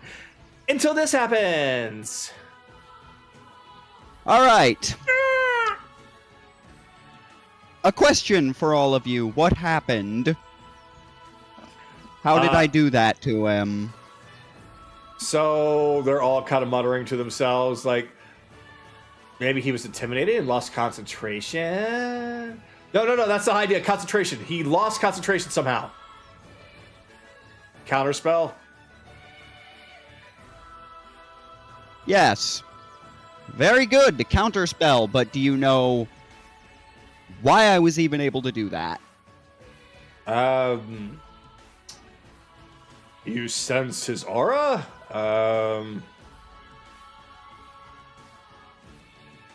He was close. You and sensed, easy to read. You picked up on it. Yeah, yes. He was close and easy to read. And I knew, and I had confidence none of you were going to be stupid enough to try and attack, to try and attack me in the aftermath. You could have. Well, no, but we weren't. Yeah, the practical portion of what he just tried. When you have really explosive spells like that, if I had let that go through, he would have charred all of you. We would have been fine. I have the ability to protect even these two, gesturing to Sue and Theo. We would have been fine. He would have only hurt all of you. He doesn't pay attention to... You gotta pay attention to those AoEs. Like, you gotta pay attention to the actual effect radius of those spells. I'm sure all of you already understand that. But you also have to pay attention to where you are positioned when you go for a really big spell like that. Because if you're in range of another spellcaster who is on your level or, God forbid, greater, that's a quick way to get shut down, to get your mana interrupted. A few of them have already kind of sat down cross-legged. They pulled out a notebook, starting to write this down. Other ones are looking like that they're just paying close attention, just keeping what you're saying all to memory. This guy is still groaning. All right, get up, stupid. That was a useful teaching tool. Yeah, it was great helper. Yeah. Oh. Now I see you carry a sword. What's your what's your vocation? Well, or the mini's not accurate. The mini's not accurate. I just used who was here. Okay. We'll say that's a we'll say that's a staff. Okay. Carved in the shape of a sword. What paths do you do you all aspire to? I aspire to go boom boom. Evocation. Yes, well, then you're the one who seriously needed to absorb that lesson, which is, I hope it sticks. Do not do that when another spellcaster is that close. Or when you're gonna charbroil your friends, but I'm sure they'll correct that with you later.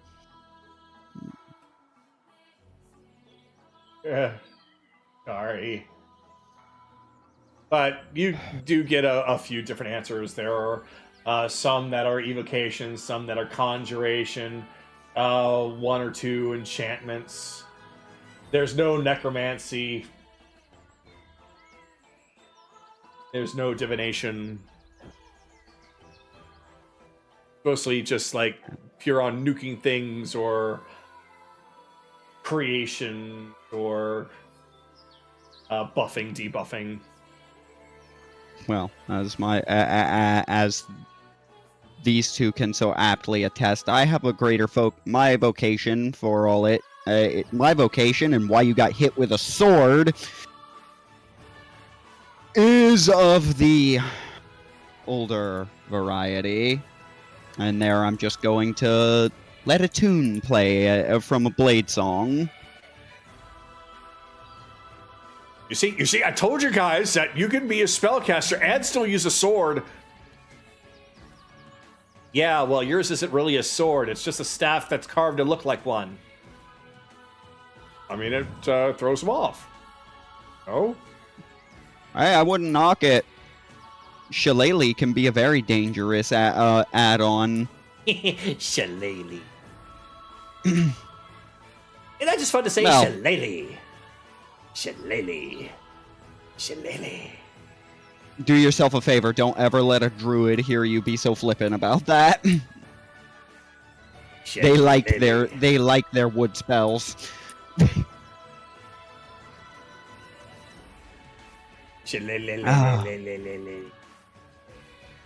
Please stop.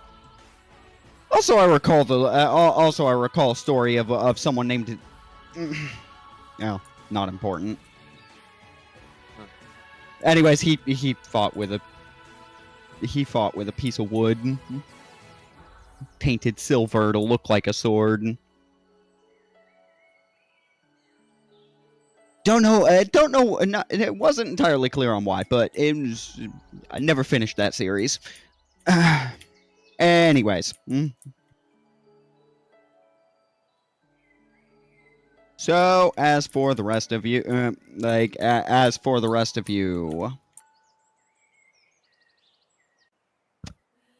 I suppose, what do you already have an understanding of, is where we should continue. So, some of them are at different knowledge levels than others. The highest appears to be that they are, think of them as somebody that would be probably in a more advanced class, so they're kind of a bit of ahead of them. So, best way to really kind of describe it is that they're not skilled enough to wield higher level magics than 3, but they are well versed in what they are, and it's already planning a pathway to it. How to apply them, how to best use them in different situations, but only up to, say, like level 5 or so. The rest of them are stuck at around 3. This guy is also at 3, but he is clearly behind the rest. So think of it as like they're almost mostly a bunch of kids like, ooh, spells make things go boom or change things, but it's like taking a weapon and treating it like a toy. They don't really have a lot of responsibility with them yet, as you can tell by the guy that tried to use Fireball. There's so little restraint, little knowledge of how to best control it, to know that, oh, he could probably move Fireball directly above you to not hit anyone else. Things like that, like proper positioning through blarg. Basically, yeah, they're just they're not knowledge or skillful enough to actually apply these spells in an actual fight yet. Okay. So think of it as if you had an entire year to teach magic from Dungeons and Dragons to a classroom. It's likely going to be, okay, here's the different types of magic, here's each spell, here's what each spell does and how they can be applied, almost as if each day was a brand new spell. And then there's a change sometimes into talking about how to apply different combinations of spells at different times. So they are about around that level for level 4 and 5 or so.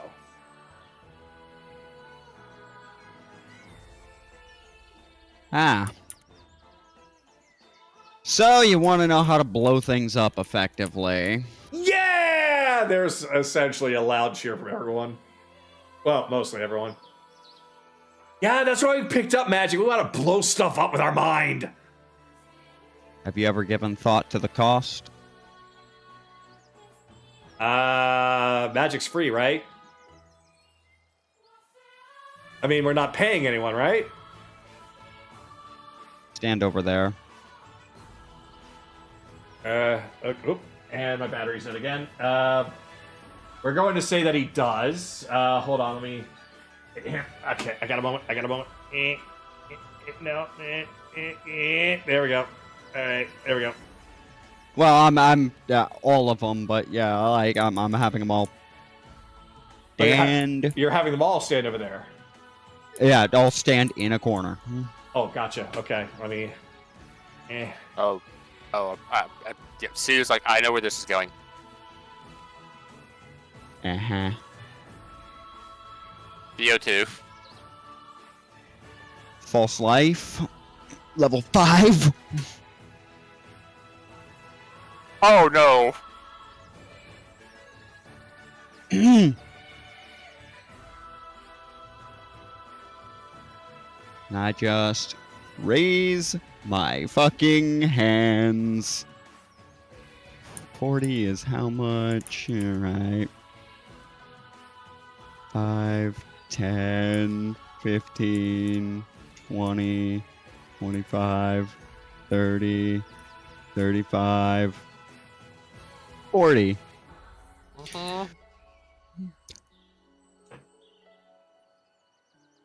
Darkness beyond twilight, crimson beyond blood that flows, buried in the stream of time is where your power grows. I pledge myself to conquer all the foes who stand before the mighty gift bestowed in my unworthy hand. Let the fools who stand before me be destroyed by the power you and I possess.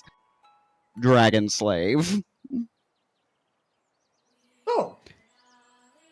As you chant the magic words, that entire section is then obliterated by Dragon Slave. And when I say obliterated, I mean this little arena has been able to handle spells here and there, slowly but surely. It wasn't ready for Dragon Slave. So, Belle, you have effectively blown open a hole in this room that has, there's a lot of gasps. There's a lot of hanging open jaws. And there's the faint hint of a scent of feces.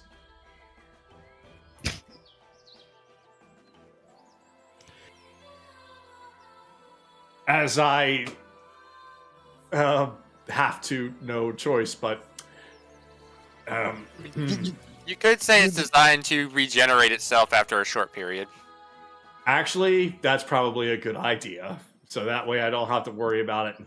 But it's gone for now. It's gone for now. And one of the teachers just peeks her hand and, oh my... it's gonna take a day for that to regenerate. So, what would you call that? I'd call that a scary kaboom. That was a spell created by an associate of mine. Wait, so is that in the spellbook? Somebody's just flipping through the spells. You said No. Dragon Slave, right? Under D. Let's see it. No, maybe it's under level 7 spells? 8? 9? Guys, there's no record of Dragon Slave in our book! If you know what to ask from the weave, it will respond. But you need to give thought to the damage you do. This'll fix itself. Most other things won't. The damage that I just did to the weave with that has a price that will be offset, and it is at that point I pull back the sleeve and show that my hands are charred. Are charring slightly from that. Ew, never mind. I don't want to learn Dragon Slave. It has a blowback effect. I have worked to mitigate it, but for purposes of demonstration, I did not do that this time. Does this mean that we can make our own spells like you did? As I said, if you know what to ask from the weave, right now you are approaching it as though it is a toy, good only for destruction. I asked the weave for the ability to cast Wish. Nothing? Damn. But it can also be used in other ways. Do any of you understand the precepts, the precepts behind abjuration? There's Defensive magic. a lot of them are just kind of looking at each other, except for one who does raise her hand. That is one that I'm actually following.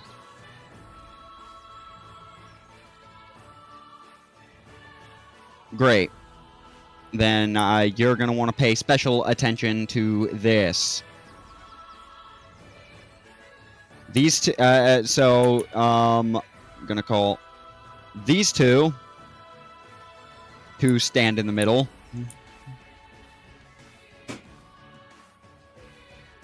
Just yeah, good enough. Technically, half of that room is gone. That's good right there. Yeah, to stand on. Yeah, well, stand on the edge, I suppose. So, you know what? I've got a Evoker great boy. idea. I've got a great idea. Hold on. You can keep going.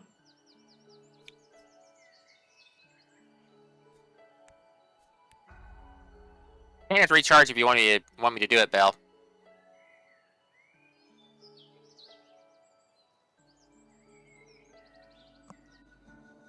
Oh, just to delete make a layer invisible, or just delete Exactly. it or whatever. Yeah. Okay. Yes, I think I know. How what you many meant to do. evokers are in this room? Actually, no. How many of you just how many of you have offensive spells right now? Pretty much all of them raised their hand. Okay. Fire everything you got at those two. Wait, what? Just pick a spell. Doesn't matter. This is my calling. And although, hold on a sec. Cause yeah, no, this is fine. Yeah. So shoot him again.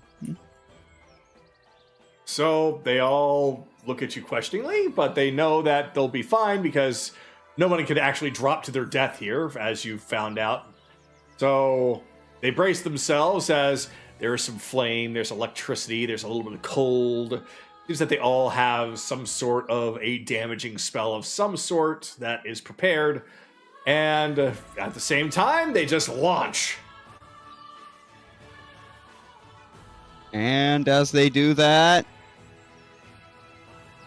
now that's 2d12 because I upcast it, but so okay, that becomes that.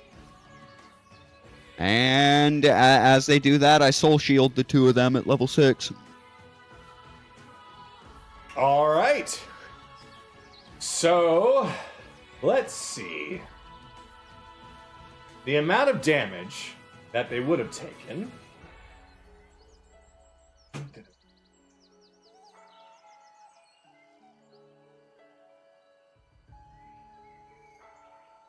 We'll make an average.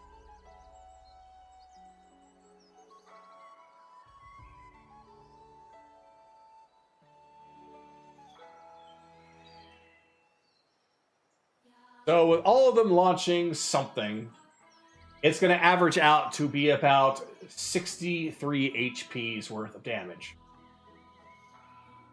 63.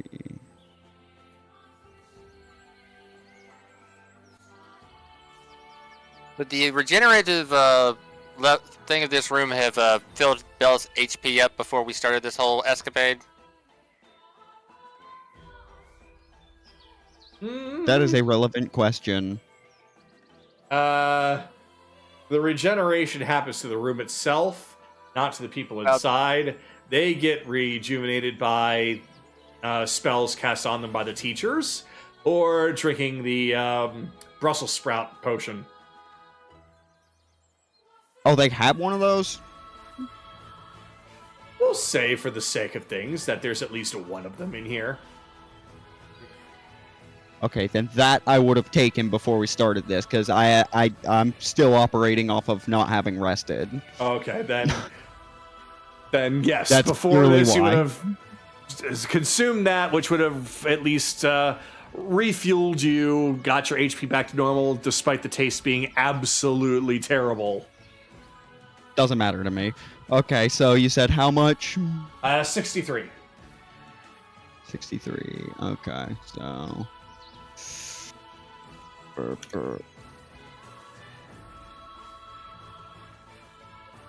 Yeah. So when the smoke clears, there's a barrier around both of them, and they're totally fine. They're all kind of touching over each other like, I saw the kaboom, but I'm perfectly fine. In fact, I could have sworn I saw that lightning bolt go right through me. Yeah. And then the pale sphere around him fades. That is a less destructive way that that the weave can answer you. It doesn't have to just be for harming people. That one was another creation of mine called Soul Shield. From this distance, I was able to juice it up a little bit to protect both of them. But it allows you to take someone to pick out by its base. It allows you to pick out someone who's in the heat, who's seconds away from death or in mortal peril, and you take on their damage. You take on the damage in their place. So one of them already has a notebook out, writing down what you're saying as a lesson. The big brutish one is just kind of staring in complete distraught and dismay that that even happened. Just completely shocked that all of that destruction didn't hurt them at all. The other two are similarly surprised, though they're paying more attention. And there's just some chatter amongst them like, we just thought that there were just spells in the book and that was it, but there's so much more that we didn't even know. We never even really thought to ask the weave. What is even the weave? Is that like a spider's weaving? It's the source. It's the source. It's the place from which all magic originates. It's not exactly it's not exactly a full-on plane. Like, all elemental magic draws a little bit from each of the planes. Positive energy, negative energy, fire. You draw a little bit of their power into magics and the like, but the weave is what weaves it. It is what connects. It's the source that connects those planes to our world effectively. Is a good way to view it. At least that's how I was taught. It's all around us for those that can it's all around us. It's not really physically asking it a question. It doesn't have a language as you and I would understand it. Spells are cast in Draconic, so that's a little bit that's closer. But it's, you communicate with it through how you direct your energy. You make requests of it through experimentation. If there is, I put my being into wanting to do everything in my power to make sure these two did not get hurt. And I was willing to pay the cost of pushing the weave with my own soul. Hence, a soul shield was created, using my essence as the catalyst. It connected to that instead of so the weave drew energy from that instead of one of the elemental planes, like with a fireball.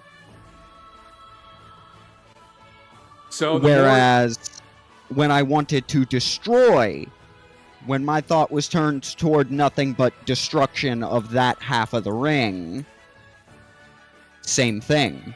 I poured my being into that instead of calling on exclusively the world around me. So it's at this point, the more that you're speaking to them, more and more of them are paying closer and closer attention. Some of the ones that were not writing in a notebook have started to do so. Even the big brutish one that was quite arrogant all this time is looking like they're actually learning something that when they were told about a cost, they didn't really understand what that meant.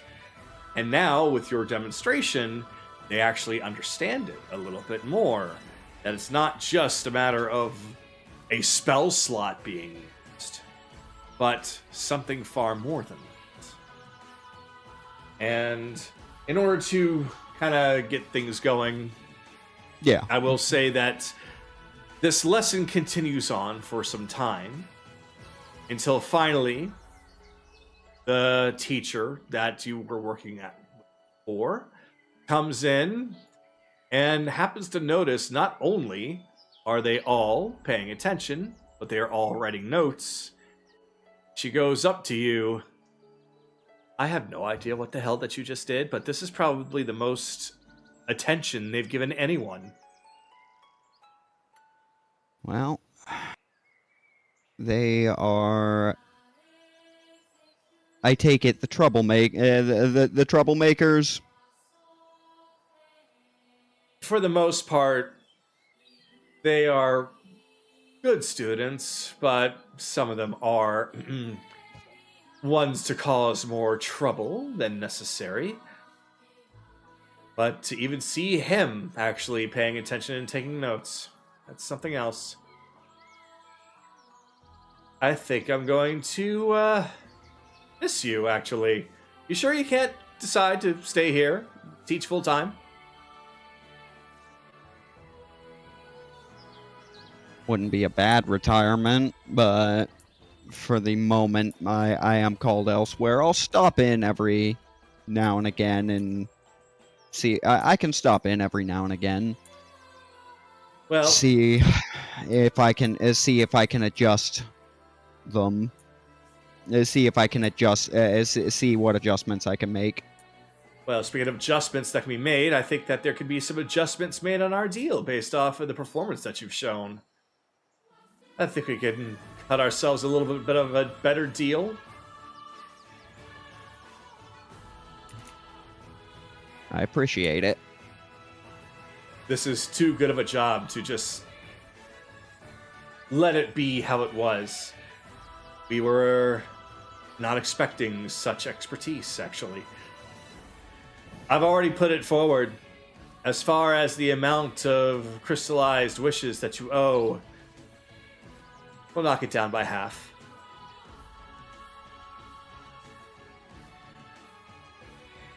All right. And I'll end off continuing like the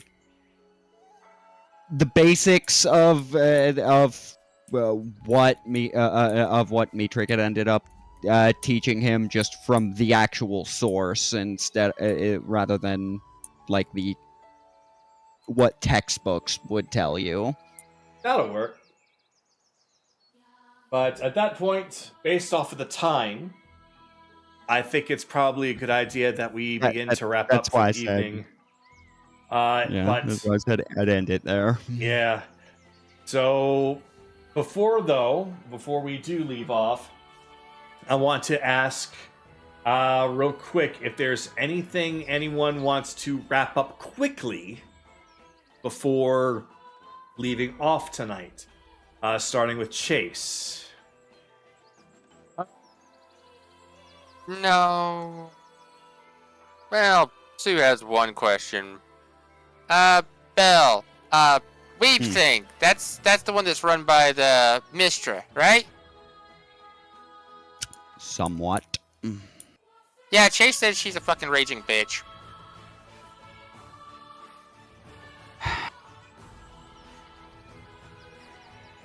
Well, she is a god. So, par for the course. Fair enough. Alright, But it is this. Yeah, it's.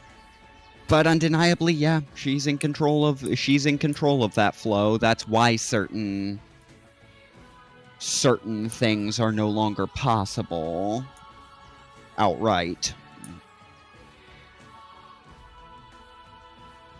No, that was more Karsus's fault. Anyways, that's it for me. Then, Carolus, any last things you want to do before wrapping up? No. Okay. Kaylee, any last things you would like to do before wrapping up? I think we're good. Okay. And I really want to get away from this table. Gotcha. Okay. Akira, any last things you would like to do before wrapping up?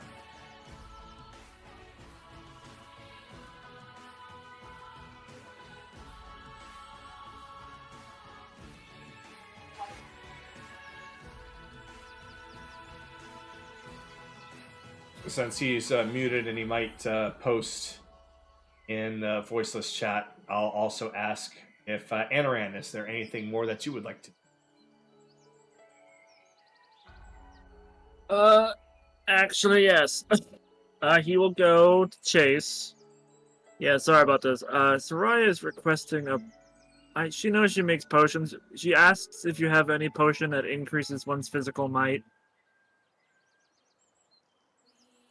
Strength, giant. You mean giant strength potions? Yeah. I have the frost one reserved for Carolus. That's the only one we have. I have one heal giant strength, and we have some more toenails. I could make a few more if she really needs them. She requests one of the frost ones if possible. We only have one. Only the one? Okay. Then she'll take the heal giant that you can make. Okay. I'll get on that when I get a moment.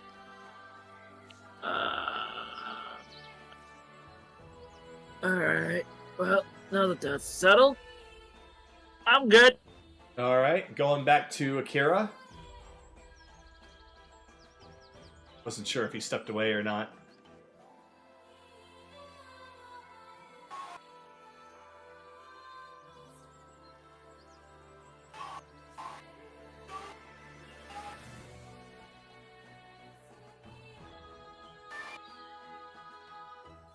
Yeah, he's muted and there's nothing posted in the voice chat, so